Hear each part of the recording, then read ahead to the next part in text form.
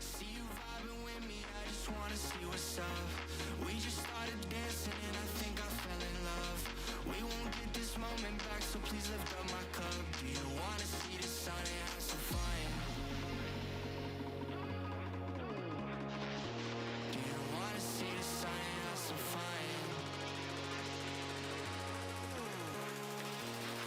Do you really wanna see the sun?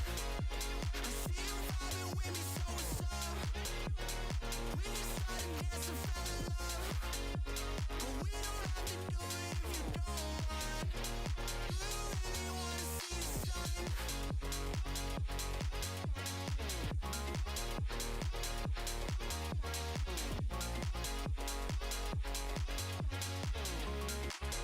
Do you wanna see the sun and have some fun?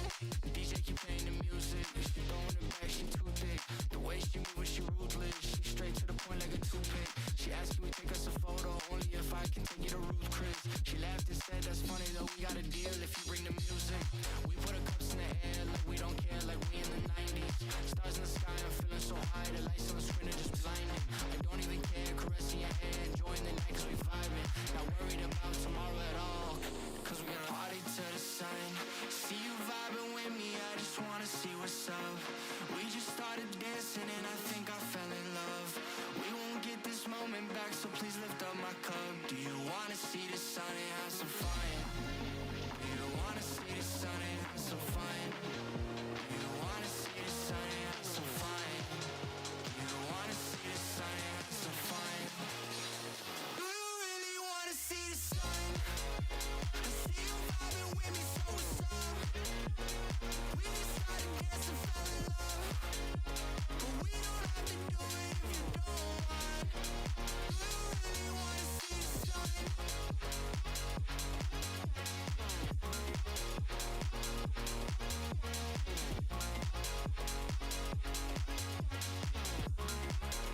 you wanna see the sun and have some fun?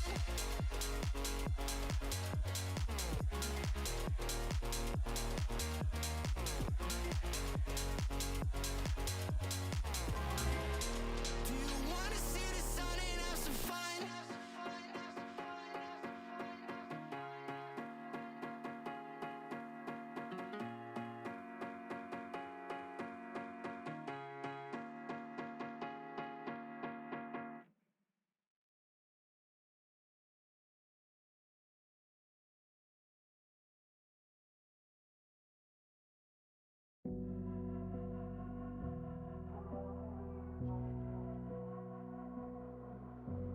Lucid days, I'm getting closer to unlock my consciousness. The poison's only building up my tolerance. We were never born to be the obvious, isn't it obvious? Time is slipping, dials spinning. I still wonder if I'm dreaming, or maybe I'm the only one who's wide awake. Am I the only one? To know where we are. Am I the only one? To know where we are. Am I the only one? Up and down on my feet, feel like I'm ascending. I've planned every step, I've seen everything, so it's no surprise I can't sleep. It's just the push that I need. I've gone past the point, I'm all in. I know that you're thinking that you're really gonna do it, but you never really do it like me. Time is slipping, dials spinning. I still wonder if I'm dreaming, or maybe I'm the only one who's wide awake. Am I the only one to know where we are? Am I the only one to know where we are?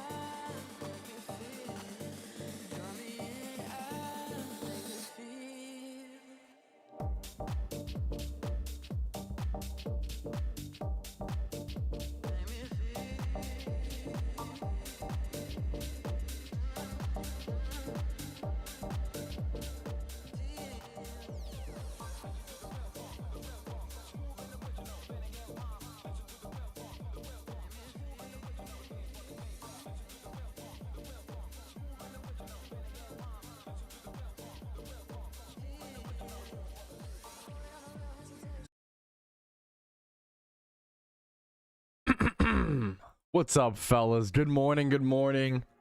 How are you guys doing? How are the shiny hunts? What's up, what's up? Pokes and cherish balls. I mean, I respect... Cherish balls are fun, man. Cherish balls are fun. What the cherish balls in the gift shop are? Cherish balls in the gift shop. I'm trying to figure out what the cherish balls in the gift shop are.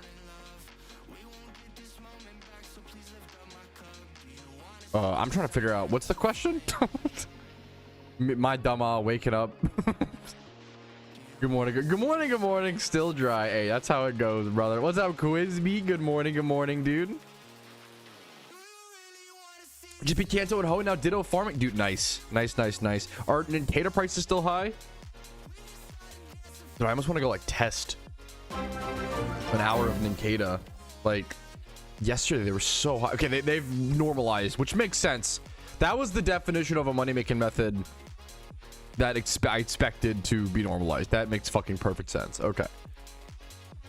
Hunt for Axe. Ooh, good luck. Thank you guys for the early subs. What the hell? Cardsy for 29 months. Thank you so much, brother. Or for 20, I cannot read. 26 months. Fuck it, I'll give you credit for 29. Thank you for the 29 months of subs, Cardsy. And then Loosh. Is that how you say that, brother? What's up? Loosh for the prime. Thank you, man. 200 RP for the balls. I'm new. Welcome. No, you're perfect. I'm just trying to figure out. I honestly don't even know what you're talking about. Oh, just the random little cherish balls. Okay, I mean, you're asking a great question. I mean, they're just kind of like a niche little random thing. They don't pop up very often. Like, from my knowledge, nobody really buys cherish balls. There's not really like, they're just like a weird little fun thing. They're not really, yeah, like they're just a special vanity Pokeball if you want. That's it. Like, you know, they're not even, that's really it, man. Good for red shinies, yeah. But I'm glad you asked. Good question, because it is kind of like, you know, why would I spend my RP on that? And that's a good, we probably shouldn't, you know. Thankfully, most things in PokeMMO you don't have to buy, you know, and with RP or whatever, right? Yes, that's exactly like Quizby said. That's exactly. Shedinja. So people need a constant stream of Ninkatas for shiny Shedinja. You need 30,000 Ninkatas on average to get a shiny Shedinja. The shiny Shedinja hunt is very interesting in PokeMMO. It's unlike any other hunt in the game, honestly. It used to be, shiny Shedinja used to actually be the rarest shiny in the entire game. And it used to be the longest hunt in the game for the longest time. But then they added XP candies. XP candies made it a significantly faster hunt. What's up, Clarko? By the way, I see Clarko and Tom chatting away. What's up? I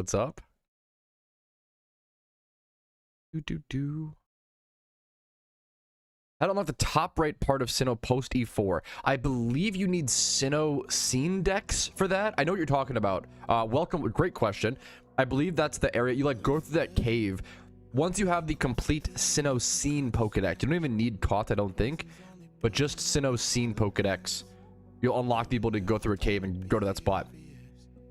Shedinja has some niche uses in PvP, but people hate, like, so there's something called Shadiglet strategies, which are Arena Trap Diglett, because Arena Trap Doug Trio is banned because it is so uncompetitive. So people still use Arena Trap Diglett, which is insane. And then Shedinja. Arena Trap, yeah, so it's called Shadiglet. It's Arena Trap, Diglett, and Shedinja, and it's a really uncompetitive, like, very, like, considered. Now, I don't play PvP very much, so I'm no expert, but from my understanding, the experts say it's like a very low skill, very, like, cheesy strategy that is really annoying to deal with. Exactly. That's, yeah, I think you nailed it, Patil. Yeah. There's a Google with the best Pokemon. That's so funny. A Google Doc just trying to help people pair visual Pokeballs with their shinies. I mean, that's what Pokemon is all about, to be honest. That's amazing. Yeah, the XP reamplifier is legit, especially right now, dude, with RP being so cheap. Anyways, we gotta jump into the the stream recap here, fellas. But it's an honor to have you all today. Good morning, dude. Yeah, hopefully it was helpful. Cheese. Alrighty, fellas. Alrighty, fellas, happy Thursday. Good morning. Today is another PokeMMO stream recap. Pretty chill day, pretty casual day. Hopefully you guys are having good shiny luck, good XP training, good PvP luck, whatever it may be, jumping into your daily PokeMMO grinds. Let's go ahead and jump into the daily news, catch events, what the player base is up to, what the community base is up to. That's what these stream recaps are all about. So let's just jump into it, boys. First things first, we do have 3 catch events. I'm gonna go through them very quickly today because I've already talked about them many times. There is a shiny Paris prize catch event on the 9th of May at 4 p.m. ET. If you want the full details, it's over in the PokeMMO forums. It's all of these events that I cover every single day on the stream recaps are always under the official events page on the PokeMMO forums. It's at 4 p.m. ET on the 9th of May at Mount Moon in Kanto. You're only catching Paris for the nature bonuses on screen. There is a shiny Paris up for grabs. Shiny Paris is a very good utility Pokemon to win for free from a catch event, so go try your luck. Next up, Joltik catch event. All of these are shiny prizes, guys, which is really cool to see. Man, they can only give out so many shinies per week or per month. There's some limitation that we don't really know about, but there is some restrictions. Like, they can't flood the game with just free shinies. It makes sense. On Wednesday, the 13th of May, 2026, at 8 a.m. ET in Chargestone Cave in Unova, there is a Joltik catch event where you can catch Joltik, Tynamo, Klink, and Ferroseed for these nature bonuses on screen. And there is a shiny Joltik up for grabs, even though this is bugged right now. There is a shiny Joltik up for grabs, which is a really cool electric attacking Pokemon that can get Compound Eyes and Thunder for like a 97% stab accuracy Thunder. It's a really cool Pokemon. Next up, Tropius catch event. This is a very difficult single encounter shunt that you could skip. You could save hundreds of hours by just showing up to this catch event and getting lucky enough, boys. It is on the 17th of May, Sunday. A lot of weekend catch events we're seeing here as well. At 4 p.m. ET, Route 119 to Hoenn, you have 1 hour to catch Tropius, Linoon, and or Kecleon. Nature bonuses are on screen. Some pretty big relevant nature bonuses for this one. This will be a pretty competitive catch event as well as a pretty difficult one. You probably need a soak Pokemon to soak the Tropius and turn it into a water type so that you can spore it and catch it a bit easier. But we'll calc odds and strategies on the day, hopefully when I stream this event. But we'll see if I can make it there Saturday. There is a shiny Tropius up for grabs. Once again, an amazing single encounter shiny hunt, a great HM Pokemon if you want to use it for those purposes. Not the most viable competitively. It has been theorized in the past for certain PVM strategies. Next up, I wanted to shout out this new tool that was posted, I believe, on the PokeMMO forums. I don't think it was on the Reddit, but I could be it might have been on Reddit. I'm not sure. I'm my mistake. But this was posted somewhere in the PokeMMO community, and it's called a Route Master.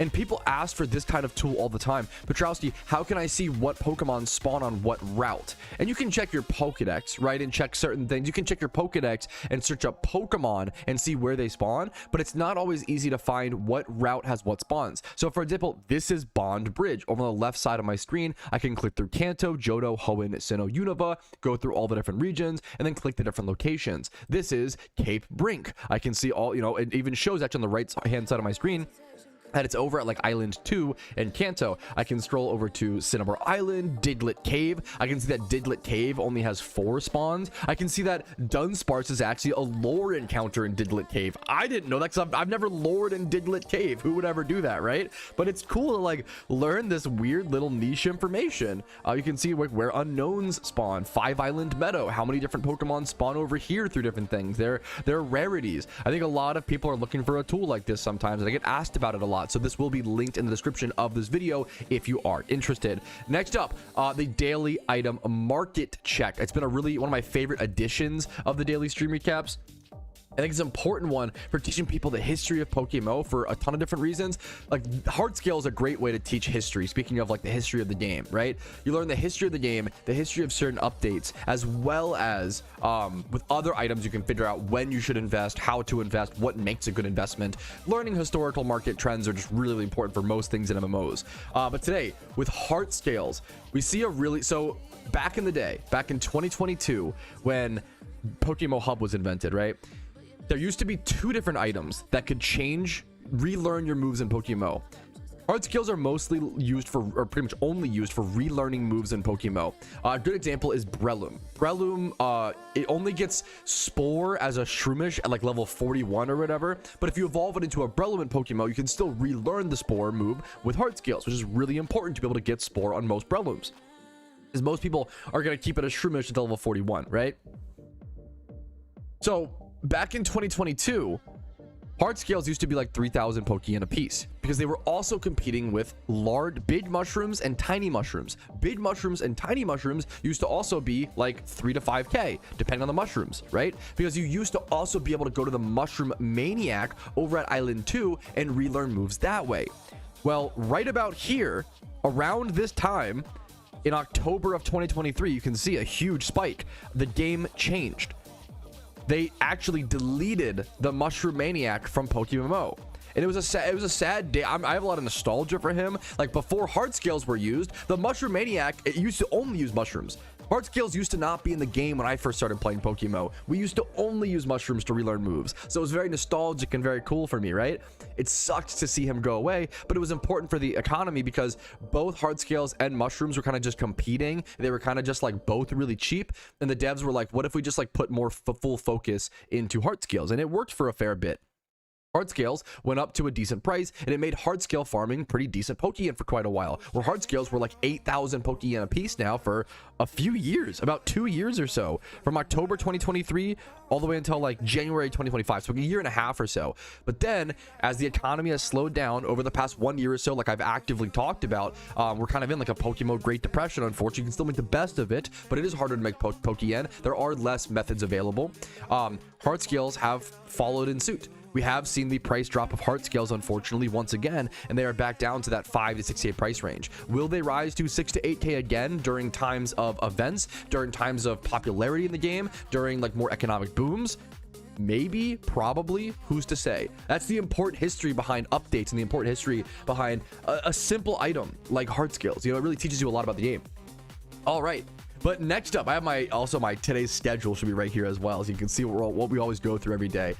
Next up is going to be the Achievement Showcase. Let's go ahead and jump into it. The Achievement Showcase, for those who don't know, is a Discord chat in my Discord. It's near the Patrouski live chat to see whatever I'm streaming as well. And it's a way for you guys to flex your achievements, number one, as well as on streams like this, I can go ahead and give you guys ideas on what you want to go for today, right? What you want to kind of shoot for and what goals you might want to. The biggest question when playing PokeMMO is, what do I want to do today? There's so many things to do. What should I focus on? First things first, this one actually wasn't from the Achievement Showcase. This was just a Reddit post, so shout out to this guy for posting it. Cland, we're gonna call you if that's okay, man. Posted 4 days ago, and I love his like appreciation for this. Wasn't paying attention, almost ran from a shiny. Whoever put this update into the game is a real one. This update has actually only been in PokeMMO for 2 to 3 years. This is a newer change. Like this happened post my return to the game in like 2021, 2022-ish, right? This is one of the best updates PokeMMO ever got. The warning of running away from a shiny. Shinies are already plenty rare in PokeMMO. They are already plenty freaking rare, right? I don't think players need to be punished for not paying absolute full attention when shiny hunting really becomes a side activity for most people while they're watching a movie, watching a stream, all that jazz. There used to be like a lot of paranoia about like, oh man, I'm so dry, did I run into a shiny and run from it without even noticing? Like, people were really scared about that. So adding this just helps with a lot of the paranoia, and it's just, I think it's just a good, this is the definition of a great, perfect quality of life update. So I'm glad you were able to catch your shiny clan, and I'm glad that update was added to the game a few years ago. All right, next up, this was a first-time PokeMMO player who now has 145 hours into the game's first account, and he does have now complete Pokedex as well as 100,000 Pokeyen. I think complete Pokedex with 100k Pokeyen in 145 hours is quite good. Quite good. Welcome to the new player, Chandler. Congratulations, dude. Nice achievements, nice foundation to your account, and keep it up, dude. Next up, Iron Veil. Now, I've got to say, we all know,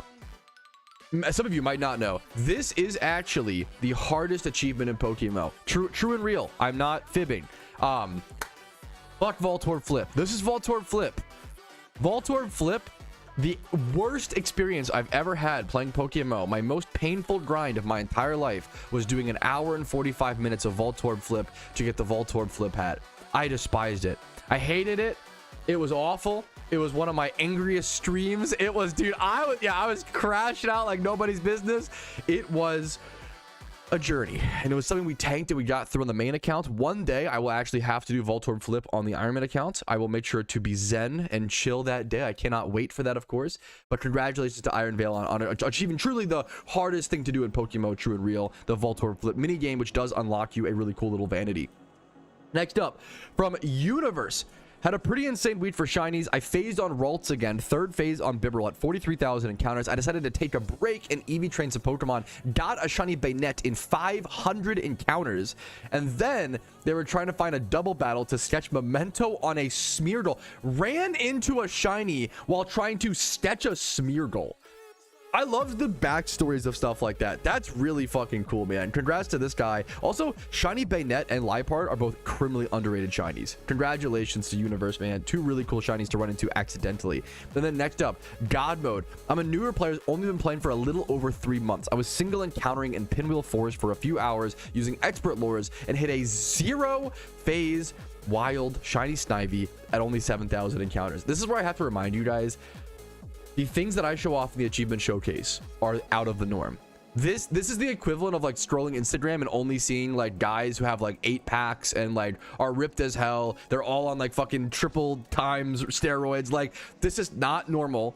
This, I have to just warn you so you don't melt your brain, okay? If you're sitting there single encounter hunting and you're 40,000 encounters dry, I don't want you to grumble and be like, oh man, look at these guys getting all lucky and I'm not getting lucky. No. These are just out of the norm. This is rare. This is weird stuff. This is stuff that happens to 1 in 30,000, you know, people, 1 in whatever many people. And if you play the game for long enough, it will happen to you, but it just takes the grinding and the passion and the consistency. This is not consistency. This is insanity, right? But still, you want to appreciate the insanity for those who get it. Everybody will achieve insanity if they play long enough. So congratulations to God Mode, man. Congratulations to you on your shiny Snivy. And he also mentioned getting a shiny Charmander last month. So he's gotten 2 rare shinies within his first 3 months of the game. Just, you know, insanity. Insanity is the best word, dude. Congratulations to you, man. Next up, Krishna. This is consistency. This is consistency, not insanity. Krishna, which I think is more beautiful and more impressive, respectfully. 6,900 hours, 6,937, almost 7,000 hours played. Finally got a full box of 60 shiny Pokemon. I didn't realize... I'm so into Pokemon that I don't really think about this, right? Someone commented on a video of mine, one of my like top liked comments, one of my most popular videos I go back to sometimes is like, you know, Pokemon is hard when 56 OT shinies in like 8,000 hours is a flex. And I was like, it was like back, you know, not as much. That still is not as much these days, but it still is insane. Anybody with 50 plus OT shinies that's just ridiculous, right? But comparing that to like any other Pokemon game is like it's just crazy, right? but it's true. It really shows like the difficulty of PokeMMO, and I think this is beautiful. Like 6,900 hours played, 60 OT shinies. Look at the quality of shinies as well. He's got like the Wailord and Barboach in the bottom right, the Scizor in the bottom middle. He's got like a lot of really fucking cool shinies in here that are like not like really cool shinies, really cool stories. A lot of them have particle effects. The like extra, a lot of them have extra particle effects. Also, I think Voltorb is very underhunted. I like that his box is Voltorb. He's got a Venusaur in the bottom left. This guy's got some very cool shinies, and you know when someone, you know, with this, right, like you just see so much history. You just see so much history with stuff like this, man. I can only imagine the stories, the movies, the TV shows, the YouTube videos, the Discord calls with the boys that this guy experienced getting all of these shiny Pokemon, man. Congratulations to you, Krishna. Next up, this person was very happy and proud of their shiny Lilligant. After 3 Cottony phases, I finally got my favorite Pokemon of all time during the 4th phase of Azoriwa Shunt. I'm so happy this phase is over, and now that I have my favorite shiny Pokemon after 960 hours of playtime. Shiny Lilligant, this made me like realize shiny Lilligant is fucking underrated. Like that's based. Like that's honestly, looking at the follower sprite, you're right. Like I think of shiny Petalil and I'm like, ugh, don't care, not interested. Bro, shiny Lilligant? That is a beautiful follower sprite. I love that, man. Congratulations, Misery. Fantastic shiny. Congratulations. Next up, we got to talk about it, bro. Pluto. I love you flexing this like long-term achievement, dude. And it was achieved about a year ago, but it's got to be, we haven't talked about it in the achievement showcase. It deserves the credit, the love, the support, right? A little more than over a year ago, I hunted and I caught all available 14 ghost type shinies in PokeMMO. It is crazy. People don't realize how achievable hunting a shiny from each of like all the types are. Like someone did like all the fire type shinies. We've seen all the dragon shinies. It's like actually a really decently achievable shunt, even though it's still wildly impressive and a very cool collection to specifically go for.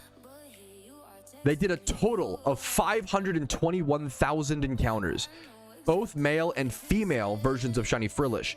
The notoriously awkward Shedinja hunt. I love the shiny Shedinja hunt. That's a crazy one to go for. And then the egg shot, 2 egg shinies on this list is nuts. 2 egg shinies, Spirit Tomb and Rotom. And my favorite sprite from the collection is Cofagrigus. That's a based pick. Cofagrigus is a very, very underrated shunt. I want to just zoom in really quick. This is just, I think Ghost Shinies, honestly, I love Golurk as well. Golurk was so underhunted for so many years, and I feel like recently he's gotten more credit. Drifblim in that bottom left, that's one that sticks out to me. Sableye, I think a lot of these ghost types are underhunted. You don't see a whole lot of people talk about Sableye hordes, you know? Lidwick is decently hunted, to be fair. Duskull is decently hunted. Drifblim, underhunted. I love both Jellicents. I prefer the teal one. Like the teal green is very, very cool. But both are fantastic. So shout out once again to Pluto on completing like a really fucking cool once in a lifetime accomplishment in PokeMMO by my book, boys. All right, let's go ahead and actually jump into playing the game today. I will be shiny hunting Swablu on the main account over here casually on the side. I will be doing my gym rerun on the IronMan account, and then I will be fossil farming. I am trying to get my fossils up, dude. I've been locking in a bit. I just hit 100 total fossils pretty recently, like a few days ago. I really locked in this week because now I'm up to 230. I'm really trying to take it seriously. That person, whoever that viewer was, I forget, so I apologize, but that viewer who asked me how close is Shiny Wars, how soon is Shiny Wars, you clicked something in my brain and made me realize how close it is. 2 to 3 months, man. It's coming up way faster than I thought. So we have to buckle down and get our preparations done, or it's going to cost us such a severe disadvantage during Shiny Wars that as an IronMan account, I cannot afford. So I have to lock in and get work done, and we've been doing it. We just got to continue. Consistency is more important than anything in PokeMMO. So let's stay consistent, get our Jimmy run done, do the hard work, do the grinding, and answer questions along the way. I'll see you guys with more clips. Ooh, hopefully no F. Dude, congrats. Hell yeah, Fleck. We're like, that's awesome, dude. Okay. Whew. I think I missed. No F, dude. The fucking world is saved, man. Oh my goodness. I truly feel like, yeah.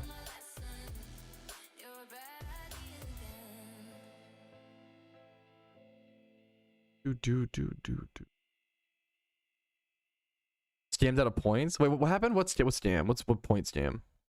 Oh, did you redeem something? Yeah, what you got, Tarek? Tarek, I'm just busy. I'm sorry, man. At the start of the stream, I always have like 20 minutes of stuff. I spend 1 hour before every stream prepping for stream. I spend 1 hour before every stream going through Reddits, going through forum posts, you know, going through my Discord. I spend a lot of time prepping. That all that, you know, stream recap intro does not fall on my plate, you know? That's all like work and preparation ahead of time. Can you relink it to me, Tarek? I can't see the mankeys. Are the items for the market order? No, you can absolutely suggest. That's a great question. You can absolutely suggest. That's a that's a great way for you guys to like get involved.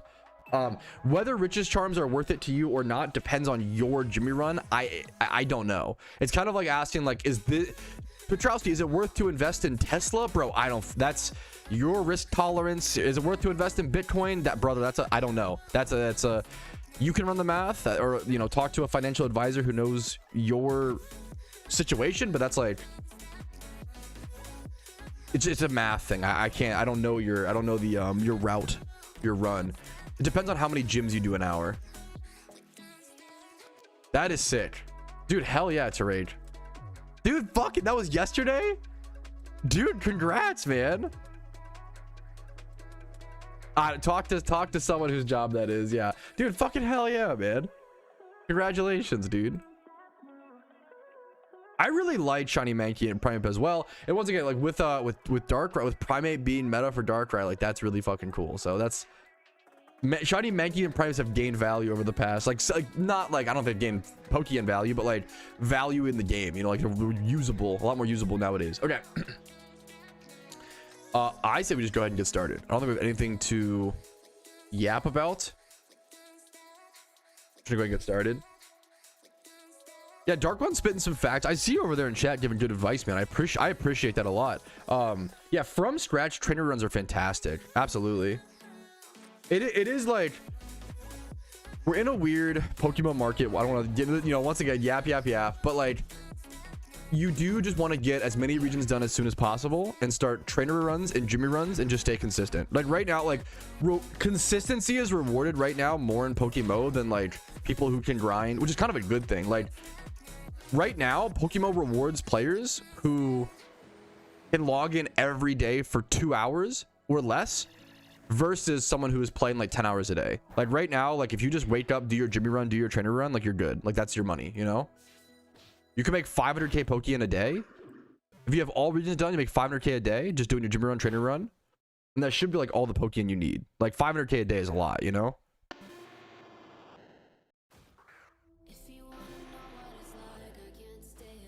It depends, obviously, but it's tough. The problem is when you're a newer player, you just need everything. Like, genuinely, you know, when you're a newer player, like, you just need to buy your trainer run Pokemon, the Jimmy run Pokemon, the amulet coins you got to stock up on, you know? You just need so much. The longer you play PokeMMO, the more you develop your account, the more you have things. You have your catching Breadlooms, you have things, you know, you just really, PokeMMO's a game about snowballing. You just like, I always try to say like PokeMMO is a game where yes, the rich get richer, but also anybody can get rich. It is legitimately like, it's PokeMMO is the most fair playing field you will ever be given in life. Like it is the, you know, video games are the most fair playing field you'll ever be given in life, you know? So if you can't buckle down in a video game market, we might be cooked. We might need to go back to the drawing board. Like that might, you know, but it's tough. It is hard. Don't get me wrong.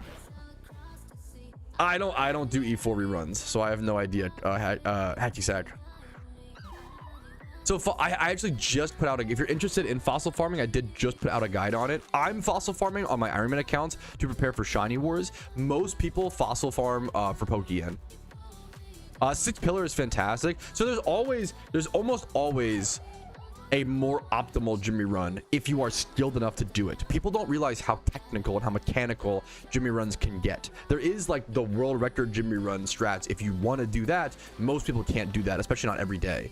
I recommend most people start with, and I stick with double Typhlosion, but I recommend starting with double Typhlosion and then evolving into like prehistoric 5 or 6 pillars. You can, I think 7 hells is the next step above all, like above that, if I understand correctly. There is like a hierarchy to Jimmy runs. I would love to do a guide that covers like all the different Jimmy runs and like give you your options. There are like 10 different Jimmy run options. There's so many. and you just need to pick which one is best for you, which one you can do every day. Do not pick the most efficient gym rerun that then makes you burnt out of the game after 3 weeks. Like that's, you know, I see a lot of players do that. I see a lot of players come in hot and think, oh, Patrouski, I see you doing double Typhlosion for the last 350 days. What a waste of time, Patrouski. Just go do 6 pillars like I do, and then those players log out after 3 months and I never see them ever again, you know? I have not heard that news, Blaziken. If that's true, my apologies. Once again, I'm not up to date fully on Jimmy Run stuff. If it's more on alts, got you. There you go. This is a great, like, I need to do more research, and I'd love to do a video at some point on that, but yeah, pathing, yeah. Jimmy, like, it's the same with shiny hunting. I almost want to do a video, like, showing like how important efficiency is when shiny hunting. I think people just don't realize how important efficiency is. And I see. I also might do a clip on that, honestly. I'm just hard focused on shiny wars right now. I would love to learn the red refight. I would love to learn the E4 refight. I would love to get a Terrakion on my IronMan account. I'd love to get a Heatran. I'd love to learn Cresselia. I would love to do the Hoa fight more often. There are so many things I want to do on the IronMan account, but right now, shiny war prep just takes everything. Shiny war prep just takes full fucking focus. I love you that you did that, Smooge. That's fucking awesome. But also, like, that's, yeah. 1,000 hours, 1,000 encounters an hour if you're doing time swipe hordes near a PC, depending on the spot, is what I would call efficient. Yeah, you can do more, but like I think the average person is probably doing, well, the real average might be doing like 600, maybe like 800 if we're being, you know, generous. But like, because you've also got to start assuming like bathroom breaks and eating like that, you know, like you got to just take breaks. It's shutting efficiency is like an under talked about, but it's hard. Like if you watch me, like, dude, my main account, I get so few encounters per hour. On this little side over here, I get so few, but it's better than nothing, right?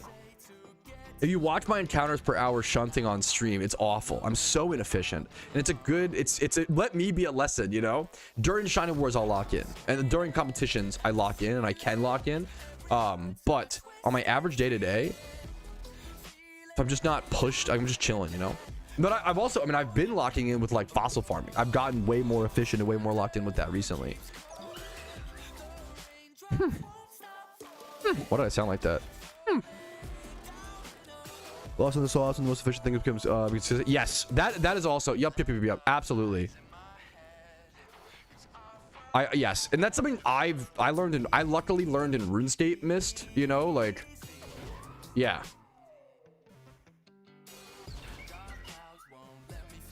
Yeah, Dark One, yeah, I like that quote a lot, absolutely.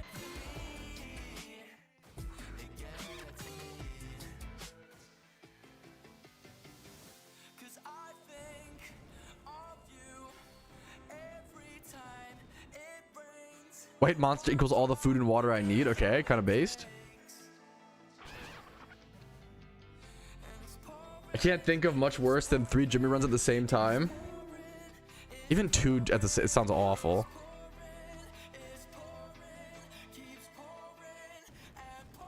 I have an amulet coin popped, or Rich's charm, or yeah, amulet coin.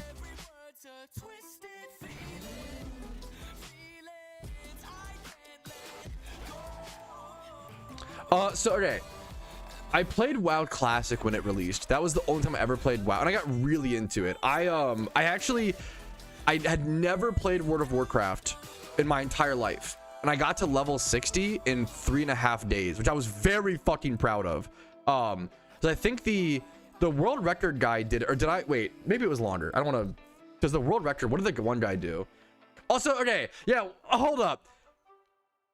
You say not at all and stuck to free-to-play RuneScape? Wait, hold up. Brother. Free-to-play RuneScape. Brother, RuneScape is not actually free-to-play. I pay for all membership with bonds. Are you insulted? I can't tell. I can't tell if you're trying to slight my RuneScape abilities or what the meme is here. Brother, I was the 70. I'm going to get defensive and count out my accomplishments. At one point, I was the in the top 1,000 efficient hours played in RuneScape in the entire game. And I also joined the game 4 years late. I didn't start playing OSRS seriously until 2016. Best skilling clan in the entire world at the time. Omnia, the big three were like Omnia, Soul, started an ultimate in your disposal, right? But I learned how to grind from RuneScape, and then took that to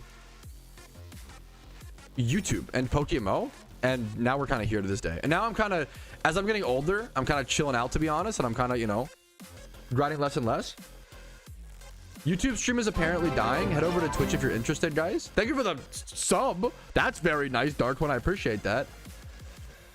Yeah, we're fine on Twitch. I've not dropped a single frame. This is a YouTube, which sucks still. Sorry about that.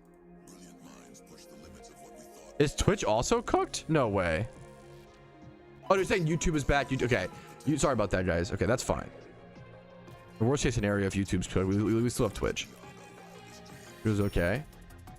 It might be certain. Sometimes it's like certain countries or certain. We don't need to. If it's true, we don't need to talk about it. We can have other stuff to. But I'm sorry if it's happening. If it's affecting people, that really stinks. Anyways, little purple hats on Vanillix. That's cute, dude.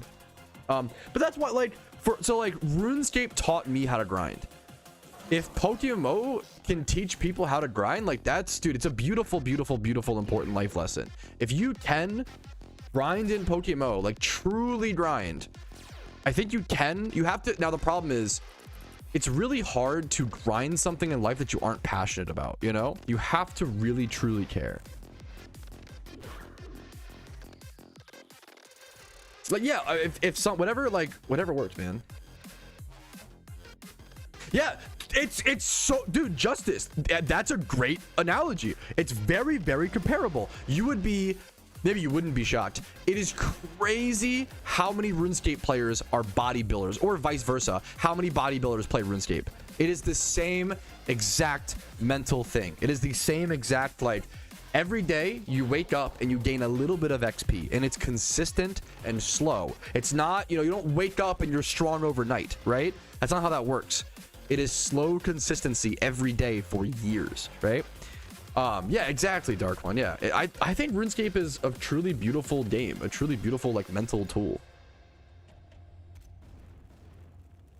Yes, no, you're perfect, Soul Silver. It's the main account on the back.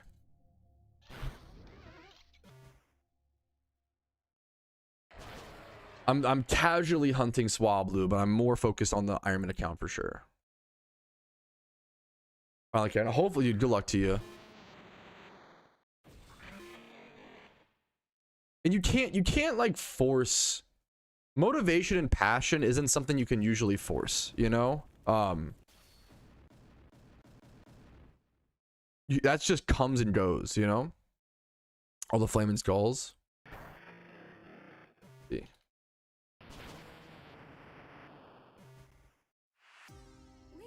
Yeah, the main account is very, I'm getting so few encounters per hour. Don't even ask me. It's really bad. I think I get like 300 encounters per hour or some shit on the main wall, but it's better than nothing. Yeah, that is for sure, Soup. That's why it's so cheesy and it's so dumb, but it's why it's so important to just chase whatever you are passionate about, because that you'll go the furthest, you know?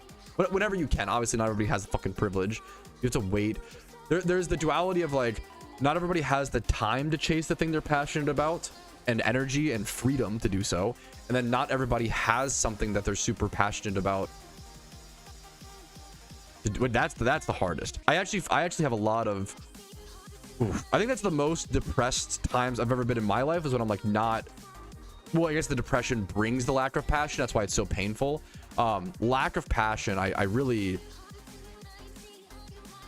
I feel for people who have a lack of passion. That's really fucking hard, man. It's really, you feel stuck.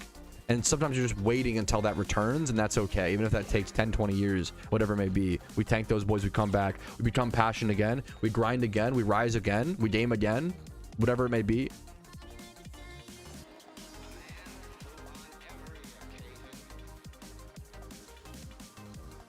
They do username resets every 5 years or so. Lidrail? Sorry if I'm butchering your name. Illidrail? I'm butchering that. they do username resets. If you have less than like 20 to 50 hours on an account, I think that's, I don't know the exact number, to be fair. They'll wipe accounts with less than, or if they haven't been logged into it a long time with low hours.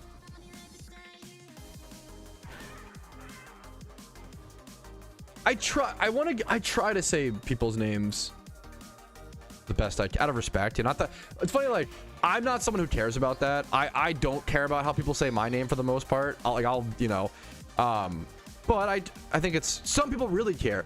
My wife said something the other day as well, where like sometimes people with hard to pronounce names, they just give up on trying to get people to pronounce it correctly. They delete accounts. Pretty much any MMO or pretty much any online thing that has any account that you create deletes. It's called a username wipe. They wipe usernames or delete accounts every like 5 to 10 years. It's only if you have like less than 30 hours played and you haven't played it in like 5 years. It's like a very tight restriction, but they do that every so often.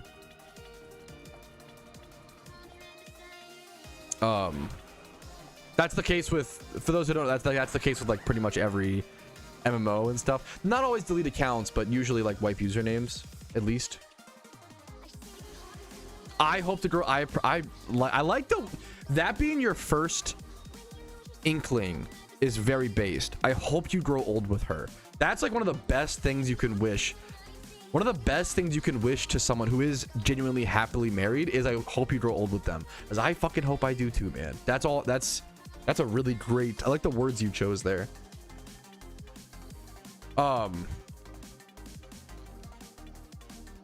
Thank you, Sunday Vibes. Yes. That's a great, yes, that's a really good question, Basalt.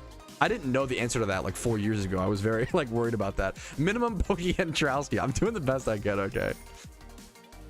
W. Okay, they're doing better than skills.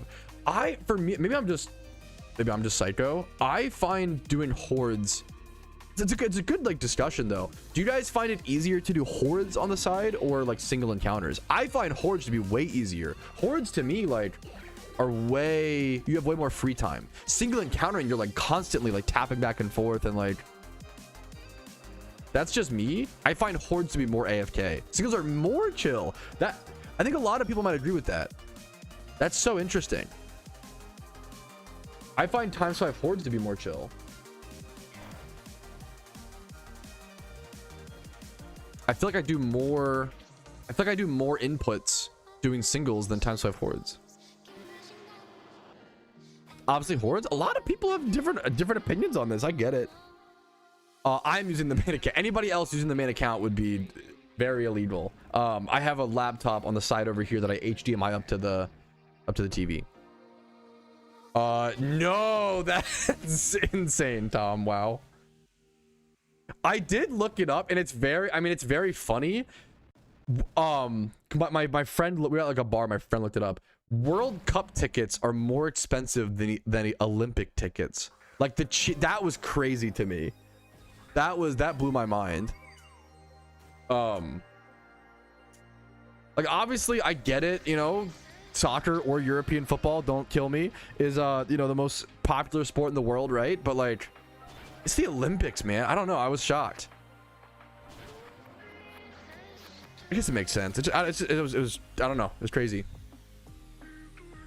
It's so you know, when you say it like that, obviously it's like very well. Actually, Patrouski, the World Cup is bigger. Can't you guys understand from my, you know? Can't you think through my eyes for a second and be like, oh well, yeah, you know what? The World Cup is bigger, but I can understand why you would think that. Come on, why you gotta hit me with the? Actually, the World Cup is bigger. Well, yeah, but like, I didn't know that before I Googled it, you know. Sports, my opinion. I think sports are awesome. I think sports are beautiful. I think sports help people build community. Don't get me wrong, sometimes if you're like breaking your TV and, you know, crashing out over sports, okay, probably time to take a break.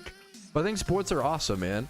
Or if you're like hating people like legitimately, because banter is fantastic with sports. I think sports are fantastic, man. Sports are just a raw representation of human passion and competitiveness, which is really important. Yeah, I find hordes way more chill personally. Now Leppas are way more, you know. My favorite berry farmer. I need to plant berries at the end of today's stream. Super obvious bait. I did miss it. You ignorant American. Okay, ignorant American is, I call myself that, so it's not insulting when you say that. Everyone's an ignorant something. That's okay. Answer to what does the Pokedex provide? Its ability to provides. So completing all 5 regions gives you ability patches from each region, which are worth about 100k a piece, depending on the type. You can get those from the NPCs in one of the NPCs in Professor Oak's lab in each region that you've completed the Pokedex. Completing the Pokedex also gives you Mount Silver, and Mount Silver gives you the most things. Mount Silver gives you the best XP trading spot in the game. It gives you some of the best EV training spots, the best shiny hunting spot for an amazing shiny and shiny Larvitar. It gives you a 1 time per account alpha Tyranitar spawn that is static, that you get 1 time on your account. You get, which is like 3 or 4 times 31. You get a bunch of 3 times 31 hidden ability access Tyranitars. You unlock the red refight. Like, Mount Silver was a crazy addition to the game because it added like this end game area. Mount Silver is like the most end game area of the game. It's where all the end game players kind of collect.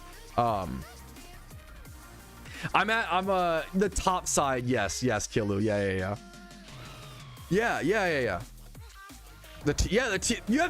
You have 6 character.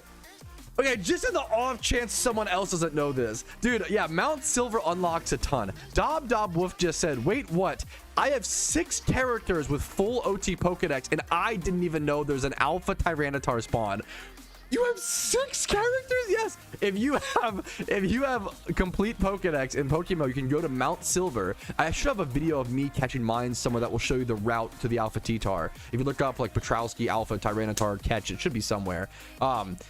Yes, there's a specific spot in Mount Silver where everybody gets 1 static alpha Tyranitar spawn per account. That's why wild alpha T-Tar is actually one of the rarest shinies in the entire game, because literally you only get 1 encounter per. It's actually one of the GTL. I think this is the only one of the game. I could be wrong. But it's one of the rarest shinies in the game, because you have to get complete Pokedex to even be able to get 1. Everybody gets 1 encounter on it on their entire account, you know. That's why it's for 540. He'll never rebreed this because it's rarer that it's wild caught, you know. Shalfa T-Tar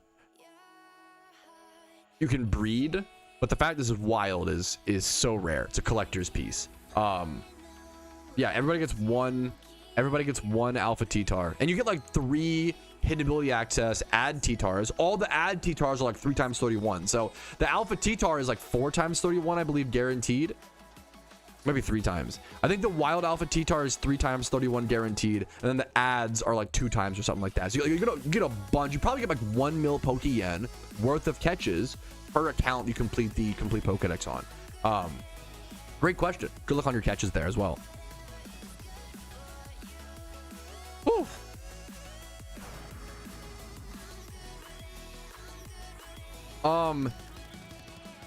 Can you buy on the GTL and evolve? I don't know, but what you can do, you can buy. So okay,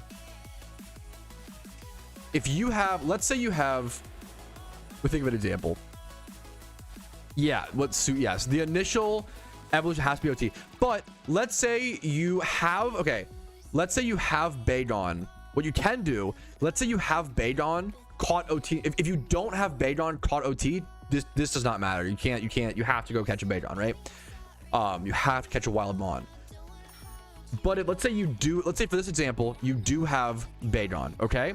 Yeah, exactly, Piggy. If you have a caught OT Bagon, you can buy a Bagon off the GTL, buy a Ditto, breed those. That will become, you know, what's it called?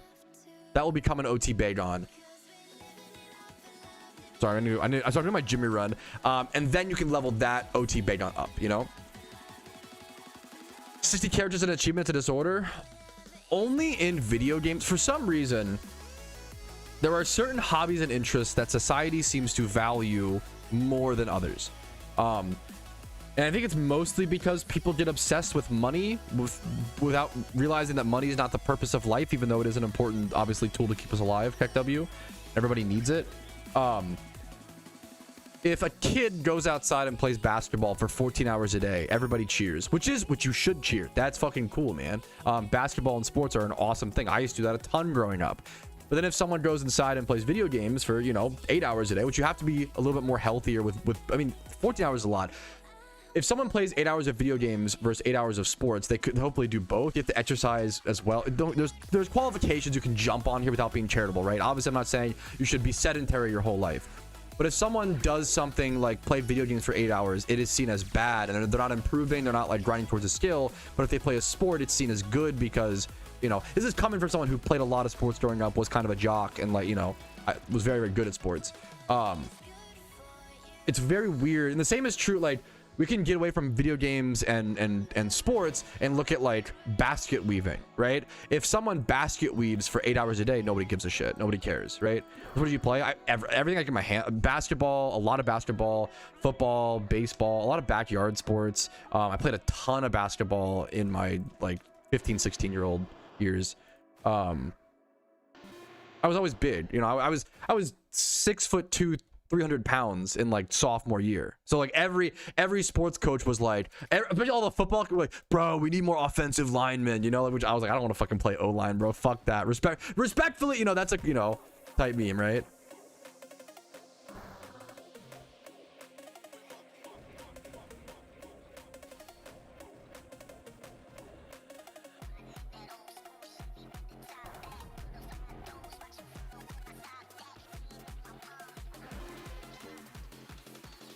What makes you happy? Yeah, yeah. A lot of people get caught up on like what it sounds really basic, but it's true. Like what everybody tells them to do, as opposed to like whatever you truly want to do. Like you got to just chase your categorical desires, you know. Yeah, that's fucking hell yeah, opinion. That's awesome. The AFL. Wait, that's crazy. Wait. Isn't that like proper Australian football league? Dude, would you enjoy it? I don't want to like assume, to be fair, like. The natural ability isn't art. Isn't an art? Isn't a natural ability? It is, though. It absolutely is. With no sun, you don't know that. You're assuming, right? So this surviving Sam, you're here. You're playing video games. Don't hate yourself. You don't know that, right? You don't know that.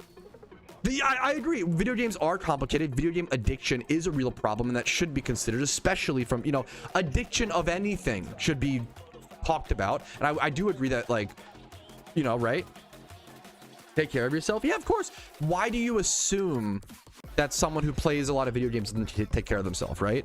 It's because it's the stereotype, right? Which but you're still assuming. You're looking at what is most, you're assuming something of someone, right? Because of a hobby they partake in. It's probably not great, right? Imagine if I assume that everybody who like knits or crochets is 80 years old, you know? That's not okay. I like to knit, you know? People have all types of different hobbies. I don't think it's good to assume with stuff like that. That person could have made 60 accounts over, you know, tons of time.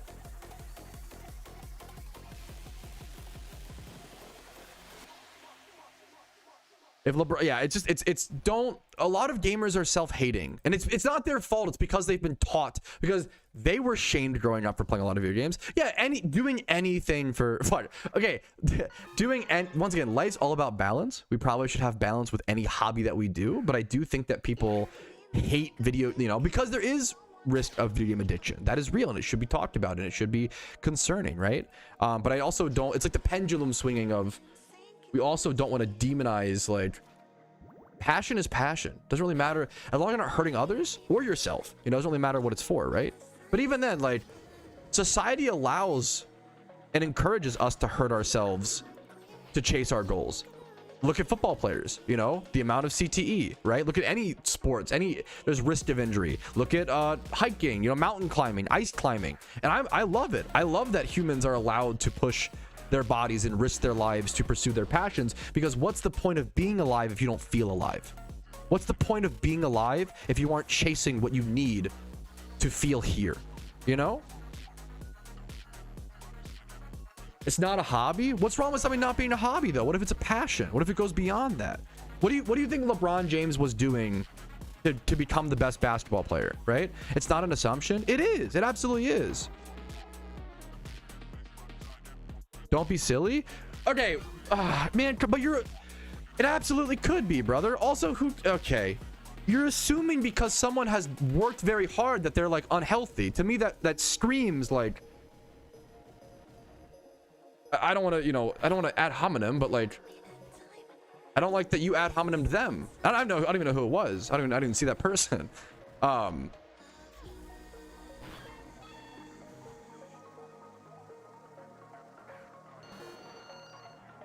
LeBron James has probably like what 50,000 hours playing basketball. Would you assume that he's unhealthy about it, right? Or if anybody like, it's just so strange. If someone has 60 accounts, you can complete all storylines in 10 hours and get complete Pokedex in 30. So it's 40 hours per account, right? Let's do 60 times 40 if you're playing efficiently, right? That's 2,400 hours. There are plenty of people with more than 2,400 hours, like myself, in PokeMMO. You could do 2,400 hours in 1 year, and that be very healthy. You could do 2,400 hours across 4 years, or 2 years, or 5 years. You don't know how long.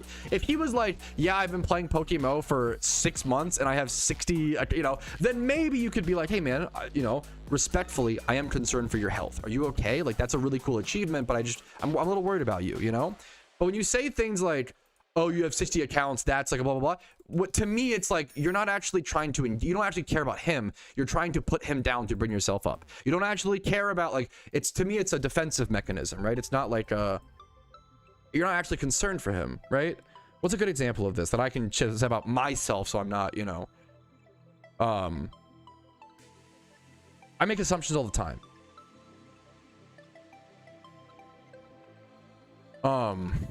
Over 10 years. Yeah, I just don't like, yeah.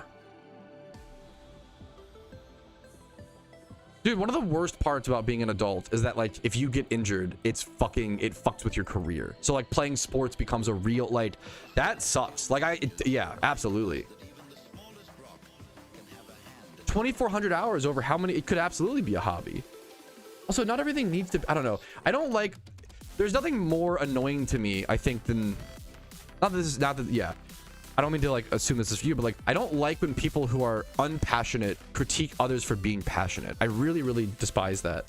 It really bothers me, No,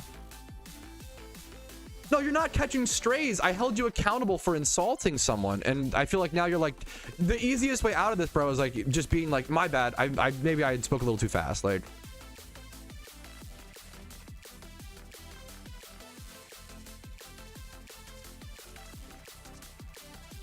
but it's not. It's you're saying something that is not true, and then being like, why? I don't understand. Why is everybody like?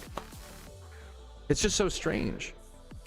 Imagine if I said something like, yeah, like, what's a good example?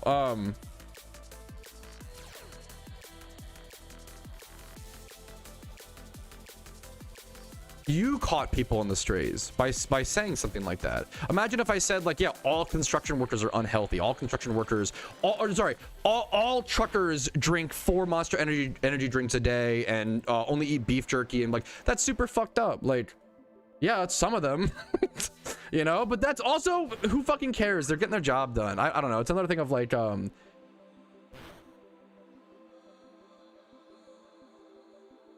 a pot. When does maybe we can just agree. No, but this is like this is a logic thing. Everyone, it's you. Sorry to go under your skin. No, it's not it's just you. It's not like that. So I love you, but it's okay. I get it. We live in an era where people, and it's tough when you're on stream and like called on the spot. So it's okay. I don't want to make you feel. I would just think about this in the future and just reflect. I lie. I'm not trying to like come off condescending. I think about every interaction I have on stream for hours after stream. I always reflect on my streams and I always like sit with it. But often, yeah. No, don't flame him. No, he's being earnest. Don't flame him. Don't,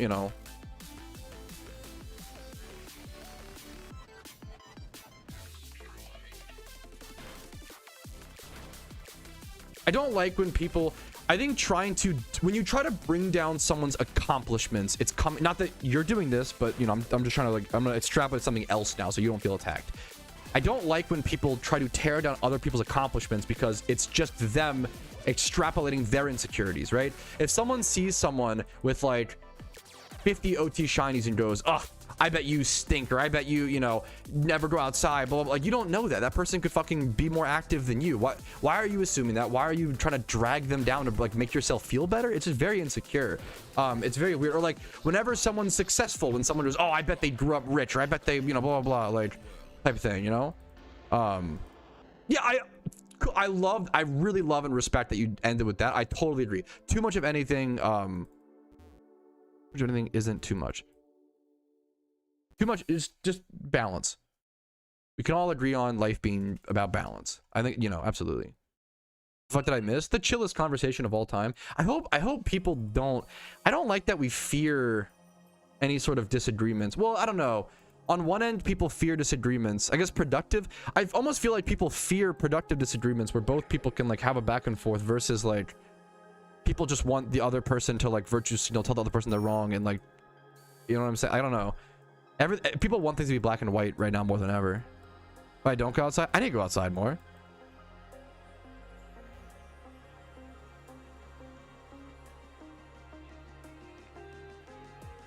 I love you, but you're continuing to. It ain't that. I hate the phrase, it ain't that deep. It ain't that deep is almost always a phrase used by someone who is caught in a wronging or a misdoing, who is now just trying to divert or pivot out of the caught. Like, I don't say, respectfully, I recommend not saying that phrase in the future. That phrase is, sometimes it is good. It's kind of like saying it's just a game. The worst thing you can say, as someone who played League of Legends, the worst thing you can say to a gaming teammate is, it's just a game, bro. If someone is, it's the equivalent of telling your wife, oh, you're just on your period. Calm down, sweetie. It takes the emotional intelligence of a rock. Like, you have to be very careful. You don't want to say things like, it's just a game. Don't worry, sweetie, you're just in your period. Whatever it may be. You don't want to demean someone. Because when you're doing that, you're reducing their argument to emotions. You're saying, oh, it doesn't really matter. Oh, blah, blah, blah. Versus, like, they might be right, you know? If my jungler fucked my lane, ganked me, died, and then goes, it's just a game, well, they're just dodging responsibility. They should just be like, oh, my bad. Like, the smartest thing you can do, and a lot of League players crash out unreliably, don't get me wrong. The best thing you can do to a League player is saying, my bad. If a League player gets mad at you, just say my bad. 90% of the time, they'll just back off, right? Yeah, to say something. We're in a victimization era. Everybody's victimized. Everybody thinks that they're the victim. Everybody thinks that everybody's out to get them. Everybody thinks they can't do anything wrong. We're in the era of person A will say something hurtful to others. Person B will say, hey, you said a harmful and a hurtful thing, and they'll start saying, no, I didn't. That's just, you're being sensitive, you're overthinking, blah, blah, blah. Versus just being, the easiest thing is just take accountability. My bad. I didn't intend for that, but if it came off that way, I apologize. Really, really easy. You know what? Maybe I spoke a little bit too fast. Maybe I spoke a little bit too soon. You see, if you watch my streams, you see me say this all the time, you know?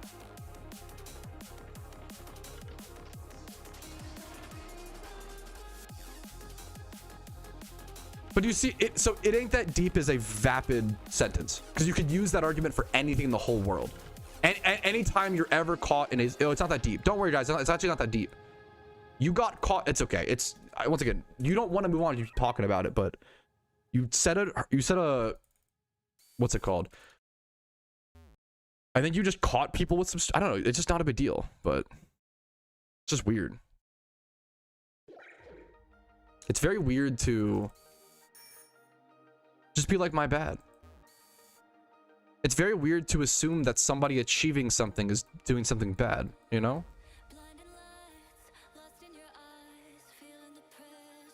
No, that's not, stop being so, I'm sorry, closed-mindedness is not welcome in my channel. If people want to have 60 accounts, they can have, I don't fucking care. Why does it matter? Why do you care that much? Why do you care if someone has 60 accounts? If someone spent 2,400 hours over 2 years, that is less time than most people spend on their hobbies each year. Why do you care? Why? because number big, because it's out of the norm, and out of the norm scares me. Oh, something's different than the norm. Oh, weird. I'm scared, guys. What? Think. Open your mind. Open your fucking box, brother. I don't understand.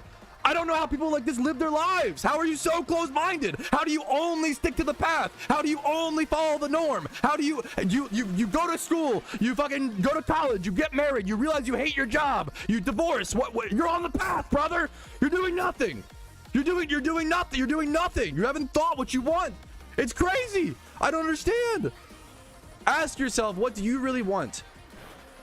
Whew. Yes, how could that's also people love to critique and then be like, oh, it's not that deep, I don't care that much. Brother, you brought it up. Where's the, oh my god, where's the meme? This is happening in live time. Where's the fight choreography? Motherfucker, you brought it up. Oh, it's the most valid crash out of all time. Oh my god, it's so fucking good.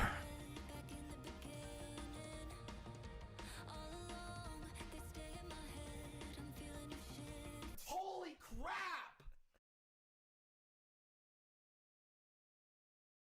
One sec. Motherfuckers on the internet when accountability strikes them in the fucking ass. It's crazy, man. It is mind-blowing to me how many 25-year-old men have never been held accountable in their entire life. It's actually fucking crazy to me. I didn't realize how common it was until I started streaming. And I have to be the first person. I'm the first person in a lot of young men's life to be like, hey man, you did something wrong. I don't mean to, I'm not trying to harp on you for it. I'm just trying to say it. And they just go, no, I didn't. No, I didn't. No, I didn't. I would never do anything wrong. I'm a good boy. It's fine. We all do wrong shit every day. Just be like, my bad. My bad. I made a mistake. I'm a grown man. My bad. I made a small mistake. You know what? Maybe I should have been a little more open, It's not a big deal. Holy crap! Who cares? You do! I Agree with my own point. I think the best fights will have both. Yeah. Notice how we didn't talk about any of the sequel fights. That's crazy. Okay. I like one of them, and I know you guys don't. Which one? I like the Ray and Kylo versus the Red Guards. This clip is No one fantastic. likes I love that shit. fight. That fight's so good. I love Who that fight. cares if have a you knife seen the breakdown disappears? of it? How it doesn't make any sense? There's no shoot. Who cares? You just Awesome. made points the entire time we've been talking about how choreography matters. What are you talking about? In terms of choreography, that one's worse than anything you've talked about. But guys- Your way of arguing makes no sense. You talk about one thing for 30 minutes, and then it just doesn't matter when you want to make a different point. You are Holy crap! Based. Who cares? You in a nutshell right now. It's someone will say something, you'll be like, well, that's actually not true, and they'll be like, oh, who cares? Fucking motherfucker, you care. What do you mean? You fucking care, bro. What are you talking about? You care. Is that my cousin? Yeah, apparently I gotta reach out to him. It's crazy. And it makes me feel fucking insane. Both people are wrong? No, they're not. Okay, actually, you're right. That's okay. The base take is you're correct. Both people are, because he responded too angrily, too aggressive, and that's true. That's actually true. He is wrong because he responded out of emotion the same way that that's why I often end up in the wrong in my life, because someone will do something wrong. I'll try to calmly explain to them why that, and they'll be like, no, I'm not. I'm actually a victim. And I'm like, and it just goes, it just loops forever. Do you see how every response you're saying, Sam, is just an ad hominem? You're projecting. You're this versus like you haven't counter argued my point once yet. You've just been attacking me, right? Disorder. But that's not. Imagine if I said playing basketball for 10,000 is a borderline. Or not even. Imagine if I said playing basketball for 2,400 hours is a borderline disorder. That'd be so weird, right? Isn't that weird? Imagine if I said doing any other hobby for 2,400 hours is like, you should check on them. Only with video games. Only with, and I understand because, once again, you do need to be physically healthy. I get it. There are charitable arguments to make here that we can assume, No, I'm not saying you hate your life. I'm not. I apologize once again. You feel personally attacked here. You said something that caught strays and could hurt other people's feelings, but now you're making yourself the victim. Now you're feeling like you're attacked, but you said something that was hurtful. You said the hurtful thing, and now the whole time I'm a victim. You're not a victim, bro. You said a thing that was incorrect. That's okay. You said a rude thing. You said a rude thing. People are saying, hey man, you said a rude thing. Instead of just being like, my bad, maybe I said a slightly rude thing, right? Do you see? You're attacking me. You're attacking me. You're attacking me because this is like the. It's defensiveness 101. It's defensiveness 101, and I appreciate you, man, but like. You're insulting me because it's just, yeah. This is the internet in a nutshell. People victimize people. They will call someone a name. They will insult someone. And then you try to say, hey man, that wasn't cool. And they will fucking, no, actually it's fine. Actually, blah, blah, blah. Telling someone like, hey, if you do a hobby for 2,400 hours, you have a borderline disorder. That's fucking insane. You're like, that's not okay. That's weird. Not the worst thing in the world. What makes it worse, the problem is often with victimizations. The problem is the main thing the person does is never that bad. But then by victimizing and by like constantly that's worse. That is way worse. If you say all people who drink energy drinks are fucking losers, right? And I'm like, hey man, that's like kind of mean. You don't need to like catch strays, right? And you're like, oh, well, actually, like, it's fine. It actually is correct and it's fine to say. I'm like, well, that's not, you know, blah, blah, blah. It's weird. But you play the victim. I hate that, man. I hate the victimization. I hate it, dude. I have and that's a problem that I have is I have very low patience for it. That is legitimately a problem that I have is I have very, very low patience for people with victimization problems. Yeah. This is a rage baited cinema. What's up? What you got on the shiny today? What you got, gamer? What you got, man? No, he's not. Nobody else in chat jump on him. I respect him a lot for. It's not easy to argue with the streamer. I respect him for. I don't want anybody to bandwagon on him. That's not okay. It's hard. It's hard being. Yeah. No, don't call. Surviving Sam, I apologize for any insults that you had to deal with through this. That's not okay, and I apologize for either from me, from my viewers. That's not okay. If you want to talk in DMs, I will talk to you and apologize for that. You don't deserve that. I'm really, really sorry. No, don't. Okay, and that's my fault. No, that's my fault. If I'm encouraging people or I'm showing people that it's okay to attack someone specifically, I try to attack mentalities and mindsets. Don't ever. No.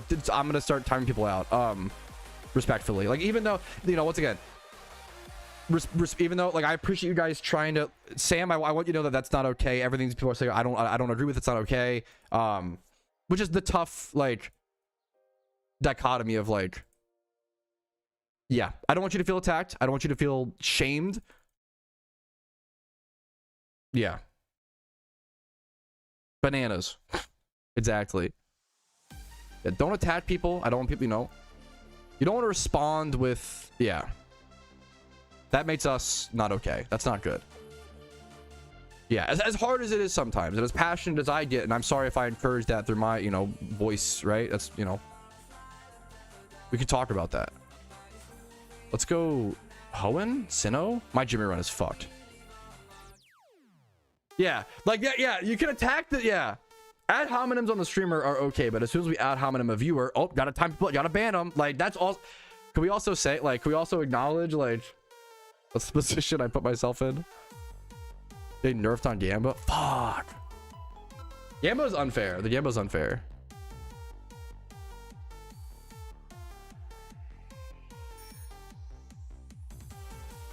Hits nerves. Yeah, that's, yeah. Well, the problem is it wasn't even excessively. That's the...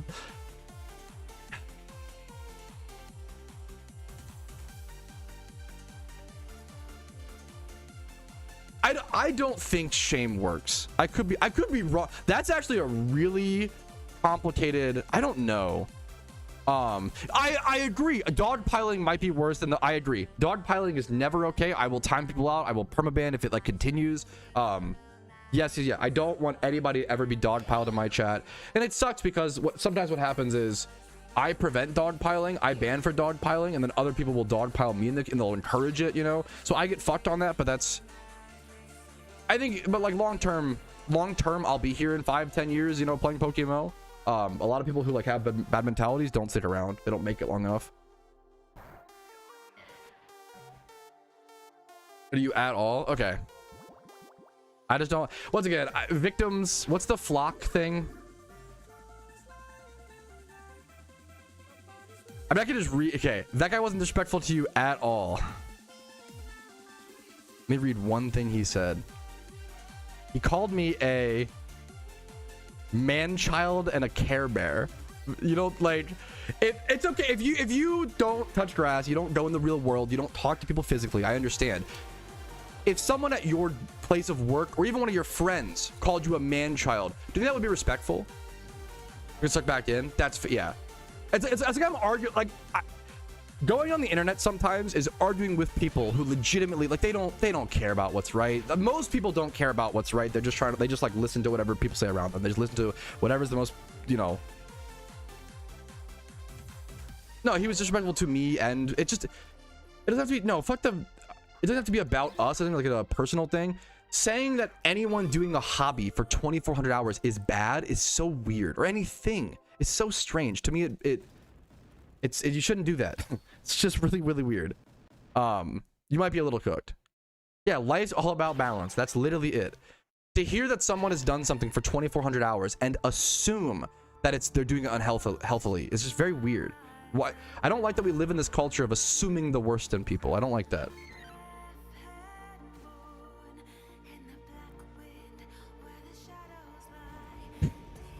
Also, okay, on another note,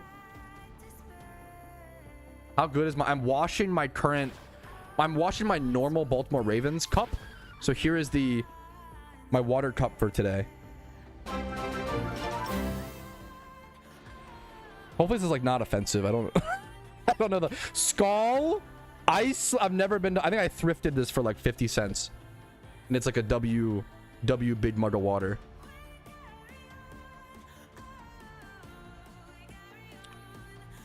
I don't like when people get jealous of other people's success. That has been something that's really, as someone who was wildly unsuccessful for most of my life, I luckily never had jealousy problems with that, and I don't get it. Skull means cheer. Okay, that's the best news you could have given me. Skull means cheers. Okay, that's a banger. I fucking love this. But wait, is this offensive? Oh fuck. I feel like he's chill, man. He's got his tongue out. He's vibing. He's got his fucking horn of mead. He's fucking vibing, bro. Adblocker is awesome. As a content creator, feel free to use Adblocker. Tati, by the way, thank you so much for the 14 months, man. I really fucking appreciate that. Look like me for real. Hey, if that's not the goal male physique, I don't know what the fuck is, to be fit, dude. If my squad does not look like this, what's the point of life? If it isn't setting goals and achieving it, you know?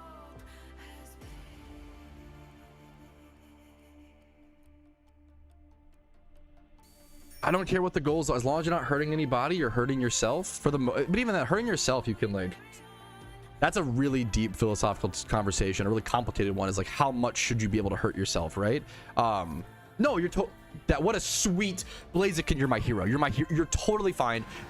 As someone who streams, I know how many times do you guys think I got carried away with something on stream? 2-3 times? Like, obviously, in this discussion would have been much better if I was calm. This, like, it's a, you know, I critique myself every day. I critique myself every stream, you know? And some people don't ever critique themselves, so when they are faced with critique, they're like shocked. But if you critique yourself all the time, you're used to it. You're open to it. It's pretty normalized, you know. Totally okay. I wanted to help you out. He was like, sense. That's very sorry. I don't mean to. Well, I appreciate you. A great example of I'm sorry if I laughed off your serious concern. I apologize. That's a great example. I don't know which is better for ad revenue, YouTube or Twitch. I honestly could not tell you views wise. So I can't give you a logical answer on that, so apologies. I would just say watch whatever, excuse me, what the fuck was that noise? Watch on whatever platform you want to watch on, because I think you being happier and enjoying my stream more is gonna, you know, keep you around more. That'll be ad revenue. Honestly, the honest answer is that'll be more ad revenue, selfishly. It'll hopefully make you just enjoy your time, you know, like you enjoying your time here, like everybody wins. Dude, good luck to you, G Money. I'm not on Kick right now. Yes, I have been at times, but there's just no growth on Twitch or Kick, respectfully. But maybe it's just, maybe my stream's not good enough. I don't fucking know. Maybe my stream is not good for the Kick viewers don't care, which is super fair. I've always said I really want Kick to be a good platform and a competitive platform, but the culture of Kick is really bad, unfortunately. Like to the point where like I have had conversations with sponsors, and there are high level people in the space who deal with like streamer. I always quote like Devin Nash. Devin Nash is like the ex-CEO of CLG, and he works with streamers and brands getting the sponsorships. He's like very professional person in the streaming space, which is invaluable. I am not that. I'm very unprofessional, right? He has talked about like if you stream on Kick, it is a liability. Like Kick will turn off certain sponsors. The culture of Kick is that true? Like you subbed to him? Oh wow, he's a little niche, like not like incredibly niche, but like obviously he's bigger than me. Devin Nash is a really cool, really smart guy. Do you know his infamous, like the really deep lore is like his dancing clips or dancing streams or whatever? I love Devin Nash. He had a really big video pop off recently. I didn't watch that one. I don't know about that, but I should ad block. Yeah, absolutely. Yes, my Lixia. Wow. Okay. Yup. I should have asked. That would have been a good trivia. Do you know him as my Lixia? Damn. Damn. Well, it's an honor to have you, Pete. That's cool, man. Like it's crazy. That's crazy, man. Here's the Wild West. Yeah, it sucks. Like I really wanted to. Devin Nash had a really good conversation with the owners of Kick, where he sat down and was like, "Hey, like respectfully."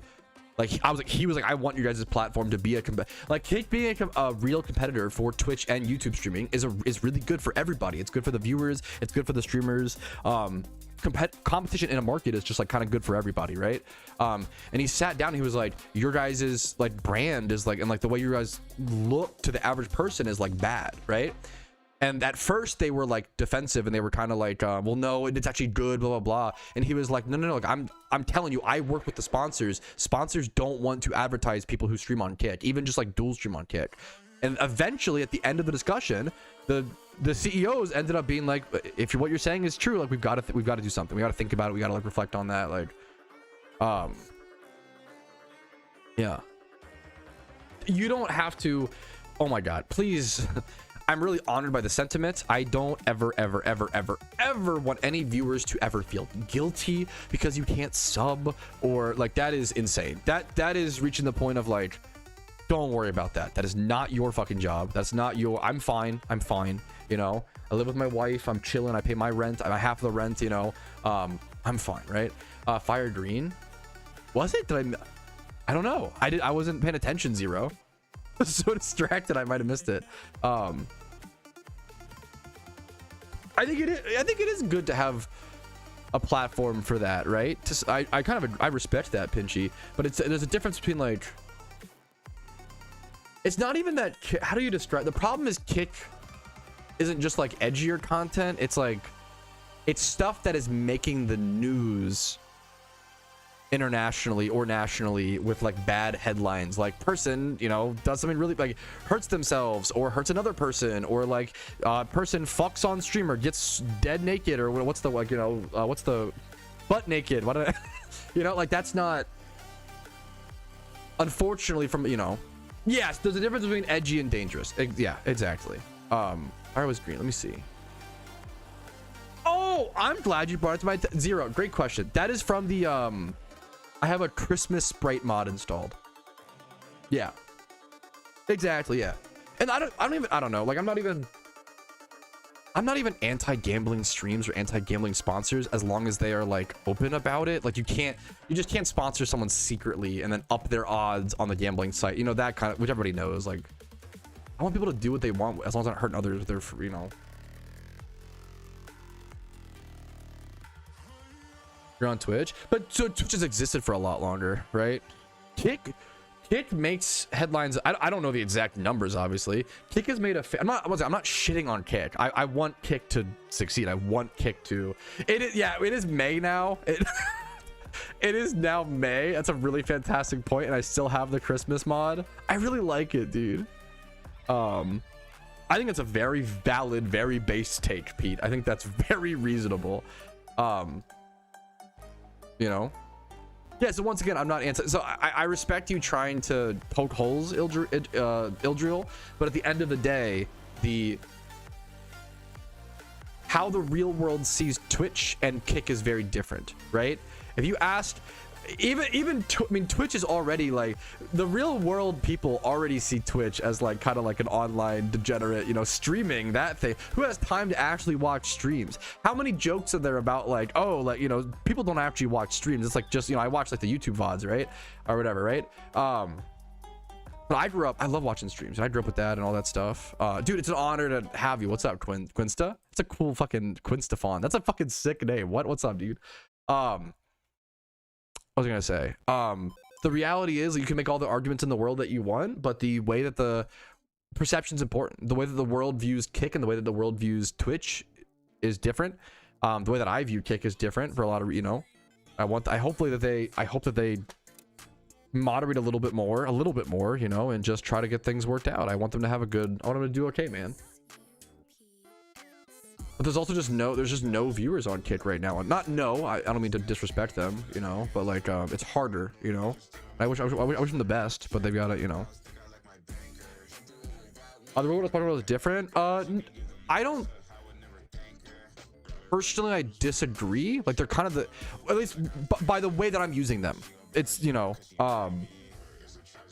the way that I'm using them. Like when I think of like sponsors, it's like business, suit and coat, you know, suit and tie. Not a world that I'm familiar with, right?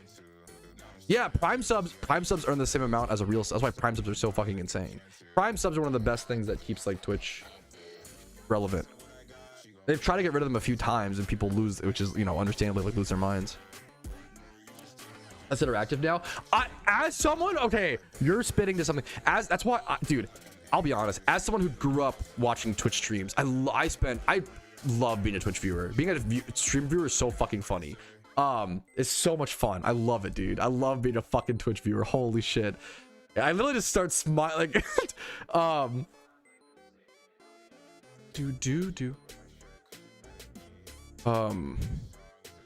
I used to only watch small streamers. I watched a lot of streamers between like 10 to 30 viewers. That was my favorite like viewer range, was 10 to 30. No, you're just asking valid questions. You're just genuinely trying to get some insight. You're trying to understand the thought process.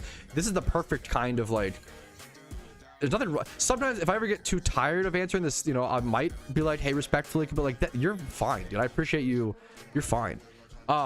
The main was like, I'm trying to say, I guess the main reason is like, is brand risk. I do lose sponsorship opportunities from streaming on Kick, which, call it what it is. Like it's unfair, right? But also it's earned, but it isn't. It's just one of those things. As well as I don't want another chat to moderate. I used to stream on, so I don't know if you, I used to stream on Kick. I used to stream on 3 platforms, Twitch, YouTube, and Kick, and I just got nothing from Kick. Like, and it was kind of like, you could ask why not, but it's another chat to moderate. It's another thing to manage. Even however small it is more. Yeah, which it's a valid question. The main thing is the perception, specifically sponsors, the perception plus lack of growth. I streamed on Kick for probably 3 to 6 months, like quite a while. There's just not any organic, I shouldn't say, there personally, from my anecdotal experience, there were no organic Kick viewers, right? On Twitch, I have new people come in. On YouTube, I have, you know, which is the best part of streaming, is meeting all the new people like that, whatever, right? Act happier.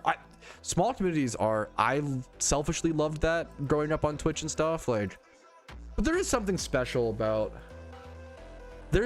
streaming is deeply human, which is very weird to say, right? You wouldn't expect that. It's like almost, streaming is kind of caveman, because like specifically when you're in a big chat and everybody is spamming along, it does feel fun. Nobody wants to say that. Nobody wants to admit that because you feel like a loser. I didn't watch a lot of big streams on YouTube, to be honest. I think YouTube has the best. You're right in that fact. YouTube has the best organic, because the homepage of recommending streams is so good. There's no homepage like that on Twitch. You don't get recommend, you know, Twitch is tried. But even with Twitch, the main growth from Twitch streams is people going to the PokeMMO category and seeing who's live. That happens. You know, growing up, whenever I was watching streams, today I'm playing Team Fortress 2. I'm gonna go check who's live streaming Team Fortress 2, right? Whoever, okay, today I'm playing you know, PokeMMO. Today I'm playing old school RuneScape. Like, I would just go watch whatever streams of the game I was playing, right? So you do have chance for growth with that, right? There was just no chance. Now, to give something funny is that Kick actually had a PokeMMO category before Twitch, which is really funny. That's like that's an interesting dichotomy. Okay, let's get set up for fossil farming though, fellas. I do need a berry plant, like a lock in and berry plant correctly later. Let's get this. It's like this. Okay. It is really hard, but it's still possible, but it is hard for sure. That is, yeah, that's why I didn't like watch a lot of big streams growing up either, Zero. I totally feel that. For me, the point of streaming is like the socialization, because if I didn't care about socialization, I would just go watch YouTube, you know. If I didn't care about like talking and, you know, but sometimes it's nice, it's like a podcast or like, there's just different, people can watch whatever for whatever reasons they want, I guess, you know. Raiding, that's true. Raids, like that was a really big update for Twitch when that happened. Like raids were a big deal. That's true. That's a good point. Yeah, dude, good for you, as you fucking should, Dark One. Yeah, hell yeah, man. Dude, I'm honored to hear that, Ildrail. Should I say Drail? I really do want to. I would love if you could teach me how to pronounce the name, or like a nickname that I could call you properly. I appreciate your chats a lot, man. You've been good chats today. Let's go, Metropole. Dude, like, as dumb as that, dude, Quinn Stefan, you're gonna be hyped up, man. I couldn't agree more. You're the campfire and chat is the Neanderthals jumping around. Like, that's kind of beautiful. Jumping around, screaming that we discovered something cool. People love to meme on. It's funny that like you'll see jokes on Instagram or TikTok or whatever making fun of people who watch streams. Bro, people who watch streams are more social and touch more grass than people who only watch YouTube. You know, like there's more socializing going on, more one-on-one discussion, more actual back and forth versus just not that I love both. I love watching videos, you know, but like it's really interesting to me. And that, oh man, that also comes from a place of insecurity and jealousy of others. Oh man, how could someone have enough free time to watch a Twitch stream? Oh, that makes me so mad. I'm so busy. Therefore, viewers must be like bad. So much hatred in the world is fueled by jealousy, insecurity. There's a lot of that right now. A lot of people are, and I don't mean this in like a negative way. I mean it says like a positive like reminder. I was thinking about this a lot last night. There's a lot of hatred in the world right now. And I think there's a lot of hatred in the world because a lot of people are not doing well. Money is tight. A lot of people got laid off recently. A lot of people in my community lost their jobs that I've talked to behind the scenes and try to play games with and hang out with. Like, you know, markets are rough in a lot of ways. Money's expensive. KW. Food's expensive. Rent's expensive. People are not in good places. And when people aren't in good places, hatred, they distract. And one of the best ways to distract is hatred and blaming others, right? This happens every 10 years in the real world, right? Money is expensive. Fuck. And the best thing now, the positive ender, okay? The best thing you can do is positively impact people in your day-to-day the best you can. as cheesy and dumb as it is, bro, smile at each person you walk past. If you take a walk, if you're going to the shops, you know, the shops, if you're going to, you know, smiling at strangers, I think is genuinely one of the nicest, like one of the ways to cheer up people in your day. Being nice to your average day-to-day man, your average cashier, your average employee, customer, like just trying. And I failed today on stream a little bit, you know, like that's, you know, a medium, not even a little bit, right? Like we're all gonna fail sometimes and let the frustrations overtake us. That's not okay, but it is okay, but it's not. You gotta just, you know, take a step by you just try to get better a little bit every day. If you get 1% better every day, that's 100% better after 100 days, right? That's a 365% increase after 1 year, right? That's crazy. Just 1% every day. Dude, that shit, like, I would die for that person. Not to like, dude, oh my God, moment tired. Like, it sounds dumb, but those people, even just if you're just someone who smiles, I don't smile. Sometimes I get socially angry. I'm like, oh, should I smile at this stranger? I don't want to make them feel uncomfortable. All these things, blah, blah, blah. Like, dude, it's so, one of the, just get over the, dude, the other day, the best compliments are the ones you give to people where you're a little scared to give them. Now, to be fair, this situation gets a little more complicated if you're a guy complimenting a girl who is specifically alone. So be cognizant of that. Be cognizant of that, boys. Get to be immature, you know, be responsible. But like, depending on what you say and how you say it, like there's layers to this, right? But there was a person who works at our apartment complex yesterday who complimented my wife, and she was like, sorry, she was like a really, you know, like normal looking person, I got, you know, right? And she was like, sorry, this is so weird, you just have like she told my wife, you have the perfect voice to tell kids stories. And me and her both were like that, those kind of compliments we will never forget. Like we'll be thinking about that 1, 2, 3 years from now. Like that is so sweet, you know?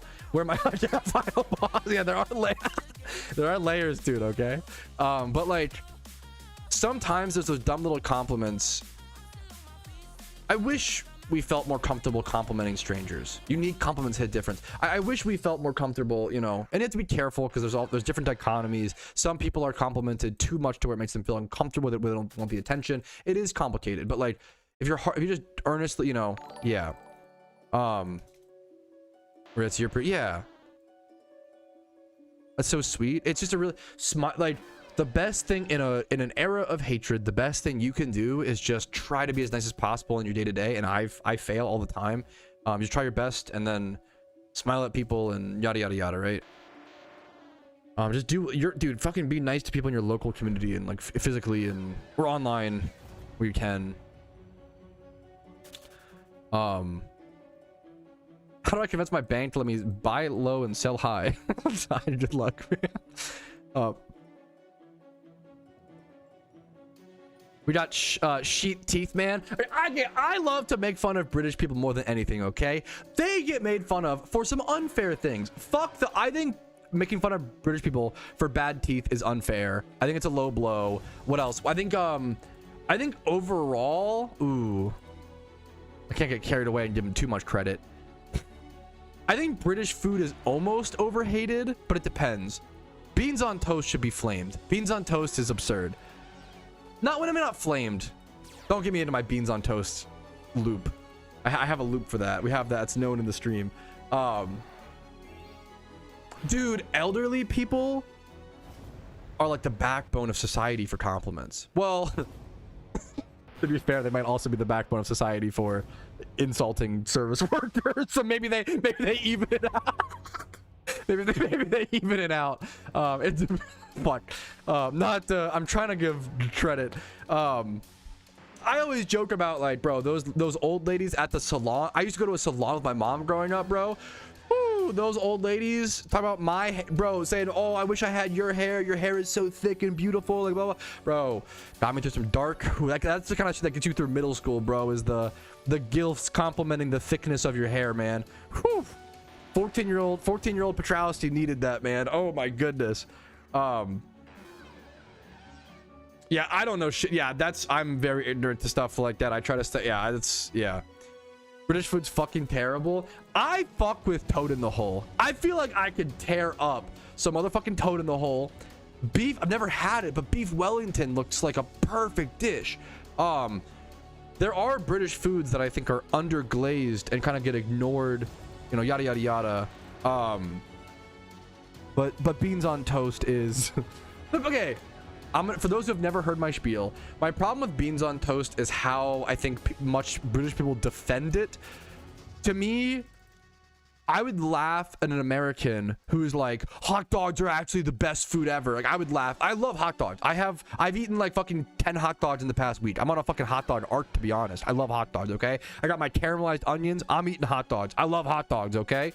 But if I try to tell someone hot dogs are actually like a, you know, peak American cuisine, that would be like really sad, you know? That would be really pathetic. Respectfully. And I feel like that's how I think British people get defensive, because I also love the British American dichotomy is kind of beautiful. We're such like an older brother, little brother type thing. And we trade off who is who. Greg sounds very familiar. Is that the food? Is it the guy who did the swamp song? No. I'm thinking of something else. Greg's the food chain. I don't know about Greg's, the food, what's it called? I do not. I have no ball knowledge. That's Shrek. There's a guy, I didn't know about this song until my wife showed it to me, like within the past 1 or 2 years. There's a guy on like Great British Bake Off who has like long hair and did a swamp song. Does that make sense? I can respect mushroom. I like mushrooms. I can respect not liking mushrooms. There's a lot of foods I was like, I love pineapple on pizza. One of my favorite fucking toppings. It might be my favorite topping on pizza. When someone tells me, oh, I hate pineapple on pizza, I go, that is so unbelievably fair. I actually think the pineapple on pizza debate might be one of the most, dude, people, okay, I'm not a conspiracy theorist, but one conspiracy theory you could convince me of is that pineapple on pizza is a psyop to distract us from having important food discussions, because it is the most boring discussion of all time. If you love pineapple on pizza, Giga Chad, I get it. If you hate it, I totally get that. Oh, you don't want a sweet fruity explosion on your like savory tomato like, yeah, of course, that makes sense. I love it. I think it's delicious. I think it adds layers, and it's, you know, but it can be overpowering. You know, it's one of the easiest to each their own food takes of all time, you know. I can respect that, Geezy. You're dropping fair takes. Oof. The real pineapple hot honey jalapeno, like the layering of sweet, spicy. Oh, dude. Tomatoes are fruits, by the way. That's the next psyop waste of time discussion, because tomatoes, I could be wrong, I'm not educated, but I believe tomatoes are botanically a fruit and nutritionally a vegetable. It depends on what you're talking about and the topic being discussed. They are literally different depending on the context, right? It's like how the word read can also be read, right? It's just dependent on the context of the sentence. Yeah, the is tomato a fruit discussion is also, I find it to be a massive waste of time. But I'm also, okay, as someone who plays, okay, wait, hold on. I'm noticing wait a minute. I'm noticing the irony, to be fair. I gotta check myself. As someone with 11,000 hours playing PokeMMO, okay, maybe there's a little irony in me saying that discussing tomato, but like, am I even that wrong? Oh my god, gifted jewels. What does that mean? What is that? Is that a sub? Is that a follow? What was that alert? Steven sent press F for 10 jewels. How did you even do that? What was that? Are we still back? What was that? It's Jules, YouTube's ripoff bits. Oh, thank you for the YouTube bits. I didn't know YouTube had bits. Jules, Puggies, thank you, man. That's very fucking generous of you, brother.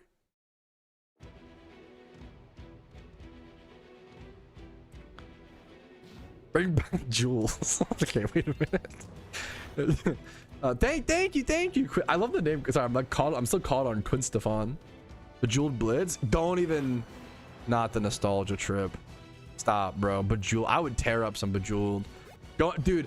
The ultimate like game hop of like Bejeweled into the old pinball 3D with the space theme. Bejeweled Blitz, pinball, Peggle. Holy fuck! What? Fucking Minesweeper. If your dad is has that installed or some shit like. What was the Hearts? What was the Solitaire? Oh my. The actual OG. The OG computer game rotation, bro. Diner Dash if you were balling. Oh my god! He gifted 10 jewels! I have no idea what that means. Thank you so much! Thank you so... It could be $100 or 10 cents. I have no idea. Thank you so much. Thank you. Jewels! More jewels. Thank you. Thank you. Just a demo? That's all it needed to be. How crazy is that? Any mango? What does that mean? Any mango gifters? What is that? I mean, I'll take a mango. That's kind of awesome. Could we just convert Twitch subs into mangoes? Dude, one of the craziest... Okay. Does anybody here happen to work in produce distribution in the US? What are the odds? It's so interesting. It might be a really boring answer, but how is it possible that one grocery store can sell mangoes for like $4 a piece, and then like Lidl or Aldi can sell them for like $1 or 75 cents, like, or 50 cents sometimes? Obviously, like, the obvious answers is, well, you know, Lidl and Aldi have less overhead because they don't get bags, they don't hire as many employees. I understand, like, Lidl and Aldi are awesome, they're way cheaper, I fucking love them, right? But like, that level of disparity is so interesting. It's the shipping cost, but how could that be the either produce logistics? Do you actually? That's also, lying about that is really funny. That would be the fun. Either way, you're either lying and that's hilarious, or you actually do and that's awesome. To be fair, I know the basics, but it is like, that is one of the, like, there are certain ones, avocados and mangoes, there are certain ones that it's like, how can it be this much, you know? Oh, is that true? That's cool. I didn't know that, Tariq. There you go. That's an argument. There you go. You guys teaching me. Yeah, Twitch. That's the coolest accomplishment as a streamer is being like, yo, any lawyers in chat? Yo, any we had like the one guy, any accountants in chat? Like, I have, like, you know, any asking, dude, it's one of the coolest fucking things. Like, asking, like, oh, any I love any fishermen, any mechanics, any plumbers. Like, that's the real shit. Like, when you're asking for a fucking trade to help. What was it? We've learned a lot in chat by just asking people, yo, what, you know, what's your profession? Can you teach us? That's a cute, dude. It wouldn't really fit my content, but I feel like more big streamers should have a day where they like highlight of one viewer. He comes in a Discord and like teaches about his profession. They all just like write notes and learn. As a mango acquisition consultant, yeah, that'd be an amazing job title, to be fair. Mango acquisition consultant. You literally just like consult how much grocery stores should pay for mangoes. Like, where they should go. Ooh. Okay, that is fuck. You're just reinventing TED Talks. Okay, that's pretty true. I'm shiny hunting on an Alaskan crab boat right now. You are fucking living the dream, JW. I fucking love you, dude. That's awesome. Like, all the Walmart just operate with less margin purposes. They know the grocery store. Yeah, they know the grocery store mango market operate. That okay? True. I'm just shocked by the level of, you know. I'm lying. Shut the. Why did I just believed you? I was like, he be fishing. Fuck it. Yeah. Alaskan crab boat. Why not? It's like, so like, yeah, you just casually like in Alaska. You're like, also, wouldn't an Alaskan crab boat, wouldn't there be like insane waves? It's like that's like some Deadliest Catch shit, isn't it? It's like very dangerous. The crabs are probably like fucking 3 feet tall or like long or whatever. They're probably like massive. Are there crabs in Alaska? Also, am I just wrong, or they did not exist? Are there crabs? Snow crabs. Snow crabs are a thing. Yeah, of course there are. Alaska is famous for its abundant crab. Okay, that's what I thought, but you gotta double check yourself. You gotta, you know. I genuinely think the biggest way to dodge most problems in life right now is just staying humble. And like, but that's not, I don't even like that. That wording isn't good enough. Just don't be so damn sure of yourself. That's really, if I could give one lesson to everybody, but then I run into problems, to be fair, being too unsure of myself. I need to be more confident, honestly. Ego is important. It's a balance. I honestly have I have too little ego.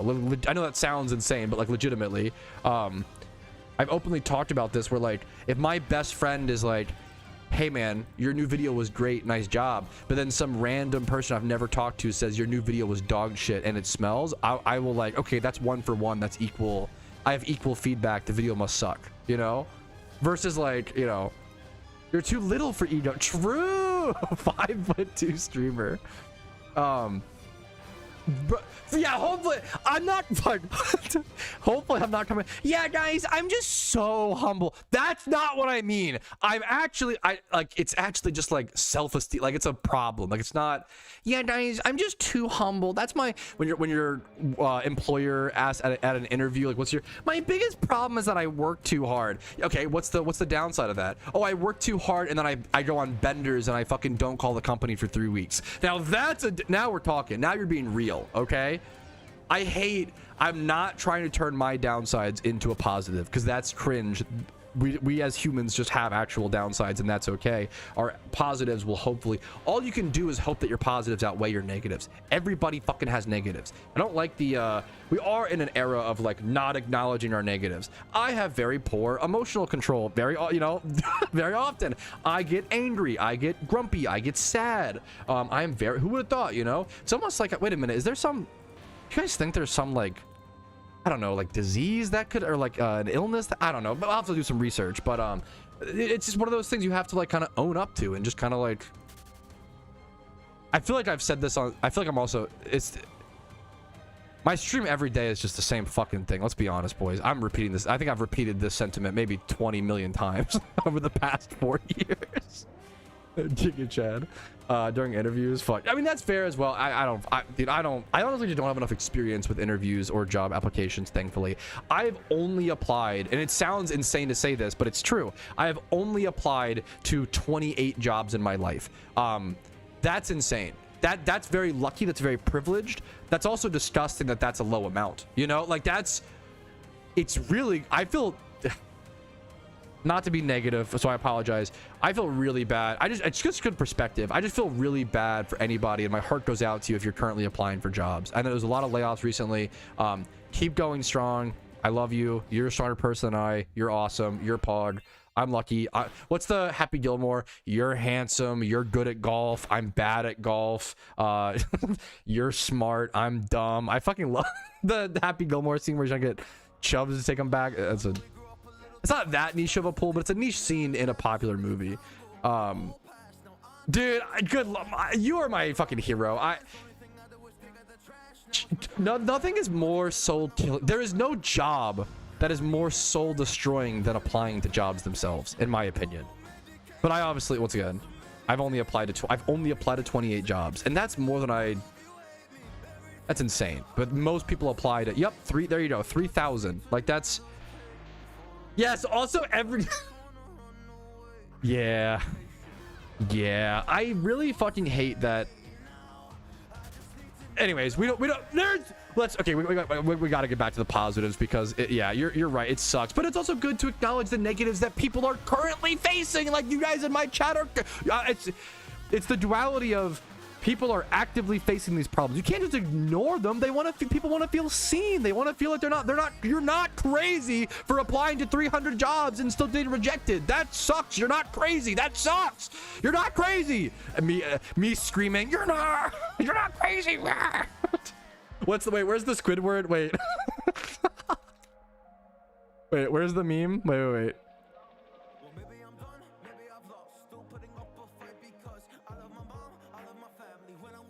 Wait, I got it. This should be a stream constant.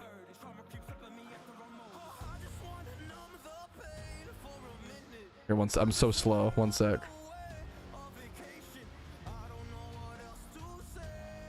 Me trying to tell my chat, you're not crazy, guys. You're not crazy. What I look like. It's so good. This meme is amazing. This is talk about a great format. This is a fantastic meme format that's been popping off recently. Let's just get this like up here, maybe. Up here is better over here. Better over here. Okay. Dude, huge milestone, Kajakis. I should do a stretch break. Ooh, I don't know. We can wait an hour or so. Let's see.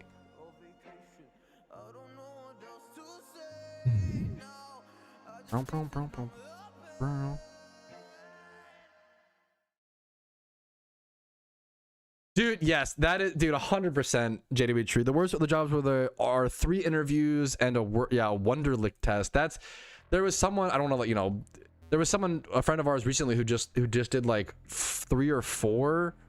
It is crazy. The amount of rounds is just, anyways, that job hunting sucks. I don't want to. Job hunting is like taxes. You want to talk about it as little as possible, get it done, and move on. So let me stop making people loop on it. Love you all so much. Any shinies today? Anyways, guys, how many encounters? If you guys were to guess, if you were to guesstimate, how many encounters do you think that I will end up on when I get my next shiny? I think I'm gonna go pretty dry. I think I deserve a dry hunt.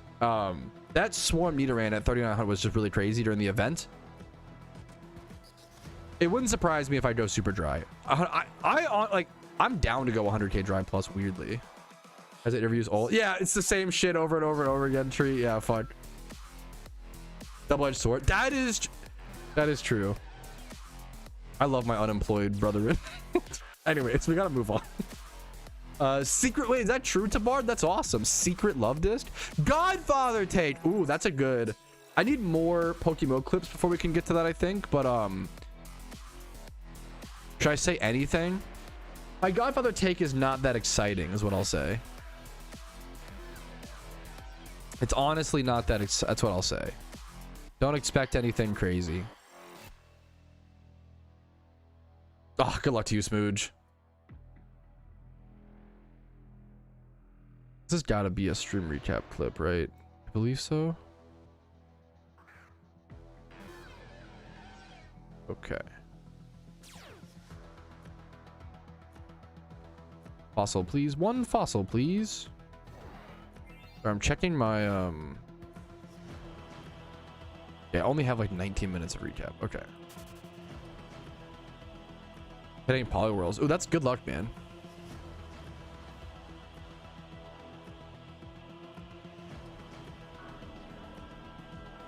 Got meetings for the rest of the day? Brother, that's like 3 hours of meetings. My heart goes out to you.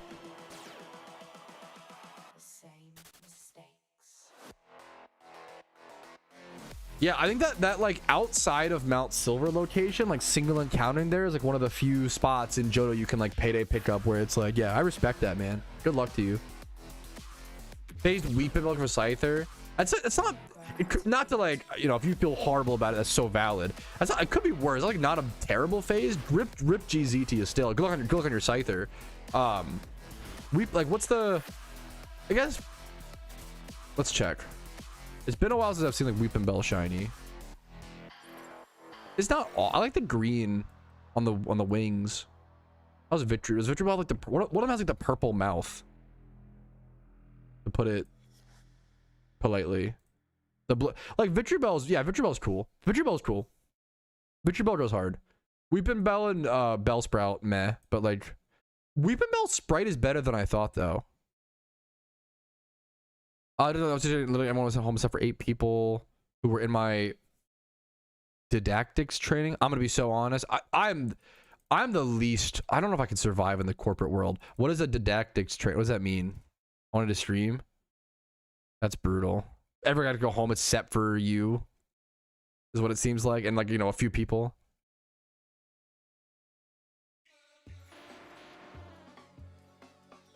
was training on how to teach. Training on how to train. I mean, that is important, but it is really funny. How long is stream today? I wouldn't expect anything super long, but not super, maybe like 3 to 5 hour range. I would say that 3 to 5 hour range. We're only 2 hours in so far. It's like a Thursday. It's kind of like it's my Friday for me when it comes to streaming, but then tomorrow I have a very big magic video to record tomorrow. Also, dude, I am really fucking fortunate. My magic channel is doing very, I have not talked about it yet, Tree. I liked it. Yeah, I'll talk about it. I liked it. That's, yeah. And it's pretty, I think my Godfather review will be quite boring. I'm going to be honest with you. But it has some detailed, there are some detailed, like, specific things I point out. I talk about it, whatever. Honestly, I was, yeah, I'll save it for the movie Patrouski take it in a bit, but I need some more PokeMMO first. Pretty harsh, yeah. Last one, what's this? Hey, damn, what the fuck?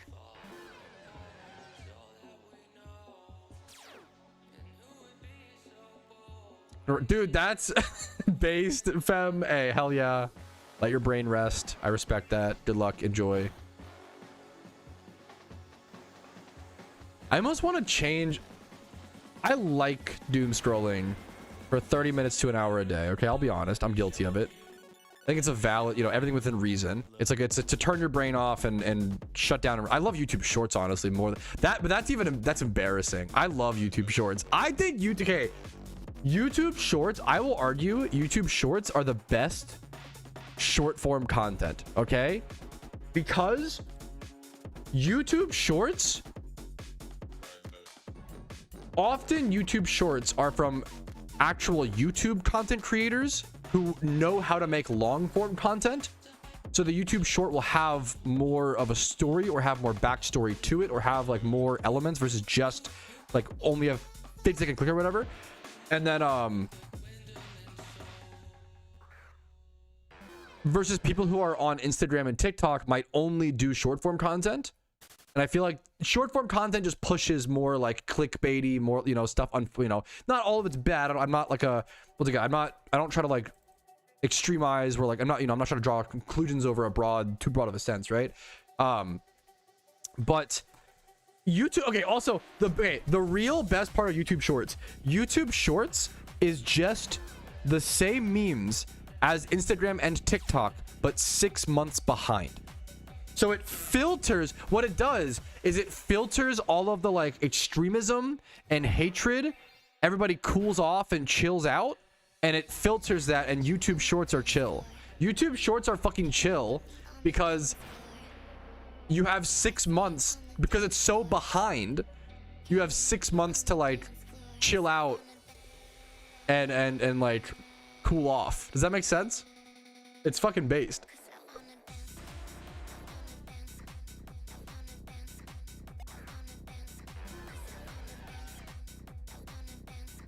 Instagram Shorts are the most coin flip. I love the cute kitties, and there's some really funny fucking memes on Insta Shorts sometimes.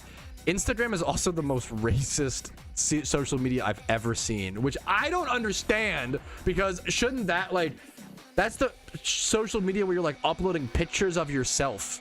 Why are you, what the like, it's like how boomers love to be racist, like openly racist or hateful on like Facebook. Like, brother, your full name is I respect I guess the bravery. Your full name is attached to this, brother. All your loved ones are gonna see this. You really don't give that much of a fuck?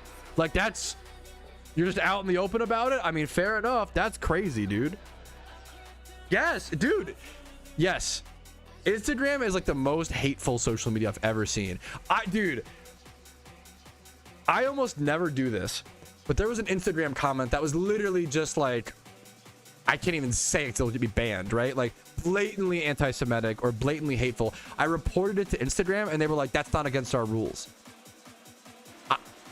You could report someone saying, I hate blank, and Instagram will respond, that's actually fine. What? How? I don't understand. I don't get it. It's actually, I don't understand at all.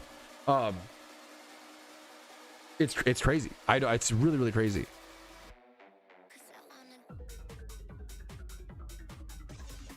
So I just try not to read Insta comments. Insta memes are fine.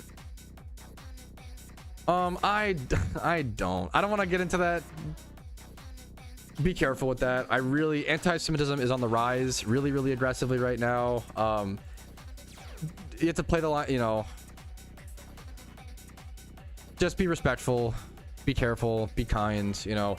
You don't want to make fun of, how do I, it's not this is like controversial. Just be nice to others. That's really all that's all I want to say. Just be nice. Just don't generalize groups of people. Is like I think everybody agrees with that, you know, like we shouldn't be generalizing groups of people almost ever. As I just generalized British people for their beans. I mean, not, you know, like, yes, there's some irony there, but also it's a different kind of, you know, just be nice. The TL, I'm not gonna, you guys are smart, you're adults, you know, seems like a, yeah, fuck, as I generalize Instagram, you know, like, there is a, you know, irony there, like, you know, I get that, right? But I'm just saying, just be nice to people in my community. That's all I ask, you know. Do you use the 12-in-1 manliest shampoo? I fucking should. The like oil change, body wash, shampoo. I should, man. I should. You're definitely not smart. I believe in my viewers. You guys are smart, okay? Yeah, it just, I love, you know, whatever jokes much of the next guy, right? But it's all about how it's done, you know. And I'm not gonna get into. I don't want to get into that here, obviously, but I want a 2-in-1 Taco Bell shampoo. I don't know if I have seen that. Shampoo, body wash, engine oil, mayonnaise. Yeah. Also out of my depth. I'm not smart enough to have that conversation. I'm not responsible enough, and I'll leave that to the professionals, you know. Type beat. Also, the most, I mean, to circle back on it, and the most base thing is if you ever make it, dude, I've done this. Sometimes I make a joke that like hurts someone's feelings. I used to, here, a good example is I used to say the word schizo a lot. Like I used to say like, oh, that you're so that, I'm so this, blah, blah, blah. And I had someone come to me and be like, hey man, I know you don't mean it like this, but schizophrenia runs in my family and it reminds me of it every time you say it. And I'm worried about, you know, getting that diagnosis. I'm like 24 years old. That's like around when it happens. And I was like, oh fuck. It's not worth me saying that, you know. I can say other words. You have a bigger vocabulary, right? It's not worth me. It's really easy to just be like, oh fuck, my bad, dude. I'm not gonna, you know, no problem. I won't do that anymore. No worries. It's the easiest, you know. It's literally just like, I could have gotten defensive and been like, oh well, actually you should just get over it, and actually you just shouldn't be offended, you shouldn't worry, blah blah blah. And I could have victimized, right? I could have easily, you know. But it's really easy to just, it's so easy to just be like, oh my bad. My apologies, you know. Yes, that's why I leave it, Smooge. I love that shit, bro. What's up, Big Trey? I fucking love leaving. It's what I get off on, bro. Leaving Pokeballs so that people leave comments, tell me to pick them up. I love it. I love it. That's my like Pokeball bait, rage bait. I don't know what you would call it. I love it, dude. My favorite shit. Is it is so annoying. Now the problem, now you can fuck the full loop around argument is, hey man, I have OCD, could you please pick up your Pokeballs? And then I have to go, fuck no, I'm just kidding. I don't know what I would do. I'd think about it. I gotta think on that. I don't know, man. We're gonna reflect on that one. That was, yeah, that's mean if it's, oh fuck. Got a good balance on things. It's yes, and but it's just one of those things. If I can remove a word that I can replace with a funnier word, you know, I can bombastic, you know, new word, just, you know, me when I learned bombastic for the first time. Why not? If I don't, you know, it's kind of like, why not? There's arguments, you know, there's discussions there, but anyways, that's also, hey, much love to you, and I respect that. There's actually a I've told my therapist this joke and he doesn't really like it, and I have to qualify when I say this, I don't mean this, okay? This is a joke meant to draw perspective. This is very insulting. This is like, it's demeaning to everyone's individual experience, which your experience is valid. But I have a joke that I tell myself whenever I'm feeling like upset and like the world's against me and I'm feeling very victimized, right? I say, shut up. You're not even schizophrenic. Stop complaining. Because in my eyes, knowing people who were schizophrenic growing up and meeting people like that and being involved in the mental health community, people have greater problems than I do. And for me, it's like a good for me, it's like a good reminder. It's kind of like the equivalent of like, oh, people are starving, so therefore, which is not healthy, to be fair. It's a layered, you know, I hopefully I qualified enough by saying like, this is not a good bit, but it's a good example of, I don't know, me making a bad, I don't know what the example is. Me being bad? That's the, what's the example? I got lost on track. And the point is we all tell some bad jokes sometimes. That's what I'm trying to say. Does that make sense? And you just go, my bad. That was a bad, maybe that joke. But some people are so like, they don't want to admit that they weren't funny. It's not even that you're not funny. It's that like you weren't funny that one, you know, one time. Like I don't know what it is. Anyways, or it's like an actual hatred, you know, whatever. Just said shut up. Yeah, based. I would never make a bad joke, Patrouski. Actually, I only make the funniest jokes. Counting your blessings. That's exactly how I yeah, that's how I see it. But I can understand how someone, yeah, I don't know. Anyways, we don't need to dissect the, I mean, I do think what makes a joke and like the dichotomy of like dissecting comedy is really interesting. It's also a tough discussion to have on the internet, but it is really interesting. But also, how many encounters? Also, I'm not funny enough. I'm gonna be honest, I don't think I'm funny enough to get away with that discussion versus like, you know, a stand-up comedian could go crazy on that. Hey, feel free to take this. This material is open for you if you want to cover this. Go ahead, gamers. Go ahead. That's amazing. Yeah, sometimes a joke doesn't, and that can be the difference, and that, you know, it is what it is, right?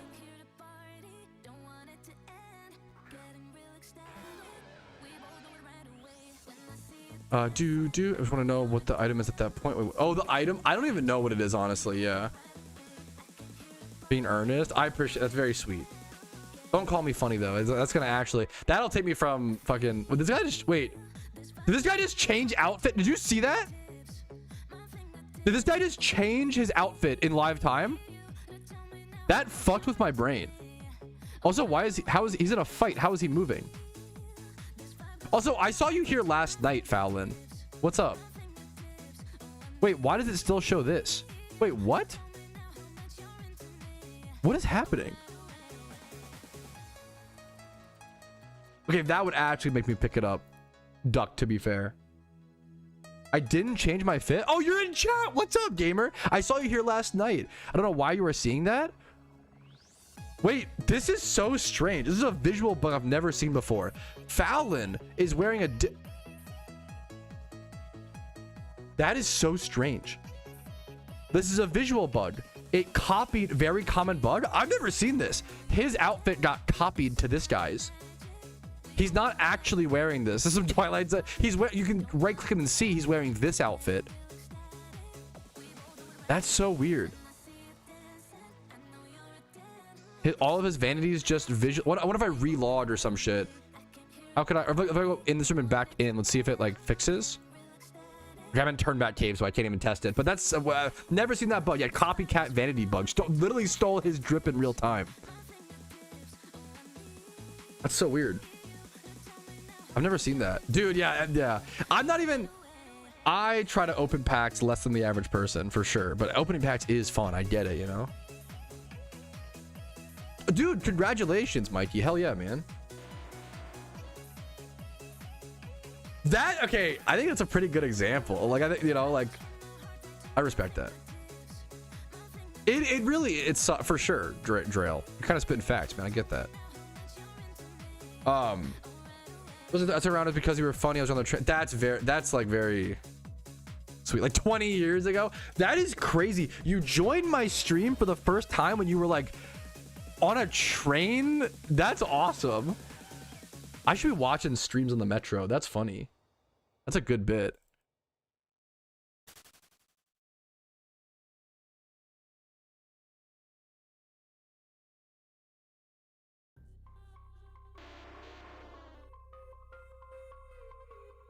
Happened in Route 45 Johto. I was mega drunk on my way home from skipping Uni. That is the most. I hate that. That's average Patrouski viewer finds his stream drunk off their ass on a train, skipping college classes to join his stream. Oh my god, that's awesome. That's insane. Almost 6 years. Almost 6. Like over 5.5. Also, Yeet is like, I could glaze Yeet. Yeet's like one of the realest. You are lucky if Yeet stumbles into your life. I think Yeet is one of like the most real fucking friends you can stumble onto. And I feel like she is just really fucking supportive of everyone who's lucky enough to be in her circle, you know? Anyways, she's also cringe and is actually slow at running marathons. There is an insane irony to someone my size. I'm just kidding. Obviously I don't mean that. That's a funny rage bait. Wait, next offensive joke. Fat people should be telling other people that they're bad at, they're like slow at running marathons. Now imagine if like now, to be fair, if I was actually fast and fat, hey, fair enough, fair play, that can happen, right? But that is a really funny irony to like, we should race, fam, and you should just smoke me. That'd be funny as fuck. We should race that one time and just have you fucking, that'd be funny. Because even if I am like half as fast as you, is abysmal. You've done a marathon. What the fuck are you? Shut the fuck up. That's all that like. It's crazy. Yeah, that's like saying like, yeah, the time it took me to become a millionaire was pretty slow. Like, what do you mean? You're good. You're chilling. Oh, yeah, the time it took me to max my RuneScape account was pretty slow. You maxed, brother. What do you mean? Dude, yeah, yeah.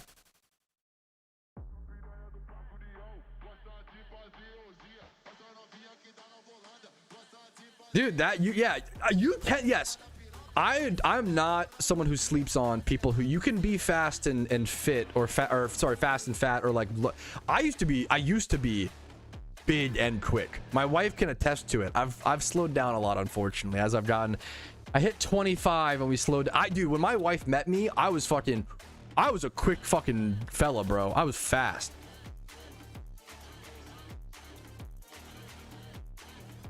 See you on the track, dude. It would be so funny. I mean, I would love to, like it would be so funny. We race 1 kilometer. Oh my god, how long is 1 kilometer? It's like half a mile. 1 kilometer is 2 miles.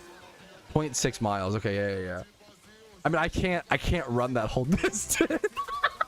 You're gonna be like full sprinting, and I'm gonna have to like stop to walk. Like holy shit, that's gonna be so funny. If you to interpret this, okay, hold up. That's not what shut up. Maybe like 5 minutes. I don't know. That sounds really fast. I'm curious. Yeah, I don't know. Anyways, Lightning McQueen. Yeah, what's up? How can we help you today, Finyo? What's up, man? We are. Everyone here is old. Yes, pretty much. welcome, man. I met my wife when I was 22. I joke around. I was playing RuneScape like 12 hours a day when I met my wife. Like it's really funny. Like when I met my wife met me through a friend, and she lived an hour away. She met me through a friend, and she said she fell in love with me. This is not good to say. She said she really fell in love with me when she watched my stream, which, hey man, you know what that means? Viewers can hit. No, I'm like, hey, I'm just kidding. That's terrible advice to tell people. But I mean, wasn't like Michaela, like Tyler One's wife, like she was a viewer? That's fucking, dude, how crazy would it be? Parasocial maxing. She was a friend of my IRL friend. So we did meet like through IRL, but she just watched my stream, if that makes sense. Yeah, like, you know, it's not fully like, she wasn't like just a viewer. That would be crazy, right? How old is old in this chat? Like 26 is like Unk. Maybe 28. I'm 28 for reference. So I have a chance. Yeah, that's the what's the point? What was I saying? We have a chance. That's the bit. Fuck of you. Okay, wait a minute. I meant old in the game. We are all old and old in the game. It goes hand in hand around these parts, generally. More importantly, how can we help you, King? Or person of royalty or whatever. IFM Kith. No, it's like genuinely Rumel, you know. There's layers to it, obviously, but like, I was gonna say.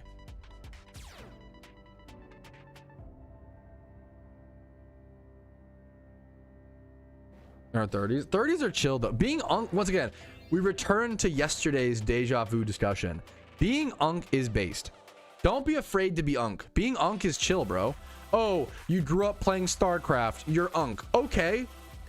You grew up playing good computer games? Okay. Oh, you grew up playing Diablo 2. Oh, you're so Unk, bro. Yeah, correct.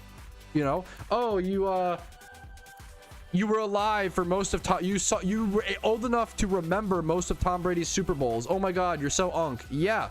Dig it, Chad, you know? What are some other like, yeah, brother. From Unk to OG. Ooh, that I'm not wise enough to know. That's a great question, Peek Out. You're on the next level, brother. That I'm not wise enough to know the answer to. You're basically asking a like monk recruit, when do you reach enlightenment? You know, I have to refer you to my higher ups, refer you to my senseis, my sages. Where's Clarko at? He might be, you know, he's like what, 45 years old? Where's Clarko? He might not be in chat, to be fair, right now. He's our wisest. That's fucked up to like to call someone like your wisest chatter, like your old. Okay, maybe it is time. Maybe it is time to okay, we gotta take a stretch break. I think this is a perfect live for 2 and yeah. Clarko being our wisest is awesome. He's wizened up a lot over the past. You know, it's the hard times in life that make you the wisest. I think Clarko, I've been lucky to know him for the past few years. He's grown a lot. Not that he was ever immature, but like he has grown a lot in a lot of beautiful ways. Hopefully I've done that over the past few years. You know, I think I have. It's really beautiful to see your friends grow, you know.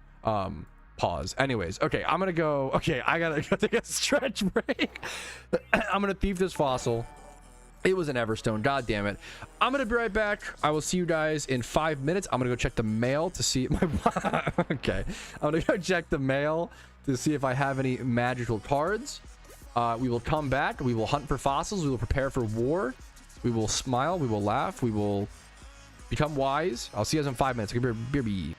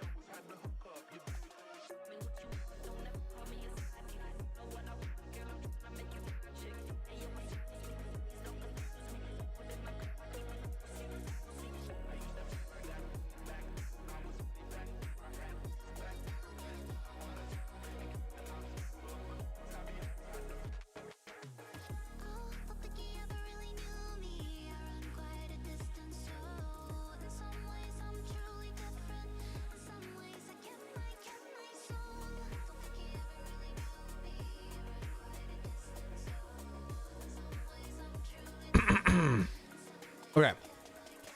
But yeah, I was waiting for Rumel. I was like, that's that's really funny. What's up, fellas? We are so back. Why the yitties? Is that the is that like the nipples? I've never heard of that. What are yitties? Yitties is slang for when a woman has double D titties. The use of the D rather than the traditional example. Damn, Taylor has some yitties. Okay, I've never heard that. My apologies.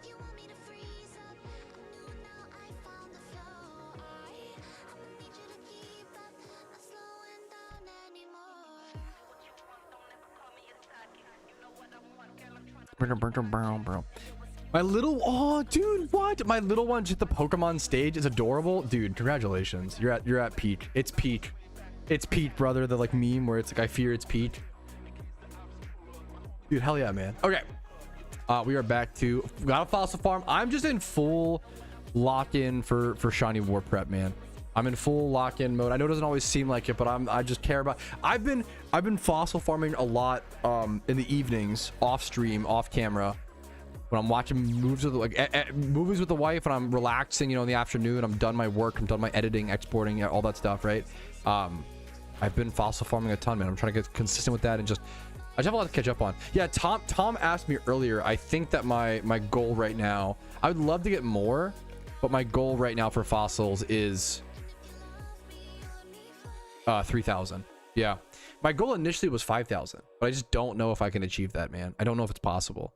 And I thought that would be like 500 to 800 hours of just pure fossil farming. That was the goal, but I just don't know if I can commit that kind of time to the game anymore, man. I'm getting older. I have other responsibilities.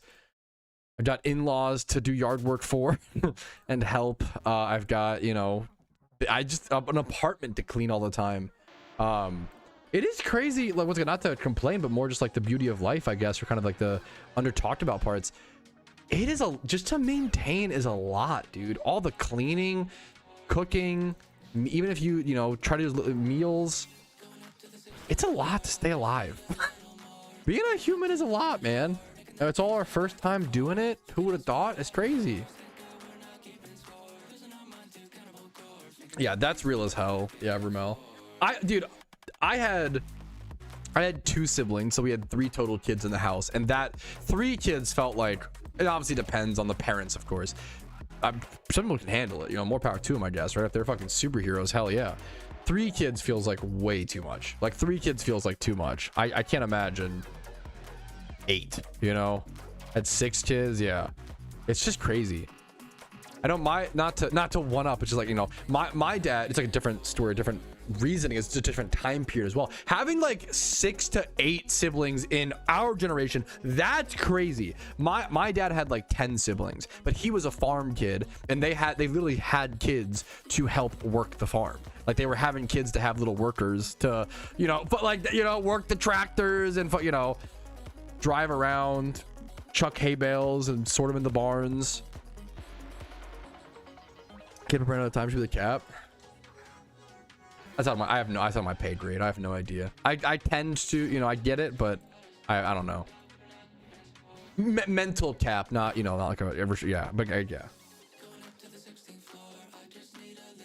Yeah, that's so duck. Yeah, similar. I was one of, that's like, I'm lucky where I was one of 3 siblings with a single mom. I can't imagine another kid, another fucking. Holy dude, like that amplifies, like one kid amplifies it like that percent. So if you have like, it amplifies like 400% on top. Yeah, exactly. Yeah, that's crazy, man. I walked to school up hills both ways. Fuck the, yeah, based. Back in my day. Fuck, there you go, Legion. God damn, more power to you. That's fucking awesome.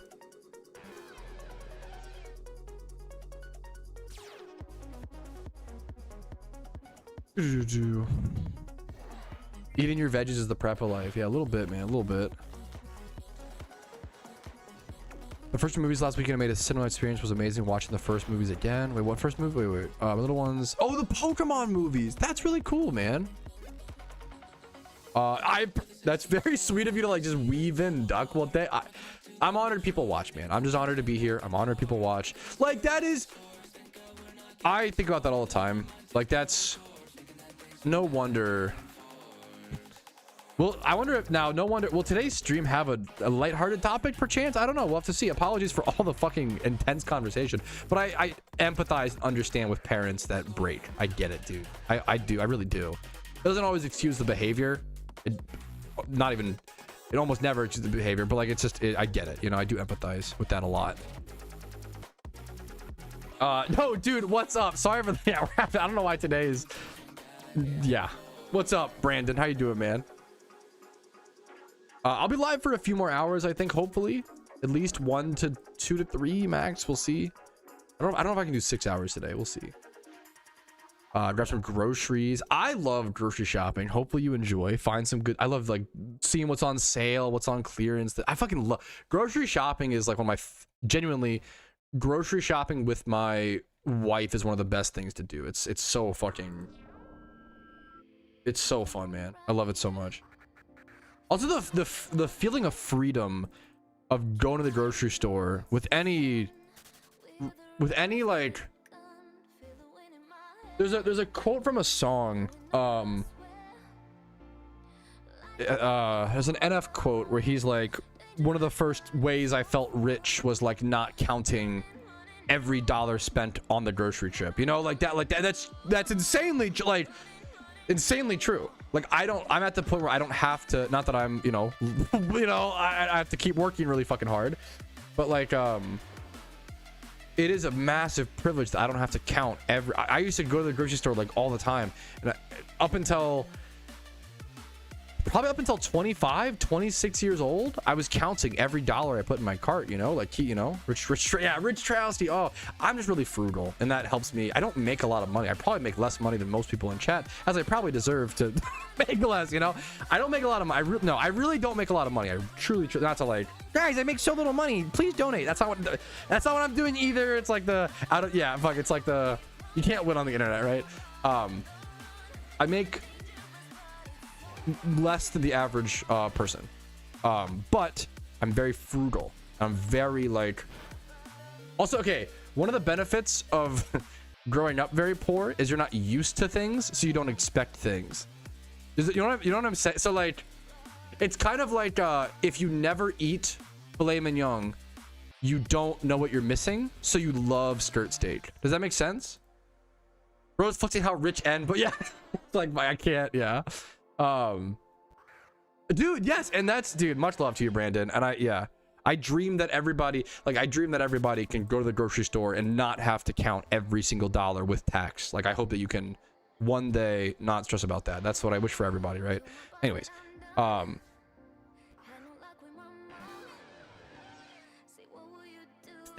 Dude, that is nothing. Okay, I love grocery shopping.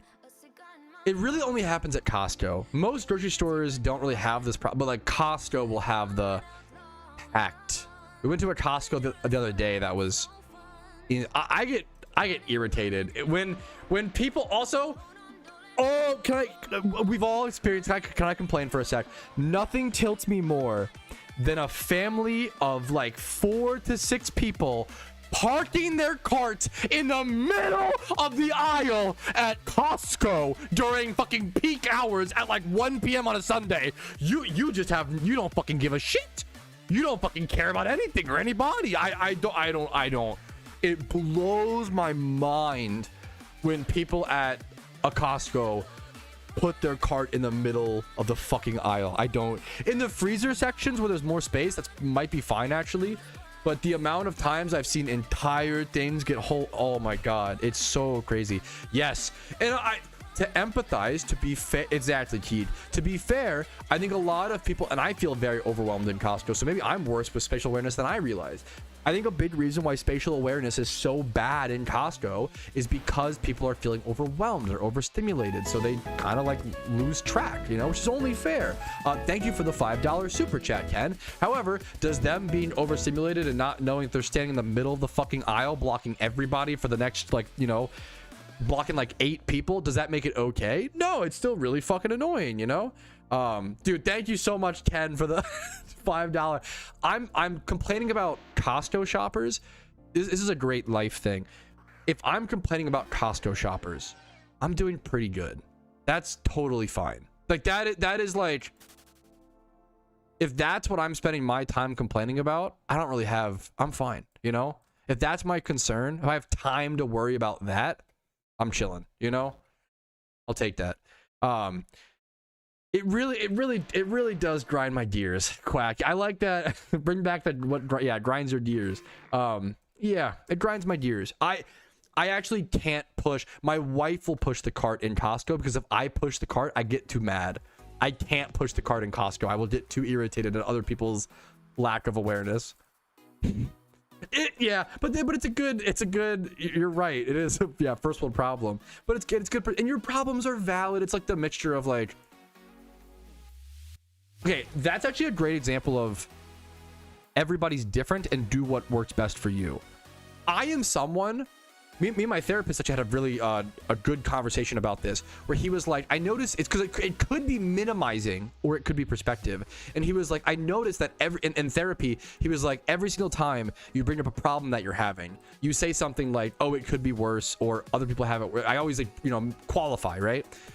I know it could be worse, or I knew someone else growing up who had it worse, and, you know, blah blah blah. And he was like, you don't have to minimize your own pain. And I was like, I get that, and I respect what you're saying, and it could be that. I truly don't think it is. I truly think, for me, I know that I have victimized in my past when I was like 16 years old, and I have, you know, I have a problem with catastrophizing.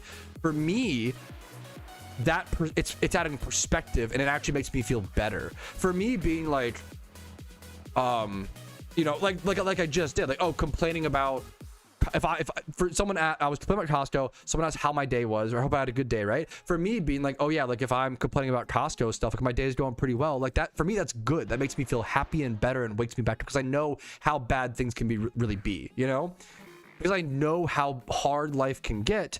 For me, that perspective helps. For some people, that will feel awful. It'll make their feelings feel minimized. It'll make them feel like they're not being paid attention to. It'll make it feel like someone's just reducing their you know, I would never say it to someone else. I would only say it to myself, right? It's just understanding what, that's a great example of like, everybody's different.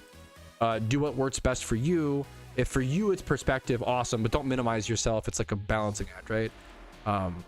Every ramble is just like finding out everything in life's a balancing act.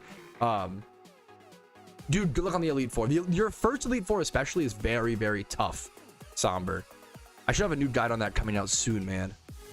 I have to see if it's scheduled. Let me go double check. Did that already come out? No, I think I already released it. So if you are still stuck on the Elite Four when you get home, I have a new updated video called Top 3 Tips to Beat the Elite Four, or Top 5, I think.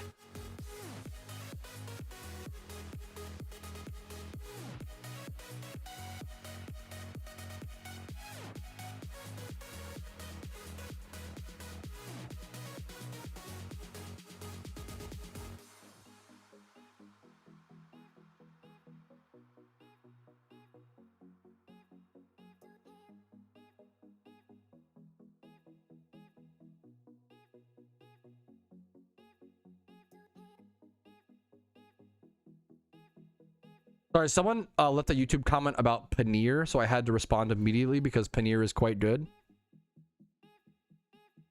Because I was talking about my recap yesterday, I brought up how I believe I was put on this earth to eat gulab jamun, which I stand by. Gulab Jamun is so fucking good, dude. It's, to me, eating Gulab Jamun feels like I'm a hummingbird drinking nectar. It feels like what I'm supposed to do. Does that make, you ever feel like that? You ever eat a food and feel like that? There's also moments in my life where I say sentences like this and I'm like, dude, no wonder I'm fat. Like, this is like, and part of it, like, I don't know if other people, food is fucking amazing. I don't know if other, I love the joke of like, food, yeah, you guys know how good food is? Food's really fucking good. You guys know about this? Have you heard of this? Have you tried this? Food, it's really, really good. Yeah, if you are fasting, watching a Patrouski stream is awful.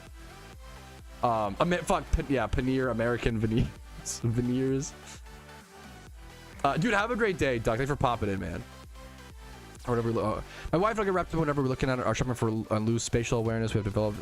Dude, that's based. I respect. That's Giga Chad. That's Giga Chad. I probably, there also, I guess, a good, once again, to empathize and counter critique myself instead of just shitting on Costco shoppers, there are probably spaces in which I lose spatial awareness.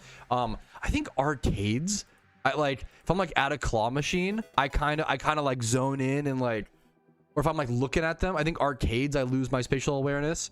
There are some other places. Well, I wonder if I've only been to an airport once, so I'm not sure.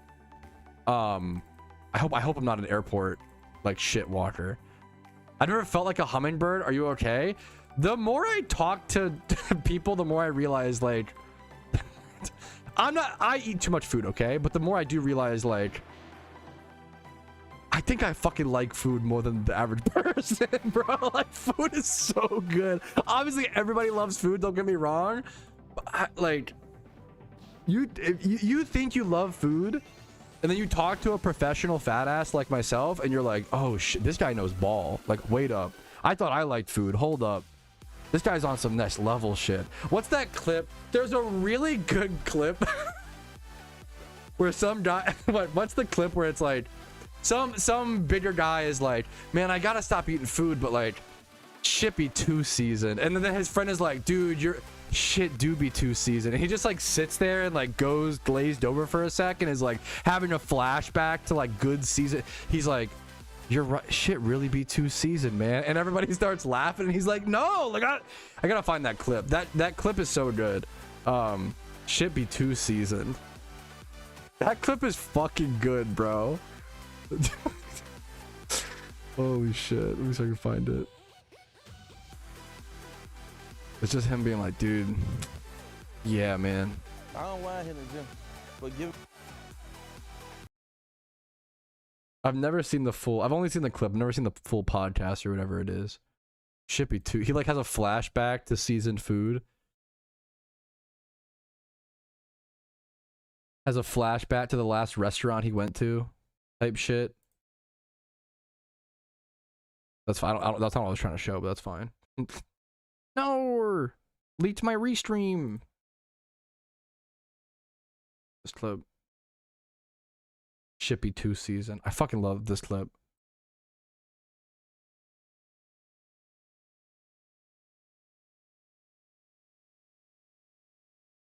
Crank the volume. I don't mind hitting the gym, but giving up certain foods, that's gonna take me a little longer. Yeah. Also, this is true. I can go to the gym. I can work out.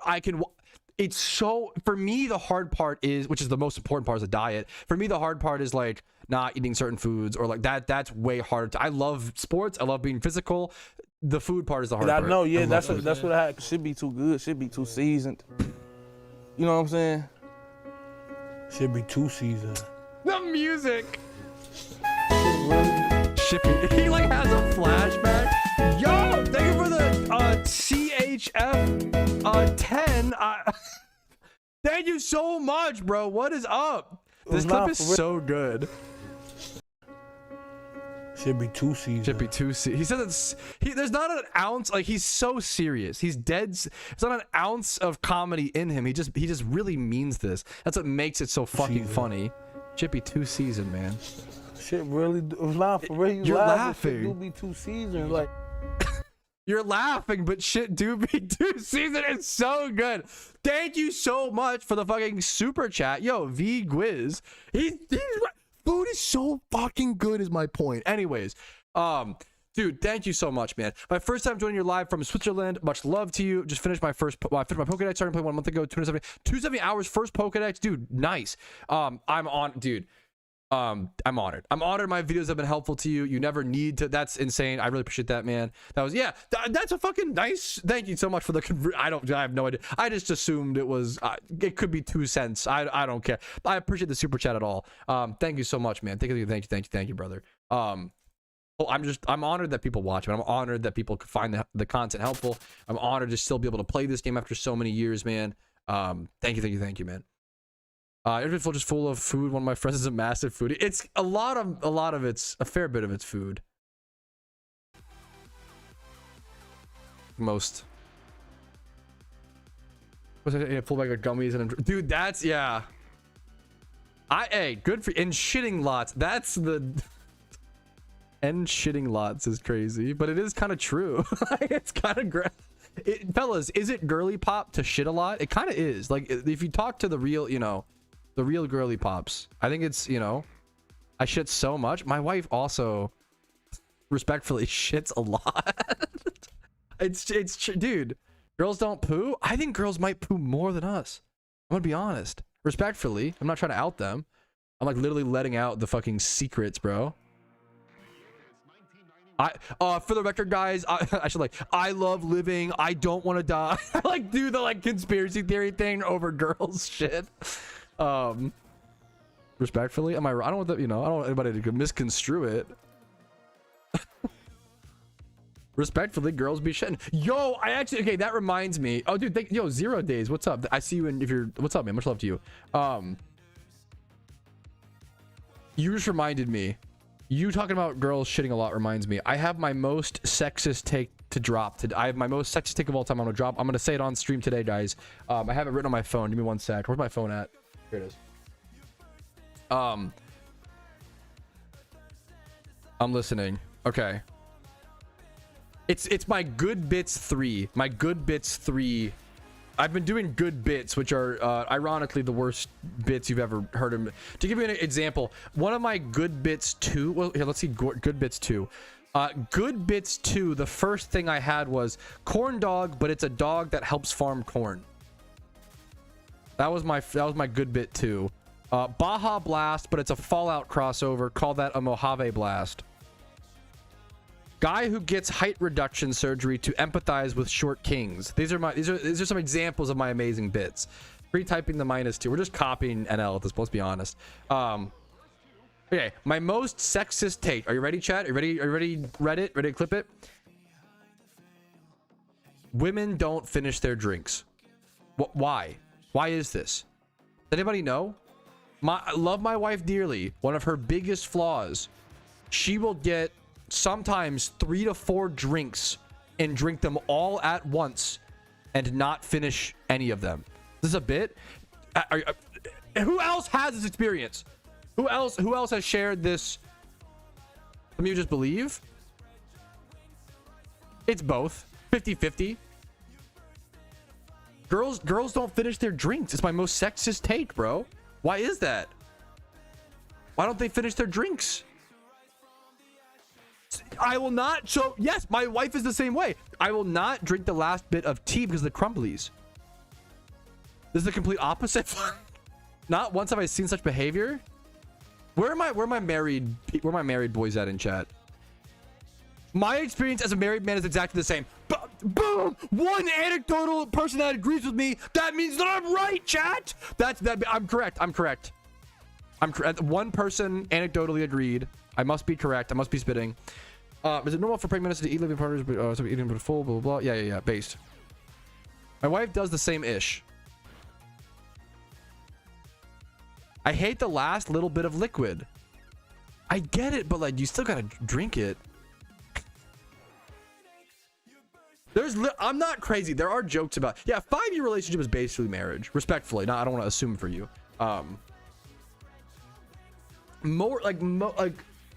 There's jokes about there's so many memes about like a girl will get like a Starbucks drink and finish like half of it and then get a soda and then a water and like 3 to 4 drinks. Girls love drinks, to be fair. They drink girly pops like more than.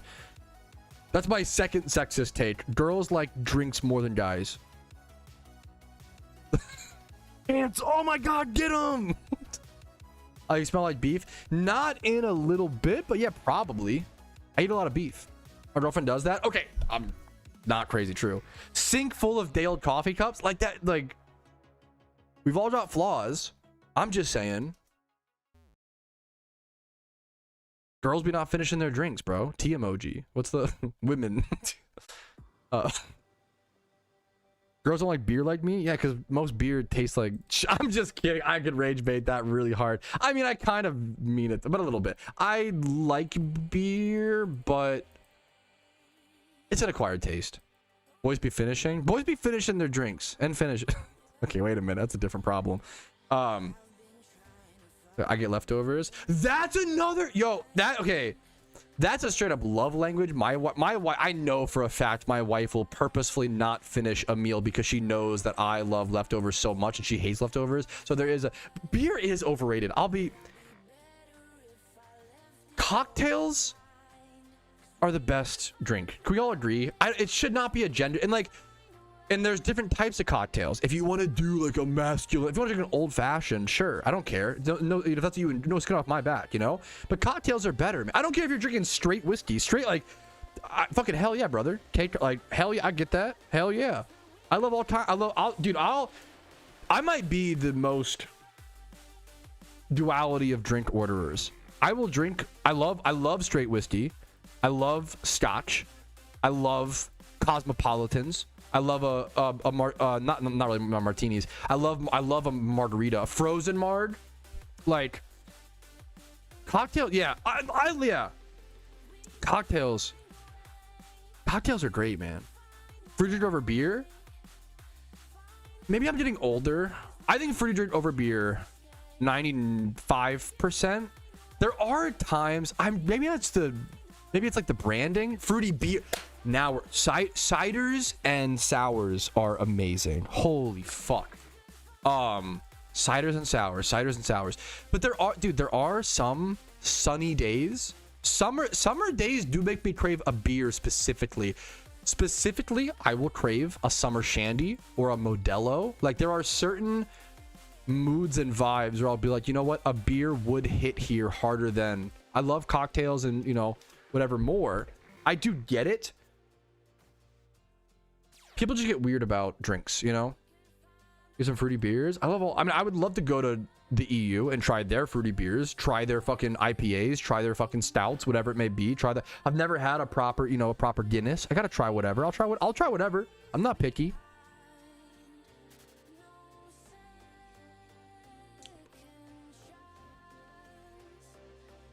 The UFC Modelo it's funny because it's kind of like, but Modelos are a vibe. Like they are actually just good. We got a really good deal on the little chode glass Modelos at Aldi or Lidl. They had the chode glass Modelos. It was like $13 for a 12 pack. It was almost $1 per chode Modelo. It was so good, dude. It was fantastic. There is nothing wrong with drinking. I respect IPA drinkers. I respect the Guinness drinkers. I don't want to go too far in the other direction and be like, oh yeah, if you drink these, you're just trying to be tough and you're just trying to blah, blah, blah. I think there's absolutely an acquired taste and a place for that, all that stuff, right? But man, did the older generation love to equate drinking the dirtiest, grimiest water to toughness? Yeah, they did, right? But I can understand. I can see myself. I get it, I get it. Kind of like a both thing. But a grenadine. I don't know. I don't think so. I love the suggestion. Grenadine. I don't have any grenadine. That sounds sweet red non-alcoholic syrup. I should definitely have some.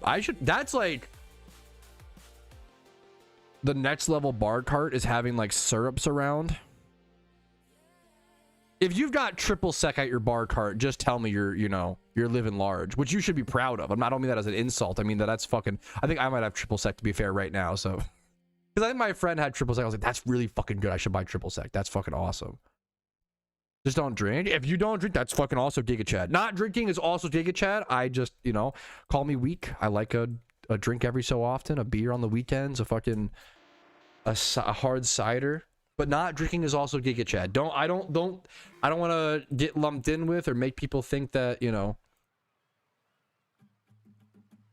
Shirley Temples. I don't know if I've had one, but I feel like I could fuck up some Shirley Temples. God, I love a sweet. Yeah. Oh no, Shirley Temples, the non-alcoholic. You could just make it alcoholic, right? What do you call an alcoholic Shirley Temple? 07. Is there a name for that? A dirty Shirley Temple. A dirty Shirley. Okay, I don't want to. How fucked up is it to walk up to your bartender and say, "Yeah, can I have a dirty Shirley?" I don't think it's worth the embarrassment. I think you just asked for a fucking Angry Orchard or some shit, or fucking whatever's on tap, bro. Why stop now? I think it's kind of big. I really respect not drinking, but yeah. Anyways, Danny, thank you for the 29 months, but I like it, so I get it, you know. Danny for the 29 months, brother. Thank you. What is up, dude? The expert himself. Ooh. Pepsi Max is kind of an underrated based pick. I respect the Pepsi Max specifically. I'm not a huge Coke guy. I don't like normal. I like Diet. I'm a Diet Coke. Unfortunately, I was raised by a Diet Coke mom. That rubbed off on me. Diet Coke is really good, man. Pretty surely, it's so funny.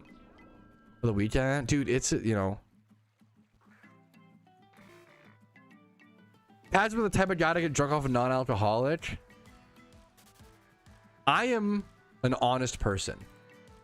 If someone gave me a drink and told me it was alcoholic and it was non-alcoholic,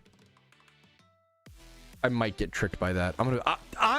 I'm deeply honest. I'm not sure. I could maybe, if I didn't get tricked by it, I would be impressed. I am someone who is very affected by my mind. Yeah, it's good to know I can get placeboed really hard. So it's good to, if you're someone who is like that, you better just admit it. You better acknowledge it and watch out for it. Because otherwise, if you like, the worst is being someone who is super affected by placebo and then being like, yeah, actually, I'm not that gullible. I'm actually, no, guys, I would never get, you know, blah. No, fuck it. I can get placeboed. Absolutely. Oh my God. Yeah, I can. Holy shit. I gotta watch out for that shit, you know? In a friend group, yeah. Dude, have a great, hopefully work is nice to you, Rick. Much love to you, man. Somebody should that when it's updated, it falls for it. I probably, like, I might.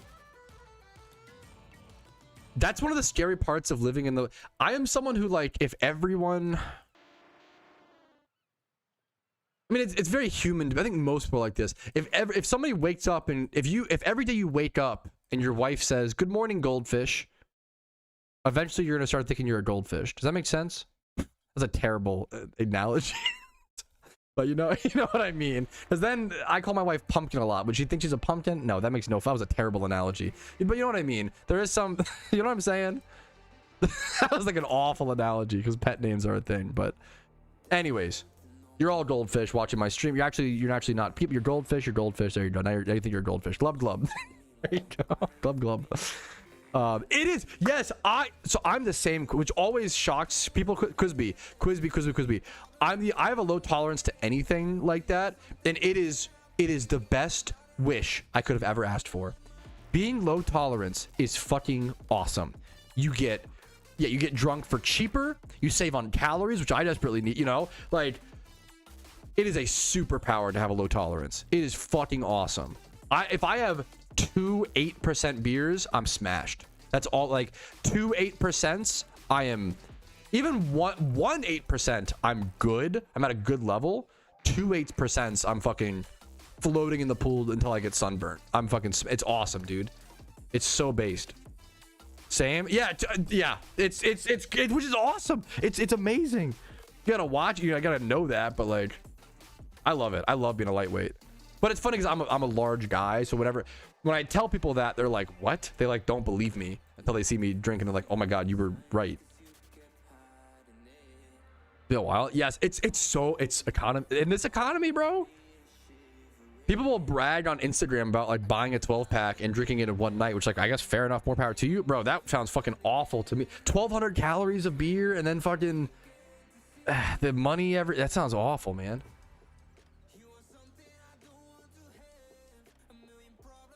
For vibes, yeah, cocktails are great. What even causes it? It's got to be something. It's just a mental. I bet it's a psychology thing. Would be my guess. Or like neurological. I don't. Okay, let's educational stream.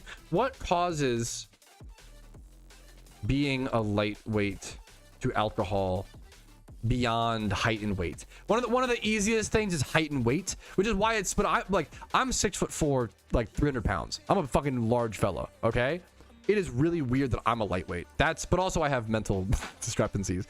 But like, let's see. Being a lightweight to alcohol beyond height and weight is primarily caused by genetics, enzyme deficiencies, brain receptor sensitivities. I think I just have very sensitive brain receptors. And gender differences as well can factor in. Genetics and enzymes, genetical variations influence how fast the liver produces. It could do without your liver. Enzymes. Deficiency in these enzymes. For growing up, both of my parents, like I saw my mom drink like a handful of times, and my dad drink like once. My parents did not drink growing up. So I don't know if that affects it. I don't know. Enzymes, yeah. Other factors, fatigue. The GABA receptor sensitivity, the GABA protein receptors in the cerebellum. Oh my god, I should have known that, but that's okay. Cerebellum can vary in sensitivity. Says a study from Washington State University, lightweight individuals often have receptors that overreact to alcohol, causing immediate slurred speech and balance issues. Giga Chad, I'd be bashing my shoulders into walls. Holy.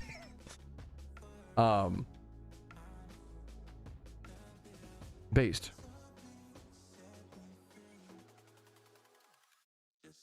It's interesting, dude. Interesting.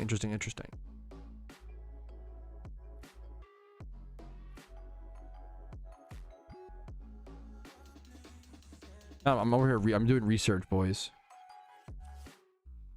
Doing research.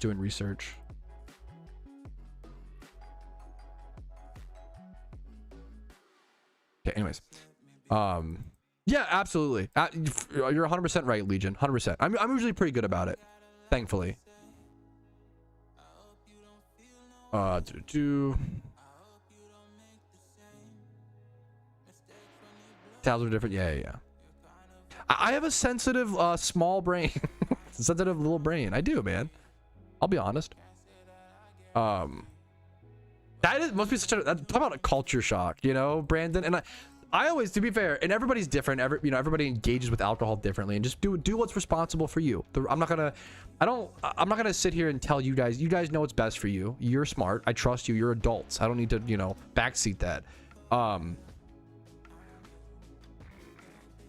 One of the smartest things I ever did in my life, it was luckily, never getting into drugs and alcohol before 22 was one of the best decisions I ever made. I do recommend, like, if it's for you, it depends, obviously, everybody's different, but for me, I'll say for me, that was one of the smartest things, overheating. So it's why you're not supposed to drink in a hot tub, but also that's like one of the best parts of being in a hot tub, okay? You can like make your heart, I believe, like, you have a heart attack, right? Like you can if you drink in a hot tub, it can trigger a heart attack or stroke potentially. I don't know if that's. What does drinking in a hot tub do? Educational stream. Highly recommended to avoid. You can have heat exhaustion or stroke, cardiovascular stress. It fucks with your like heart rate and blood pressure. Dehydration is more enhanced. You can also just pass out and drown, obviously, but that's hopefully we're not worried about that too, like, that level of drinking. Temperature regulation, like legit, it's harder. Like I always get warmer when I drink, just Google it on stream. We Google it together on stream. It's cute, man. I didn't know that, Legion. There you go. That's cool. I didn't know that. The research stream, boys. Dude, it's crazy. Fallon, shout out to you grinding, man. Fallon was, I was watching The Godfather and fossil hunting alongside Fallon last night. It's crazy you're still here, man. That's awesome. You're like fucking consistently grinding.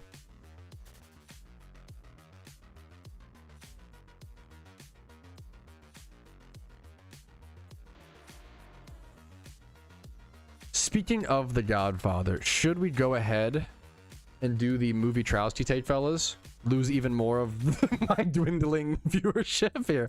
Wait, the last, wait, what the fuck? 1, 2, 3, 4, 5, 6, 7. What's kind of crazy is the last 7 movies I've watched, I've absolutely loved. I'm on a crazy streak, dude.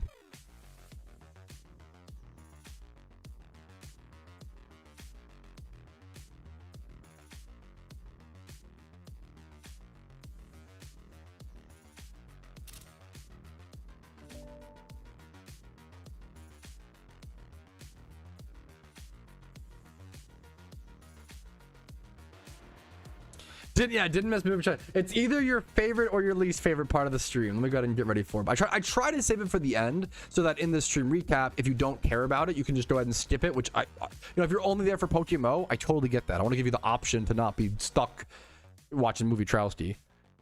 Let me chug this a bit as well. I did forget React content today. It's okay. We are busy. We did a lot of React content this week. I think React content could be like something I really put a lot more focus, because I have the experience. Like, the interesting part of the React content is I've played this game for 13 years, so I know history, and I know I can like relate back to certain moments or certain famous players. Like, I think that React content weirdly could be something I like take a lot more seriously in PokeMMO, and like that could be like one of my niches where like, you know, it's like, and I just compare it to like, not to glaze myself, but I just compare it to like watching React content from a World of Warcraft player who's played for 10 years or whatever versus like a newer player just doesn't have that same history and perception and it wasn't there, type beat. Or even just like hearing an older person explain history who was there, Okay, basically I'm old is the TLDR of that. Not glazing myself, just old.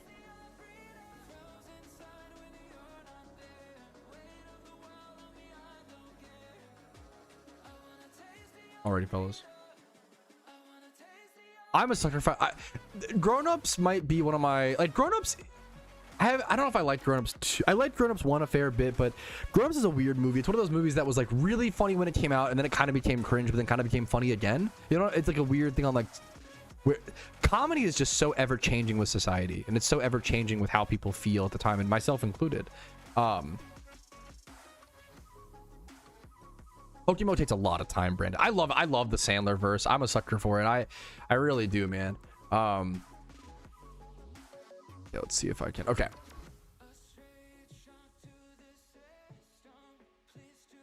Alrighty, fellas.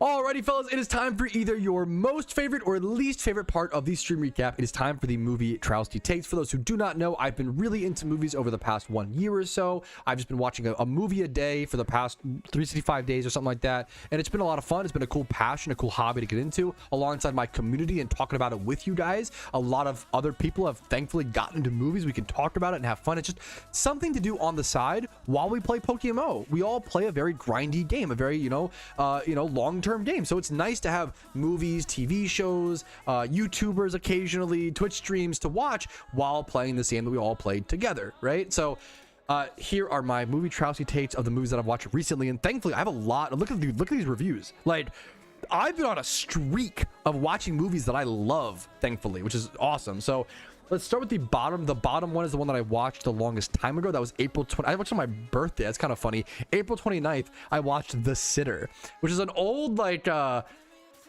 his name. why am I forgetting his name? Very, very like hyper famous. War Dog, Jonah Hill, Jonah Hill, War Dogs, 21 Jump Street, whatever it may be. I think The Sitter is one of his most underrated movies. I think it's honestly a very, very underrated comedy. I think this movie holds up today. I think it's just nostalgia. I watched this one on like cable TV a lot, like channel flipping growing up. But I really liked The Sitter. I think it's really funny. It's raunchy. I think it's an underrated, dumb, coming of age kind of raunchy, mature comedy. So check out The Sitter if you're interested. I think it's a really good beat. It's kind of like Are We There Yet with Ice Cube, but like more like R-rated. Yeah, the hottest take. We'll get to the Space Odyssey take. That's probably the hottest take we'll talk about, unfortunately. Next up, Hokum, movie that is still in theaters. It's the new horror movie with Adam Scott. This movie far surpassed my expectations. I was expecting it to be good. I was expecting it to be like an 8 out of 10, to be solid. This was a fantastic theater watch, an incredible. Please watch this in theaters if you can. I gave this movie a 9 out of 10 on the scare meter. This is one of the scarier horror movies. And I've seen a lot of horror movies. You just get used to it very quickly. And I used to be terrified of horror movies. It wasn't until I was like 18 or 19 years old I was terrified of horror movies. But I just started watching a bunch of them, and you get used to it pretty quickly.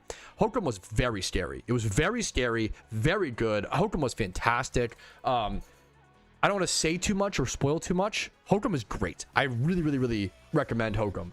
I give it a 9.5 out of 10. Not a full 10, 9.5 out of 10 and a like. All right, next up is Arizona. Arizona had a really strong, I love my comedies, man.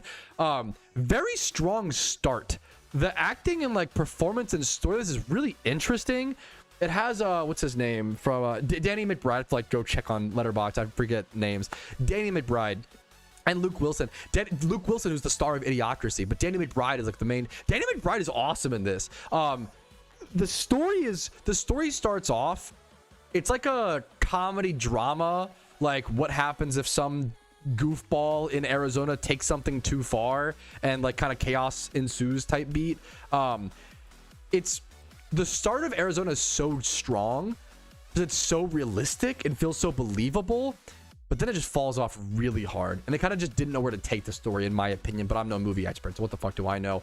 It's still worth the watch, especially the first half. The first 25 minutes or so is really good, in my opinion. But then it just falls off kind of perpetually.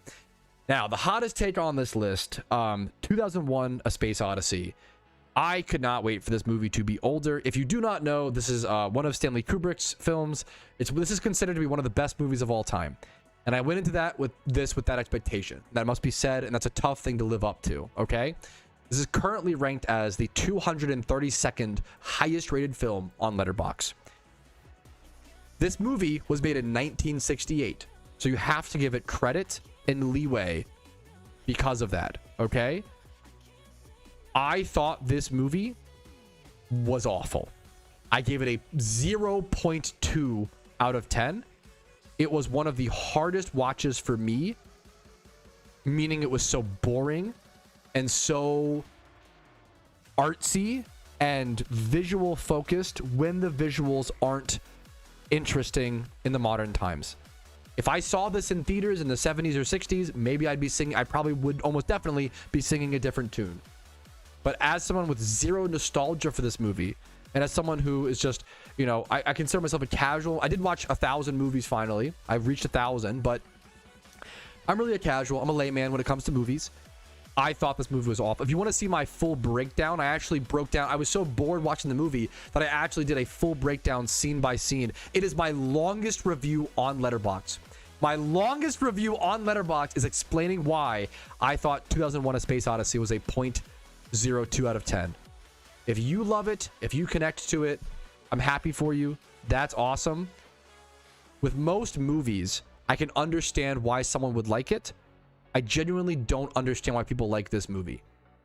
For reference, there are 2 moments in this movie. The opening shot is a 3-minute black screen with music in the background. And then there is an intermission in this movie with 3 more minutes of black screen. I love movies. I've really gotten into them over the past 1 year or so, and what I dread is becoming a pretentious cinephile. This might be the most pretentious movie, or one of them, that I've ever seen. Starting your movie with a 3-minute black screen with music to set tension and set the mood, and then providing what it did, I really was let down by Space Odyssey. That is my personal opinion. It could very well be very wrong. That's just my thoughts. Please don't crucify me too aggressively. All right, next up, onto a totally different note. Mike and Dave need wedding dates. This movie was really fun and good, like way better than I expected. A really fun, good, dumb comedy. One of the best modern dumb comedies I've seen. I called this a near peak dumb comedy. This reminded me a lot of like Step Brothers X Bridesmaids is how I would compare it. I'm gonna go watch it. It's a fun dumb comedy. Yeah, it is fucked up to think of this movie. Yeah. Anyways, next up, I hadn't rated the Family Guy episode, Stewie Kills Lois. Okay, it is really funny to give 2001: A Space Odyssey a 0.02 and then Family Guy presents Stewie Kills Lois. I'm just keeping it real. I'm just giving my honest opinion, okay? I can't change who I am. I am what I am, okay? Family Guy, Stewie Kills Lois, Lois Kills Stewie gets like a 9 out of 10.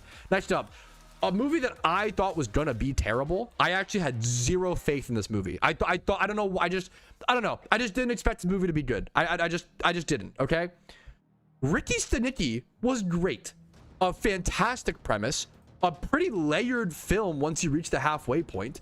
I was really disgustingly impressed by Ricky Stenicki. I ended up giving this movie a 9.4 out of 10. This was, once again, another great dumb comedy, very similar to apparently Zac Efron just kills dumb comedies. Ricky Stenicki and Mike and Dave Need Wedding Dates, both Zac Efron. These were both fantastic, man. I really enjoyed these. Zac Efron is way funnier than I think he, which is, you know, I gotta be familiar with. And John Cena is amazing in that movie as well. Okay, anyways, next up, The Book of Mormon. Me and my wife actually saw The Book of Mormon. It's a like stage, it's a play, not an actual movie. You can't see this, unfortunately, like on a movie. I think it's only like in physical IRL forms. Me and my wife have been planning around seeing this for a very long time. We finally saw this. We saw this on April 28th, I believe. It was a kind of like looped in with like my birthday present type thing. It was really good, man. I think it was really good. I am shocked that people enjoy it. I'm shocked that as many people enjoy it. If you don't know, The Book of Mormon is written by the same people who do South Park, which I have watched South Park probably 3 to 4 times in its entirety. I'm shocked at how many people who also like Broadway and like theaters and plays also like this because it's very like South Park style of comedy, but I'm glad they like it. I kind of just, sure, I'm glad they like it. I give it an 8.4 out of 10 and a like. I thought it was really good. I wish there was a little bit more, I guess, but I think it's great. I think it's fantastic. I think it's really technically talented with this. I can't imagine singing, but it's really it's fun. It's a fun time, worth the watch for sure. The tickets are expensive. It's very popular. Next up, talk about, this is complicated actually. Talk about pretentious and artsy. I've got to mention Mother Mary, but it works. If someone else were to watch Mother Mary and say, I honestly thought this movie was awful, I thought it was too artsy and too pretentious, I'd be like, I totally get that. Mother Mary breaks the mold for me because I usually don't like artsy and pretentious movies, but I can like them, but it's like I often don't, you know, it's like a hard thing to overcome, but it depends how it's done, right? Mother Mary, the performances really made it enthralling. I was really focused on the story and on, like, at no point did I zone out and remember that I was watching a movie. I was constantly sucked in with Mother Mary. For the most, not entirely to be fair, but very sucked in. This is a very artsy, very experimental movie that I wouldn't recommend to the average person, but I do think it weirdly worked. It's about a dressmaker. And for reference, it's about a dressmaker and like a music art, like a Lady Gaga type, like artist, musician, performer. Performer is probably the better word. It's really interesting. It's not my normal cup of tea, but I thought it was really beautifully done. I enjoyed it. I gave it a 7.9 out of 10. I think it's a memorable movie, but that I will think about in the future. Next up, I was lucky in all these likes, all these like orange hearts, right? Next up, I was lucky enough to be able to rewatch Hereditary in its entirety in theaters. There was a theater re-release near me. Me and my wife have the movie theater battle pass, so we go there quite a bit. You pay a flat fee per month. You can go there unlimited. It's a fucking awesome deal if you have a part, you like movies, you want to go to the movies a ton with your partner. It's a fantastic deal in this economy, dude. All your date nights can be taken care of with movie nights. It's awesome. But I was able to watch Hereditary in theaters. I mean, people ask me my favorite directors. I think Ari Aster, excuse me, most directors are very coin flip. Most directors have movies that I love and movies that I hate. I think of like Christopher Nolan. Somebody has some of the best movies ever made. Interstellar, The Dark Knight, and then some of the movies that I hate the most. Not hate the most, but dislike a lot according to the popular opinion. Oppenheimer, what was the other? Dunkirk, I wish was great story. I wish it was better. The movie. Things like that. Most directors for me have movies I love and movies I hate, right? Ari Aster is the only person that has bangers, but he only has, to be fair, he only has 4 full-length movies, I believe, at least that I'm aware of. I think he has 4 full-length movies. He might have I think 4 full-length movies, and then I've only seen 3 of them. So Ari Aster is the director who did Midsommar, Hereditary, and Eddington, which Eddington was really, I was impressed. It was really much better than I expected. It was really quite good. And he also has done Beau is Afraid, which is with Joaquin Phoenix, and I haven't seen that. I really do want to watch. Midsommar is mid. I can respect it. I think I even prefer Midsommar to Hereditary. I really like the ending of but I don't want to get into it. Like the messaging of Midsommar is really interesting. And weirdly beautiful. It's like an emotional movie. Anyways, but Hereditary is great. They're both great. Great performances. They're both fantastic. I give Hereditary a 9.6 out of 10. I wish the ending was a little more satisfying in Hereditary. Hereditary also gets a lot better when you watch an explained for it, or you like look into more details. There's a lot of details in the movie that I miss. That when you see someone does the research is really, really good for the backstory of, like, I don't want to spoil stuff, but the extra details are fantastic. It's a great movie for that. Next up, the final thing. I watched The Godfather for the first time. It turns out, you guys know that movie. It's pretty good, guys. That movie called, I don't know if you've heard, it's a small, indie film. I don't know if you've heard of it, called The Godfather. Yeah, it's a pretty good movie. Gotta throw my hat in the ring and give the really hot take. Yeah, man, it's really good. It holds up. It's quite good. It's not perfect. I gave it like a 9.8 out of 10, and I could even see like a 9.6.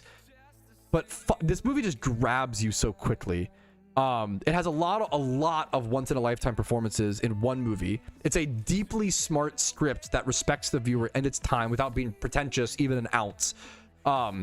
Everything is so dense. Every if you miss a dialogue, you got to rewind. Like every dialogue matters, every visual matters and helps you process. Everything, every shot, it reminds me of The Dark Knight, of like the tightness of the movie. I don't know if you can cut a scene from The Godfather. Like every scene really, really matters. The first 15 minutes of this movie, I think you realize the depth and attention to, even if you're not looking for it, the movie grabs you very quickly and very aggressively in the first 15 minutes, I would argue. I think you feel like you don't feel like you're watching a movie immediately. You feel like you are watching home movies of a family's story in the most like complimentary, way. Like it's just, you feel like these people are real. You don't feel like it's a movie, which is like to one of the most insane degrees. I give it a 9.8 out of 10 in a like. It's amazing. It's great. There are flaws. There are some weird cuts. There's the infamous line where he's like, look how they massacred my boy. And then after he says that, there's like a fucking cut to there's like a direct cut to a different screen. There's like no transition. It's very choppy. That was very jarring. And I noticed like there's like some weird cuts and weird editing things. Cause it was the 70s, bro. It was the fucking 1970s. You gotta be a little, but there are some real negatives in this movie, but the positives like far outweigh it. It's crazy. I need to watch the French. I think it's on my watch list. Geometry, The French Connection. I always love getting movie recommendations from you guys in the YouTube comments, Twitch chat, whatever it may be. I'll try to watch everything. I've never seen Goodfellas, which is a crime. I know. There's a lot that I still need to watch, but Godfather, I purposefully timed it The Godfather was my 1000th movie on Letterboxd. So if you want to go check out my Letterboxd, it is just letterboxd.com/Patrouski. You can go read my terrible opinions, which are just my opinions. They're just that. Thanks for surviving another movie Trousty take. I love doing the movie Trousty, man. I feel like it's like a really... I think movies and PokeMMO coincide really well. I think I've said this, so I'll say it again. I think movies are making a comeback in the modern era because people are so overwhelmed by short form content. It's nice to... I hate that movie, JW Tree, but that's my own personal... I fucking despise that movie, but that is more personal than a critique on the movie. But I can't... I hate that movie. So I don't really, get why people... I don't really get why people love it so much, but maybe it was just good for the time. I have a real I don't want to spoil it, I guess, but yeah. I really want to watch The Irishman, yeah. Scorsese is probably a decent director. I'm trying to think if there's like a Scorsese movie I don't like. I don't know if I've seen enough Scorsese films. Let me see if I can look up here. Martin Scorsese. Why is that not easy to hear? I don't know how to spell his last name exactly. Probably SCOR. If I just type, hopefully this should work. Okay, I got it. I don't know. I just haven't seen enough Scorsese, honestly. But I've seen... What have I seen?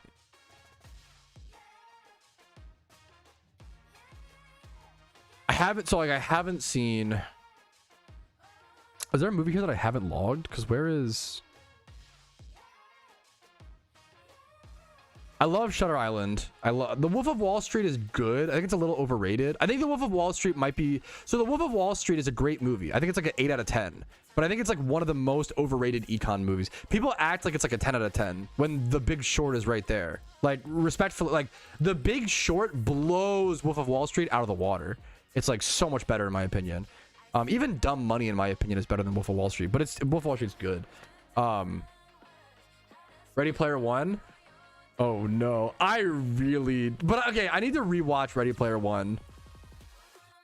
I have a problem with reference culture and reference. I'm unfair to it. I could not follow the plot of Ready Player One. Ready Player One rage baited me. I've never seen Rocky. I was just talking about that with my wife yesterday because Dolph Lundgren got brought up because we were watching It's Always Sunny, and he's referenced a lot in a specific episode. I haven't read the book. That's fair. I hated that Ready Player One was like, oh, you play video games? Look, it's Master Chief, Poggy. Oh my God, look, guys, look at all these references to video games. Yippee! To me, that I'm irrationally triggered when companies or like people try to like earn my affection via like, oh, you like this thing, therefore you'll like this. That triggers the fuck. To me, it's like the cheapest form of entertainment is relatable entertainment to me. I don't know why. I'm really like I'm irrationally unfair to it. What's up, Spidget? Books are good. Books are good. I don't read nearly enough books.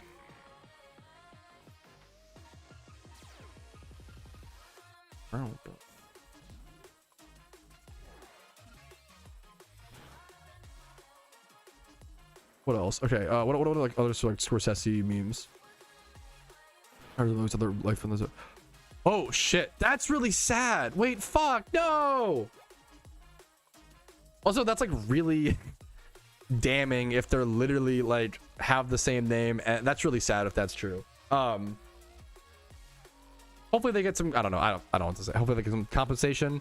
Hopefully if that's true they get compensation. Hopefully if not, nothing happens. Like, it's one of those like internet things of like, if that's I hope the bad guys get I hope the victims get, if they are compensated, and if not, I hope life continues. I don't like they can do about it. Yeah, that's tough. Type B, you know.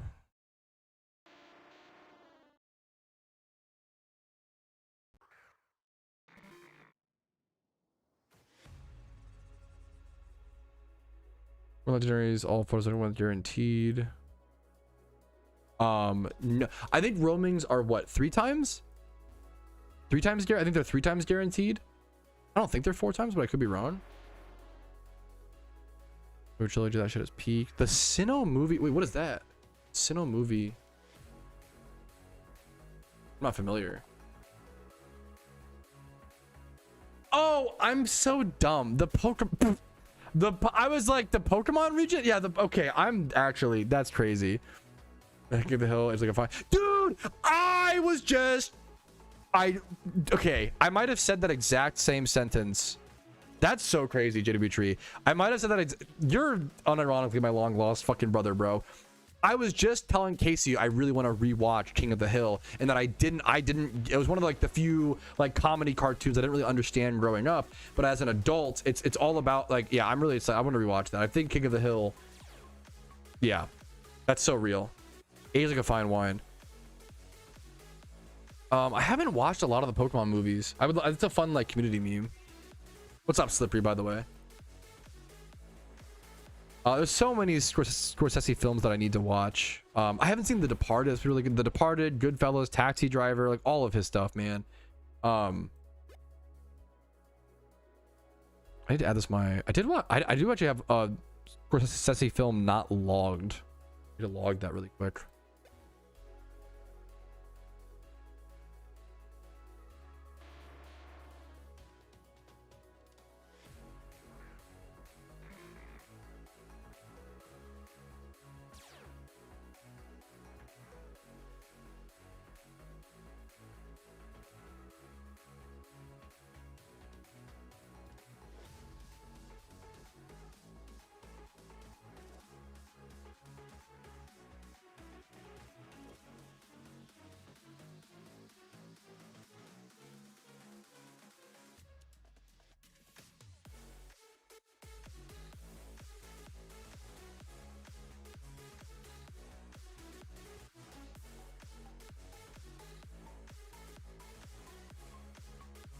Okay.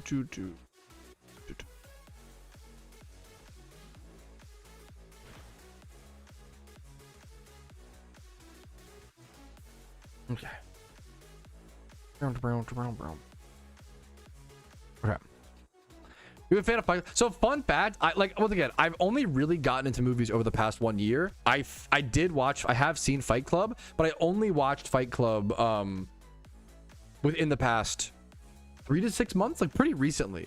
Fight Club is one of those movies, dude. I always joke around. I critique myself where I'm like, if someone told me their favorite movie was like Batman The Dark Knight like 2 years ago, I probably would have, I'm gonna be honest, I probably would have rolled my eyes and been like, okay, like come on, like yeah, it's good, but it's like, you know, is it really your favorite movie? It's kind of like an edgy like 25-year-old boy like business bro take.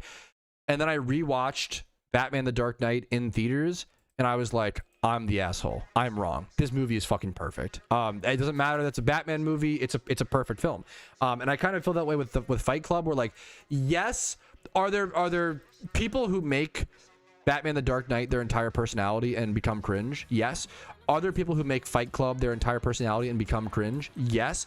Is the movie perfect, and is it like a 10 out of 10, like amazing? Yeah. You know, that's those two things can both be true. I've not seen the Cats movie. I love a bad movie though. We don't know the legendary odds for sure. We think it's 1 in 5,000, around that. We think it's around 1 in 5K.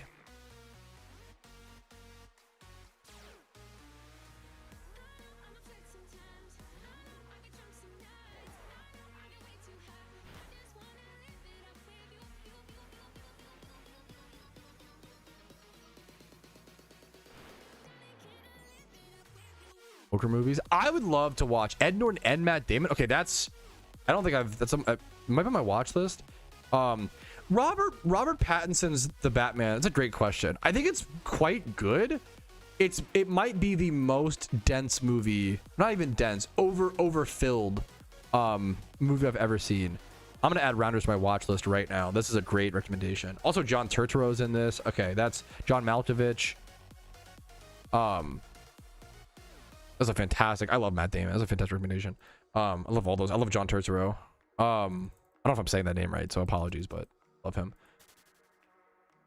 What was I saying? Hello?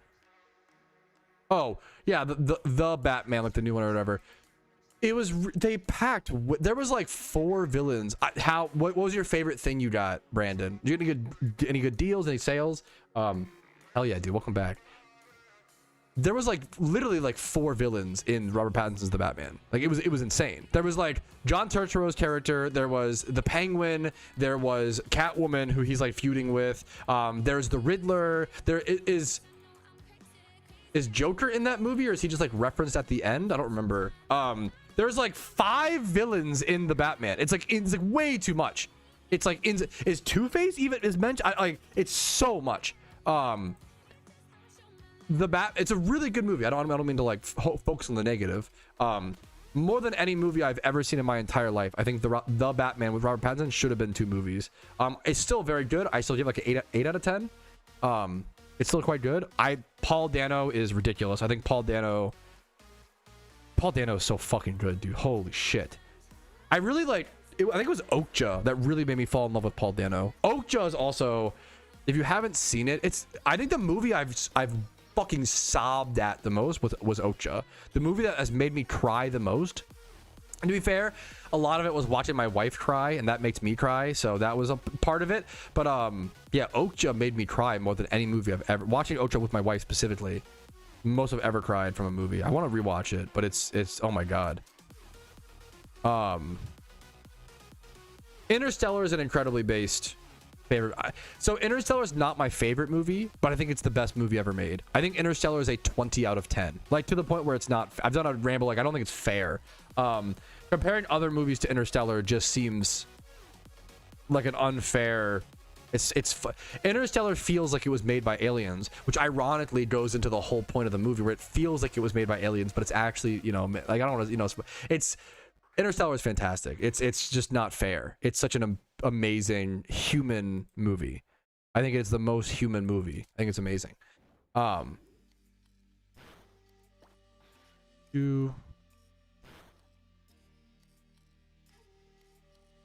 Great film. I need to watch that, Smokey. I appreciate the suggestion. I love suggestions. The new Spider-Man trailer looked really good. I'm not a huge fan of the Tom Holland, which I think most people aren't. To be, it's fine. I'm not trying to like shit on it, you know. I really like the Andrew Garfield. I grew up with Tobey Maguire, but I really like the Andrew Garfield Spider-Mans. They're kind of fun. They have one of the craziest scenes. The Tom Holland new Spider-Man looked really. The trailer looked good. I really enjoyed the new trailer. It's very human. I know it sounds funny, but like Interstellar is like it's all about the human experience. It's really fucking beautiful. I'm so glad dude.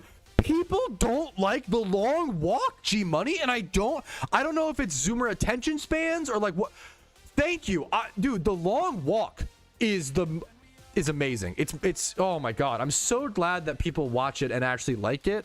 Yeah, dude. I don't want to overhype it, but like The Long Walk is fucking amazing, dude. And The Long Walk can be an allegory to so many things. It's just like The Long Walk can be an allegory. It was originally made to be an allegory to the Vietnam draft, which I didn't know my first watch, right?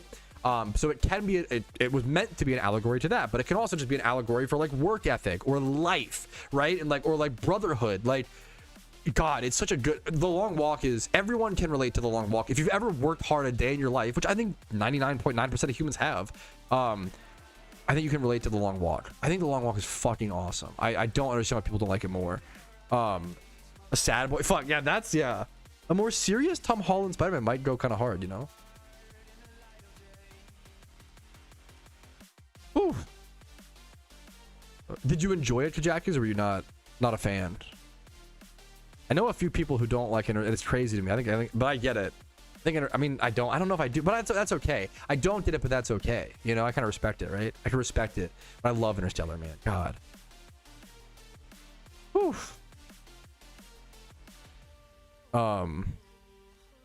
Oh, the Cats movie. Yeah. It was amazing. Okay, yeah. I also rewatched Interstellar did a theater re-release. They did like all the Nolan movies. I missed Inception in theaters, and I don't like Inception, but I would have loved to rewatch it in theaters to see if I was wrong, or, you know, there have been movies that I rewatched that I like What's an there's got to be an example.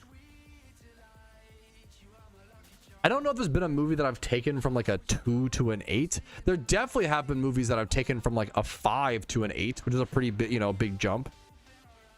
Like not enjoying growing up and then enjoying a lot as an adult, or, you know, I think of an example. Oh, Titanic. That's a great. I didn't really care for Titanic as a kid. I thought Titanic was really boring. It was really slow. I didn't get it. I thought Titanic was like a 5 out of 10. I watched it in theaters as an adult. Titanic is really fucking good, guys. If you only watch Titanic as a kid like me, give it a rewatch. It's a really good movie. It's a really good romance. It's really fucking good. It's a romance movie first more than anything. I love Grandma's Boy. Grandma's Boy is a fantastically underrated comedy. Dude, have a great, hopefully work is nice to you to Quizby. Much love to you, man. Have a great day. Thank you for joining on your that's like, to have someone's lunch break is a crazy compliment and honor, you know. Also all one trailer. It was too much. You think it was like too much, or too much of like a, maybe I saw a different trailer. Now I'm like, because I don't remember if I remember, but maybe I've only seen the new Spider-Man trailer once, but I usually end up seeing trailers a ton because we go to the theaters a lot, because the battle pass, you know, too many plot points. That's fair. That's fair. And superhero movies are like really guilty of that. That is something that I complain a lot about, Piggy, is the amount of spoilers in movies. I fucking despise that for, I'm sorry, Project Hail Mary, man. Great movie, but the trailer almost ruined it for me. Why did they show Rocky in the trailers for Project Hail Mary?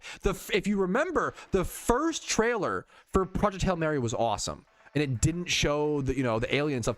But the second, like, they kept showing, they showed so much. They kept doing the second, the third trailer that just showed more and more. I knew the whole plot of Project Hail Mary before the movie was even, before I saw it.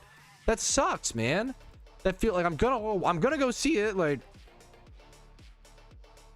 28 years later. Interesting. I didn't feel that way, but I respect it. I mean, I kind of get that though. I really liked 28 Years Later. I think the first half and the second half of 28 Years Later are very, very different movies, is like the main critique. I really like 28 Years Later. The first half of 28 Years Later is one of the best thriller movies I've ever seen. The first half is such a fucking good thriller.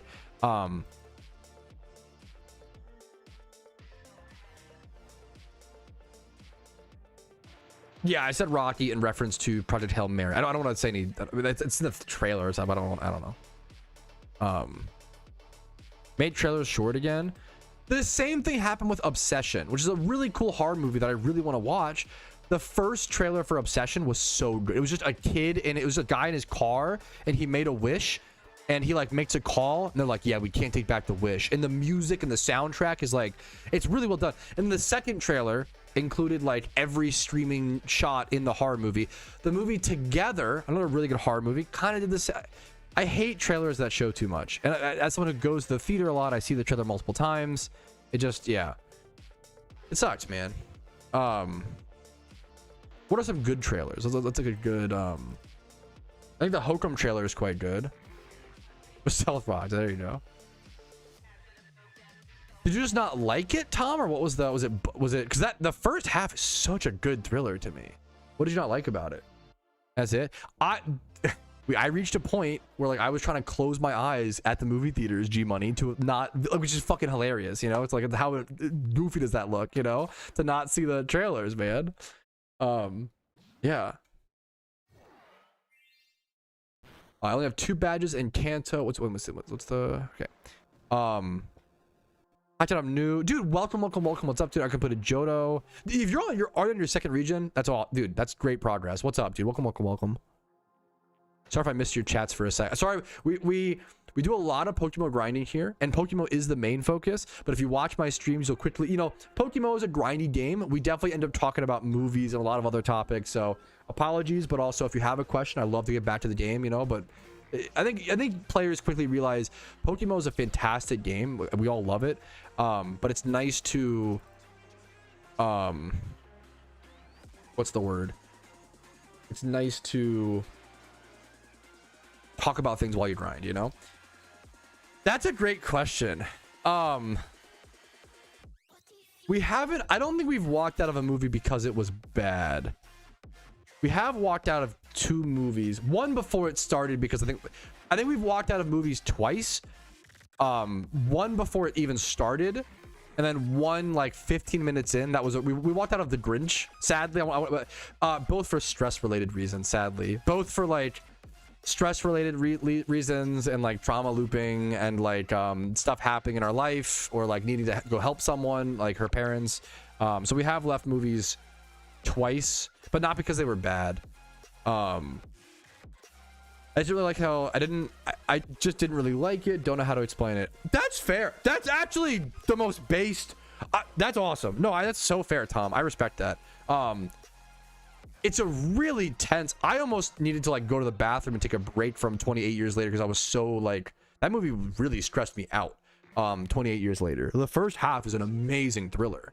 Makes it a good movie, but was my hometown. Fuck, dude. Jim Carrey's The Grinch is really weirdly underrated. It's so good. It might be one of his best. It might be his best performance. And I love Jim Carrey. Holy fuck, man. I love his. I want to rewatch that. Jim Carrey's The Grinch. PokeMMO, yeah. PokeMMO is great. I didn't feel that way about Hokum's trailer, but maybe with to be fair, with trailers, there's always like 3 different trailers, so we always see something. So that's fair. And also, I could just, you know, that's totally valid if you feel that way. I'm not trying. I didn't feel that way with the trailer personally, the one that I saw, but I totally could see that. It's so easy these days for a trailer to give away too much, because I do think like as the audience gets smarter and as the viewers get smarter, which just happens because as movies get made more and more, it's like, as time passes, we get better at making movies, we get better at viewing movies, and you know, I know it doesn't always feel like it because we get some stinkers, you know, but overall I think it's you know, that is true with most things. It's easy to be negative or cynical, but I think overall with most things we get better. Like look at like any sport, you know, like with basketball, where the players are getting better and better because there's just more time to practice. They can stand on the shoulders of giants the same way in movies, where they can utilize all the discoveries made by the generations and generations before them. The movie said, gotcha. Interesting. Gotcha. Wait, that's, I didn't realize Dr. Seuss literally lived in, is that true? That's hilarious. Wait, what? That's so funny. That's really funny. That's cool. That's a cool fun fact. Yeah, I haven't seen 90 Days Later. There is a, I haven't seen, oh, you mean, so there, yeah, there's there's 28 days later, 28 weeks later, and then 28 days later, 28 weeks later, and then they recently rebooted it into 28 years later, and then the Bone Temple. 28 weeks later, I did not enjoy. I thought it was like a 5 or 6 out of 10. It wasn't like bad, to be fair, but it was not great. I really liked 28 Years Later. 28 Days Later was interesting. I don't think the quality thing was worth it, but I respect it. Yeah, it's exactly, that's, you know, that's, yeah. Yeah, dude, the story I've heard like vague. I don't know the full stuff, Piggy, but also calling you Piggy is I love it, but it feels bad. Hopefully you're, you know, as you picked the name, check W. Dude, W chatter. Gotta go pick up the wife from work. Have a good stream, dude. Have a good night with the wife. Hell yeah, dude. I really like it. How's the for discovering movies? My wife and I tend to struggle with that. Yes. So okay. Well, the only hard part, and that's, I think a lot of us struggle with that, Legion. Me and my wife will scroll, and then like run out of time to like, oh, now we should watch. Now we'll just rewatch It's Always Sunny. You know, like we have no enough time for a movie now. Especially, dude, when we had roommates, that was way worse. When it was 4 people deciding on a movie to watch. Whew, that was, we never watched movies. We just always like, we would just scroll through stuff and like we would just talk, which is kind of cute in its own right. I love Letterboxd for finding movies. I will say my watch list is so big at this point, I don't really check it. I mostly just like see what's popping on the homepage. The hardest part is cross-referencing like what you have on your streaming platforms versus, or whatever, you know, whatever you watch movies, versus what you want to watch.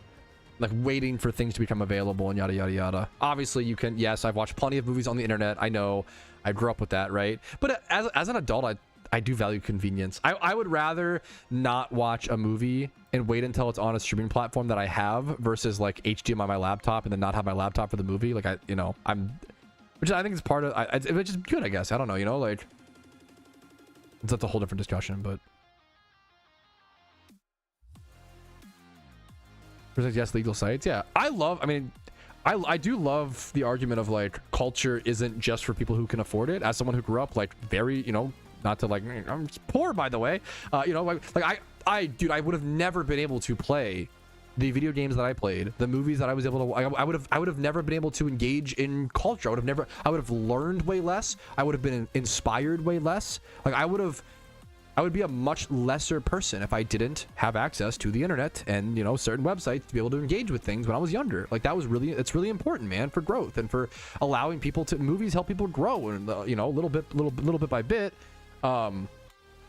It's in video games and experiencing art and culture. It's important. Obviously if you grow up and you can afford it, I like to, it's funny, like you grow up poor and you'd have to like get everything online, but then when you're older you're like, I can afford it, it's fine, I'd rather pay the convenience, you know, like it's, even though you could get it, you know, for free. I think it's kind of beautiful, like most adults are smart enough to get it for free, right? But they choose to pay for convenience. I think, and also to pay the artist if you can, awesome, but I don't think people should be like restricted, you know. Anyways, that's a different, yeah, I think it's interesting. Movies will increase my height. Yes, you heard it here. That'd be a really good. Every movie you watch, you gain 0.1 centimeter. Yes. I've never seen like any of the Godzilla movies. I would love to go back and watch like all the Godzillas. I respect that, Tom. There you go, Legion. Hell yeah, dude. There you go. If platforms on it, then you're all set. I think I love Letterboxd to see. A lot of times I watch what my friends are watching, or I try to, you know, explore new things, or I follow people on Letterboxd who are opinions I like value or respect, or are very different than mine. Like there are tons of people that I follow on Letterboxd who rate The Big Lebowski as like a 10 out of, like they're in their top 4, right? I really did not like The Big Lebowski, sadly. I really thought that I would. I hated it. I really did not enjoy the watch, unfortunately. But a lot of my favorite people, it's like in their top 4 movies of all time, you know? It's just good to have, yeah. Absol, that's a cool. It's not an alpha, right? It's like a swarm. It's still a great swarm call.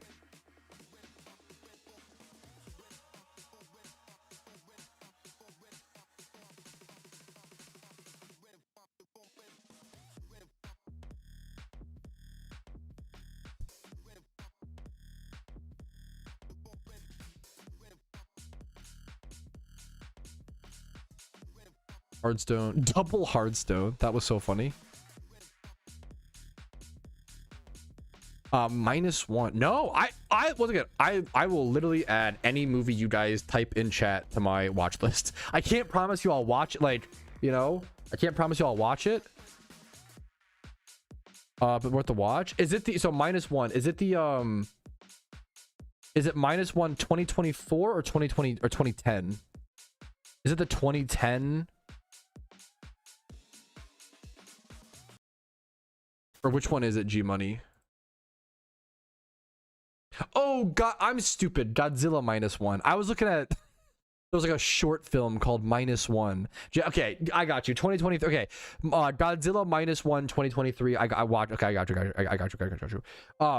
Yeah, I've never seen. But the problem is, okay, the problem is, I am that freak where, like, because I haven't seen any of the Godzilla movies, I've got to go back and watch like the originals. Like, I may not watch every single one, but like I've never seen a single Godzilla movie.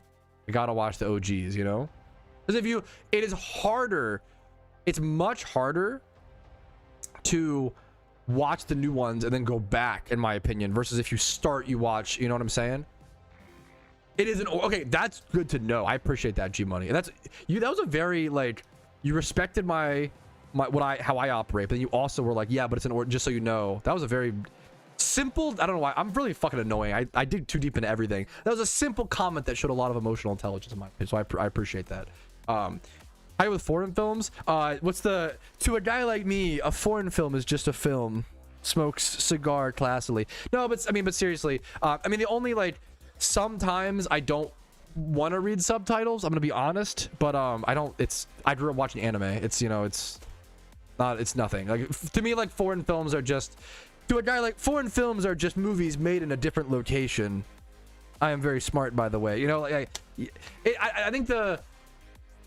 I think I swing around to the opposite perspective where, like, it kind of bothers me when people get really pretentious about foreign films, because foreign films are just movies made in, like, foreign films are great. I should watch more foreign films. Everybody should watch foreign films. They're just fucking movies, right? In a different language. That's all it is, right? One of my hottest takes is I don't hate Parasite, but to me, Parasite is like the most 8 out of 10, 9 out of 10, maybe even like 7 out of 10 movie. But I think people glaze it because, but it's weird. What's weird to me about so my beef with Parasite is that the same director, Bong Joon-ho, the same director, also made Snowpiercer, which in my opinion is the same. Snowpiercer is the same class-based movie as Parasite, but better. But it's I don't understand the Parasite glaze. It's a good movie.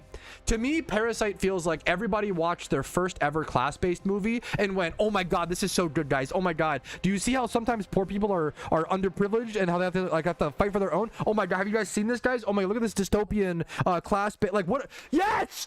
The same guy made Snowpiercer. Snowpiercer is so good. That's got to be fair. Snowpiercer's a little, I don't know. I love Snowpiercer. I think it's good. If you love Parasite and haven't seen watched it, also the same guy made Okja. Like, I think what makes me frustrated about, which is like it's a dumb frustration, but what frustrates me the most about Parasite, which is a dumb frustration, I should just be happy, right, is that the same director has made many other movies that are better than Parasite, but Parasite for some reason, like it just kind of got stuck in the claws of culture. Like, Parasite is the ranked 14th highest rated movie of all time, and it's not even his best. It's like his 3rd best film in my, well, I haven't seen Memories of a Murder or Mother, which are all Bong Joon-ho movies. I need to watch those. I need to watch more of it, but he's talented. He's a fantastic, he's fucking amazing. But yeah, I really need to watch. I've heard good things about Train. I need to watch Train to Busan. Zap, thank you for the 5 months of subs, gamer. Hopefully the content has been helpful or, you know, positive to you in some way. Thank you, dude. What's up? That's my, yeah. Who Framed Roger Rabbit's a classic. I really enjoy it.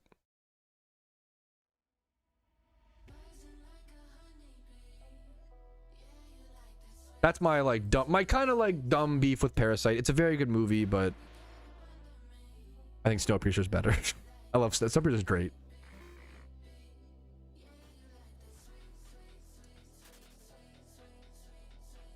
Like Godzilla inserting another monster. That's a great compliment, Steven. -1 would be a top tier movie if you even replace Godzilla. I feel like that's my fear with Godzilla movies. It's like, that's the whole gimmick, because it's Godzilla, KW, you know?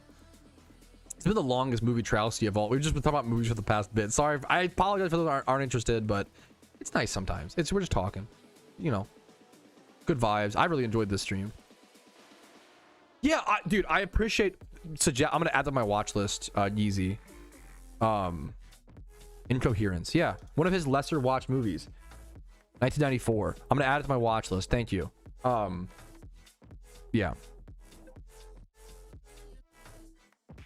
I really need to watch Memories of a Murder. That movie's supposed to be really fucking good.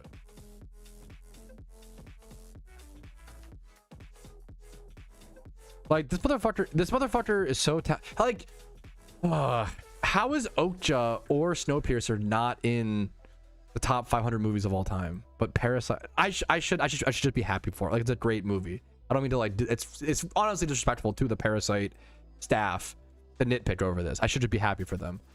But I think that Snowpiercer and Okja are so much better. Such good fucking movies, dude. Parasite's great. But yeah. Anyways, okay. I'm gonna stop yapping. Good luck. Yes, sorry if you've already seen it, Brandon. I did just recently put out a video, top 5 tips to beat the Elite Four. So if you're still stuck on the Elite Four, check that out. But I watched Snowpiercer first because Snowpiercer came out in 2013. Snowpiercer came out 6 years before Parasite. Have you watched I haven't, but it's high up on the watch list. Yes, like, and that's, yes, I think that's maybe my frustration is like, why wasn't Bong Joon-ho recognized for his talents sooner? Why was it Parasite that, maybe that's my, like, yeah, I don't know. Maybe that's the critique. I don't know, man.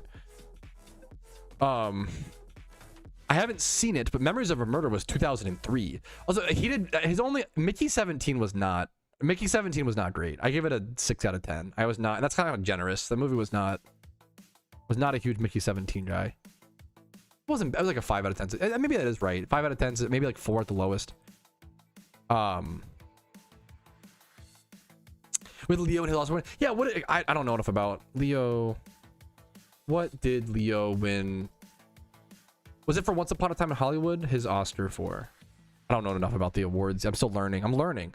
No, it was for The Revenant. Like, that's a great, like, that's a great example of, like, bro was so talented for so long, but then finally got ignited. Yeah. And not that, like, The Revenant was great. The Revenant was way better than I expected. I didn't expect much with The Revenant. That movie was fantastic. It was gut punching. That's really funny. Like, how many other movies, like, he did Shutter Island before The Revenant, he did, which I don't even like Inception, but he did Inception, which people love. Inception, Wolf of Wall Street, which that's about like an actor's role. Shutter Island, I really like Shutter Island. I never saw Catch Me If You Can. Titanic, obviously. I haven't seen The Departed. It's so funny. Like, okay, The Great Gatsby is boring as hell. Any thoughts on? I cannot stand. The Great Gatsby is so goddamn boring. I haven't seen Gangs of New York. That's a high priority watch.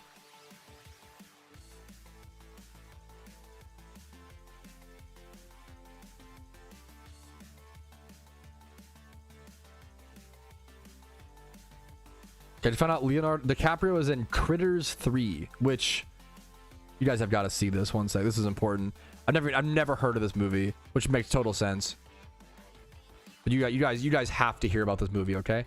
Critters 3.png. That's so Letterboxd is fantastic for like browsing through an actor's IMDb and then finding out, like, because I went to Leonardo DiCaprio's IMDb, I found out about this movie, Critters 3, released in 1991, and this is the thumbnail for this movie. You know damn well I'm watching I'm one weekend, a few weekends from now, I am getting zooted and watching the entire Critters franchise. Like, this is the kind of shit that's so fucking funny. What is this little fuck? It reminds me of like the troll, like Leprechaun, or like Trolls. They made a movie about Pat. Yeah, like me off the fucking White Monster Ultra, bro. Me after the first 20 days of Shiny Wars. No, I love bad movies, to be fair. I haven't seen it. What's Eating Gilbert? I know that's like his like breakout thing, right? Like, I believe it's hard. What is Leonardo's breakout role? He's been in so I don't know. I'm not smart enough with movies. I gotta learn a lot about movies. Insane. I gotta see that at some point. Dude, that's a vibe. Yeah, I love bad horror movies are the best. Like comedy, I had a comedy horror, I had a zooted plus comedy horror arc for sure. I could get back into that at some point, but it eventually gets kind of boring. But they're great. They're great. The old what? Oh, the like Mario. Okay, yeah. That's a good bit. Iron Sky. Is it the one about the planes? I mean, it's called Iron Sky. I don't know if I'm familiar with this. I'm not familiar. An army of Nazis hidden in a moon base for 70 years. Okay, that's a funny premise. That's insane. It's like, what if Nazis actually survived and they're on the moon base and they come down to start war again like 70 years later? Okay, that's kind of crazy. I would watch that. I might have an Iron Sky video game on Steam from one of those like dude, I remember those like pay $1 and you get 10 random Steam keys, but they're always the worst games you've never heard of. And that's, yeah, I did that like once or twice. I think yes, I think this is actually like, you did a very logical, good breakdown of why Parasite kicked off. I think it was the timing. You're kind of right. I think it's because Parasite was made in a time where Korean media were more globally accepted. It went crazy compared to his other works. Korean movies are just having I think they still are like just having a huge moment right now. Which is awesome. It's cool that people are being passionate about it, you know, country's movies. I think there was only a sister difference, but that's a sister screen movie below. So I think, yeah, but that's, I guess that's what frustrates me is like Parasite became so popular due to an arbitrary. It's good. It feels so disrespectful. It's a great movie, but the same director just has better films, in my opinion. I think most people, yeah, the timing matters. I guess one of those things. You need at least 30 people to do Shiny Wars. You need to like get into a proper team and have signups ready. It'll be chaos trying to coordinate teams before. We'll definitely open up a Discord chat of people trying to find teams and stuff. You could start with your 5 friends and then like you want 30 people, so you can either join a team that's missing 5 spots, or to be fair, the last 2 years it was 30 people. Maybe it will be different this year. I don't know.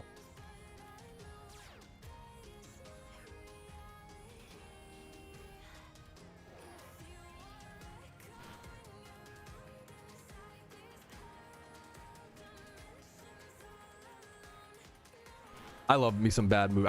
I love the suggestion, Quinn Stefan. Thank you. Take this off. All right.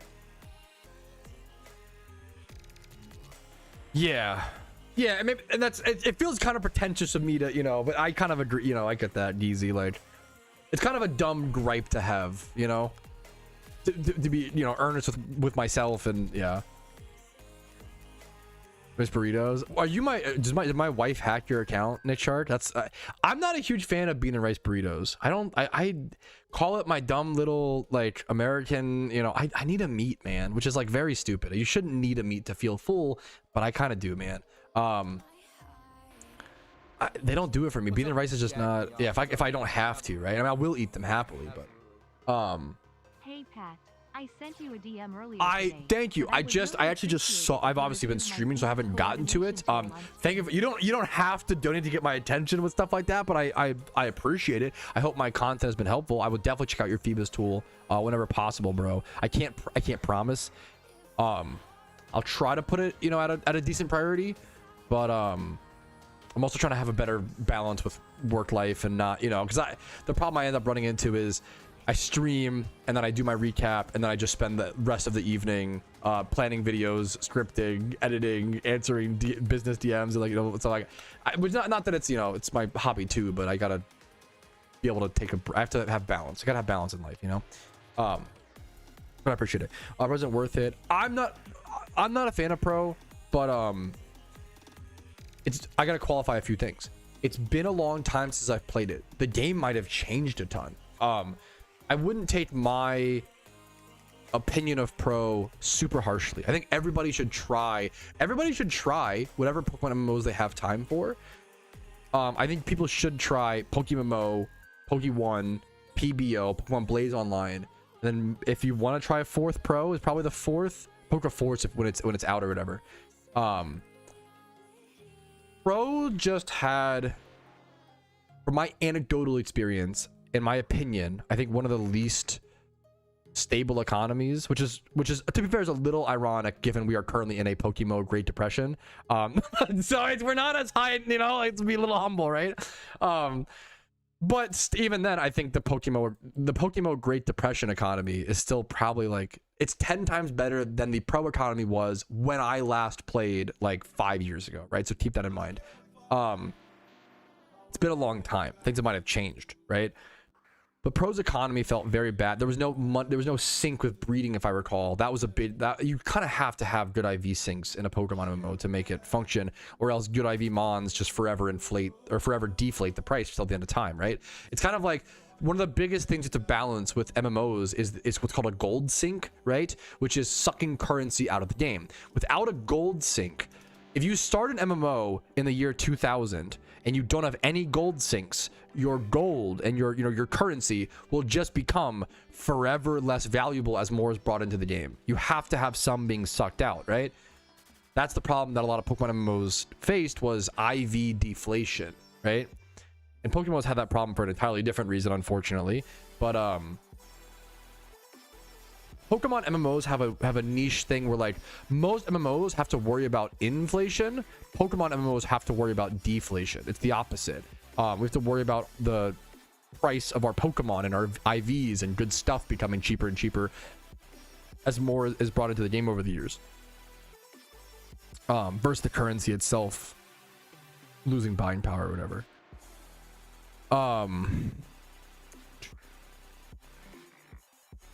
So I didn't feel like pro's economy was stable, and then I don't like the visuals. That's a personal preference, right?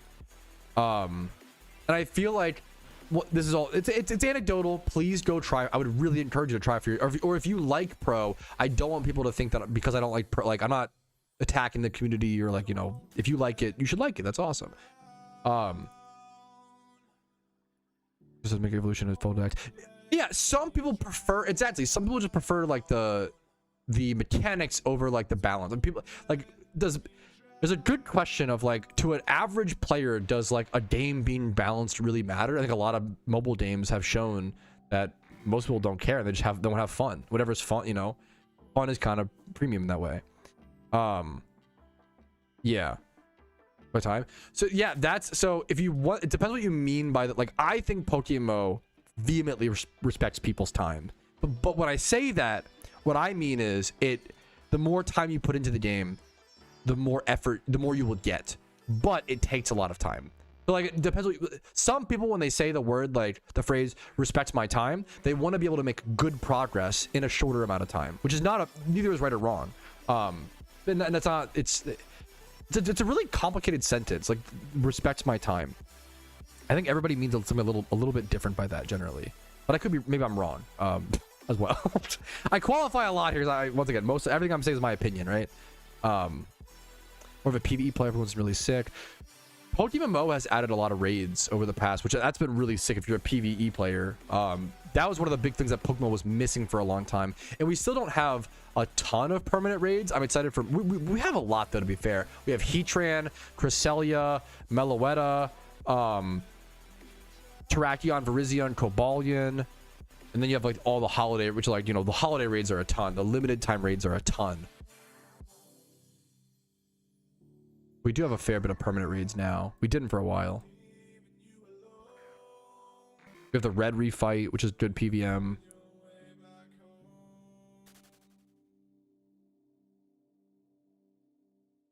But yeah, I play whatever. Hell yeah. I appreciate you asking, Pink Grape, and I hope you can play whatever Pokemon MMOs you enjoy, man. Hell yeah. Summer update. I really hope so, Tom. It wouldn't surprise me if there's not this year, because I think the state of the internet is just so cynical and so negative.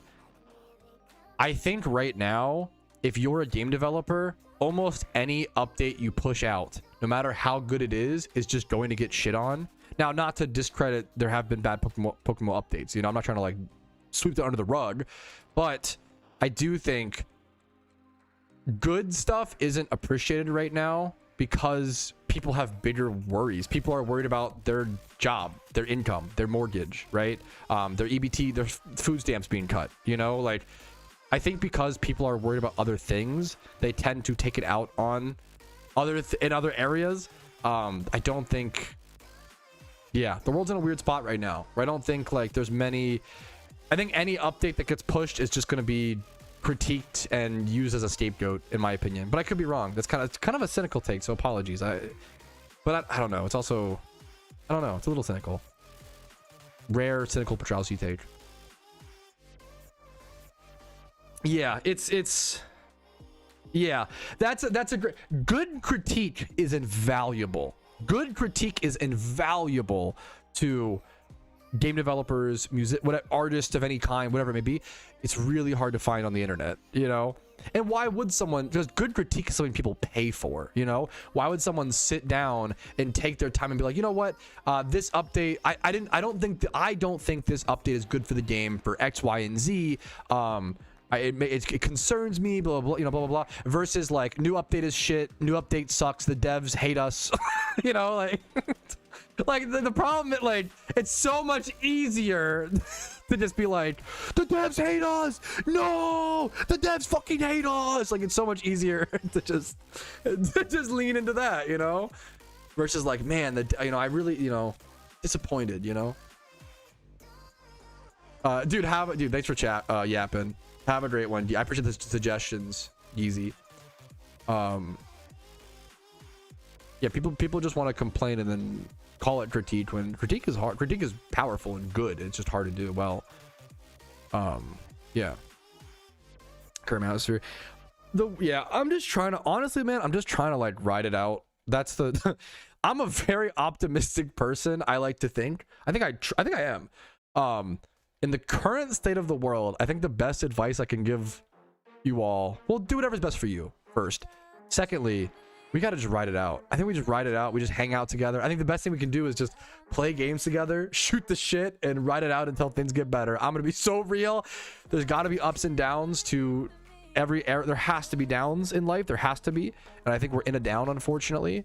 And everybody's really upset. And there's a lot of anger and vitriol. And all we can do is just try to stay away from that and just be nice to each other and just hang out, stay in our little bubble a little bit, which sounds, you don't want to stay in like a, you know, a chamber, an echo chamber, right? But like to some extent, have a hangout bubble, have a friend group you can go to. I think we're all intaking too much information right now. And I talk a lot. I'm part of the, yep. I'm part of the problem where I talk about stuff very seriously. I'm way too serious. I gotta start like drinking on stream or some shit. It's like the dumbest. The things that I want to improve on in 2026. Yeah, I gotta be like more crunk on stream. But like maybe I gotta stop taking everything. I think everything too seriously. You know, like that's kind of how the world feels. Quinn, that you kind of nailed it, Quinn. Wanna work? Yeah, that's. I just don't want to catch any flack. I don't want to catch any people right now are fucking full of hate and will tee off at any moment. I'm just trying to stay in my own lane. I'm just trying to stay out of the way, let people blow off some steam. And that's I'm not really that good at that, you know? So like, yeah, maybe that's we just get through, boys. We just hang out, we just vibe. And that's kind of the meaning of life. Just vibing with the boys, hanging out, playing games, like having a real human experience instead of just constantly arguing and screaming at each other. And I get why that's important too, but you know, the constant qualifiers of like, yeah, you know, there's good and bad. You're close. Yeah. I think that's, I appreciate that. The problem those causing the problem are we can only overcome those with each other. Yeah. And I want to get better. I want to get better at like being nicer and calm. As I get older, I'm getting calmer, which is nice. But I'm not a very calm person inherently, and I'm trying to get better at that. Anyways, I think. Alrighty, fellas. I think that is gonna wrap things up for a pretty chill Thursday stream. I had a blast. If you want to see these things live, talked a lot about movies and just hanging out with each other. I think a lot of life right now is we were just talking about this. A lot of life right now is just hanging out, riding through certain moments, being nice to people when you can. I don't always do a great job, but we try our best and having fun, playing games together. It's what it's all about. Let's get through it together, boys. Thanks for watching. I will see you guys later. Like the video if you enjoyed it. Dislike if not. That's okay. Share your real opinion. Subscribe for daily PokeMMO videos. I do upload every single day usually, and I usually stream Monday through Thursday on Twitch at 12 p.m. ET. I don't think, unfortunately, I can be live this weekend for the catch event, but I will try to make it happen if I can, but I probably can't. But catch events and streams will return next Monday. I'll see you guys later. Thanks for another banger stream. Have a great day. Have a good weekend, and I'll see you guys next Monday for streams, and obviously over the weekend for more uploads. I should have some big guides and big content this weekend, actually, so keep an eye out for that. I'll see you guys later. Have a good one. Bye. Have a good one, fellas. Thanks for hanging. Thanks for vibing. Yeah, I don't just have a great night, guys. Good luck on your PokeMMO grinds. I'll see you guys later. We can raid someone on Twitch really quick. When I go spam some smiley faces and spread some love, we can go raid on Twitch. Tom, thank you. I don't know why. I saw your name and I felt like the need to say this. Thanks for always being here, Tom. I appreciate you, man. I really do, man. You're an anchor of the community. I know we meme around a lot, but I want to say it. The streams would not be the same without you, Tom. Thank you so much. Okay, I'm gonna go raid. Okay, I love this guy. I mean, actually, I love this guy too. Let's do Spooky. Spooky's great. Spooky's fantastic. Great grinder, great shunter. Had a crazy moment recently. Great title on his stream. I'll see you guys. Bye.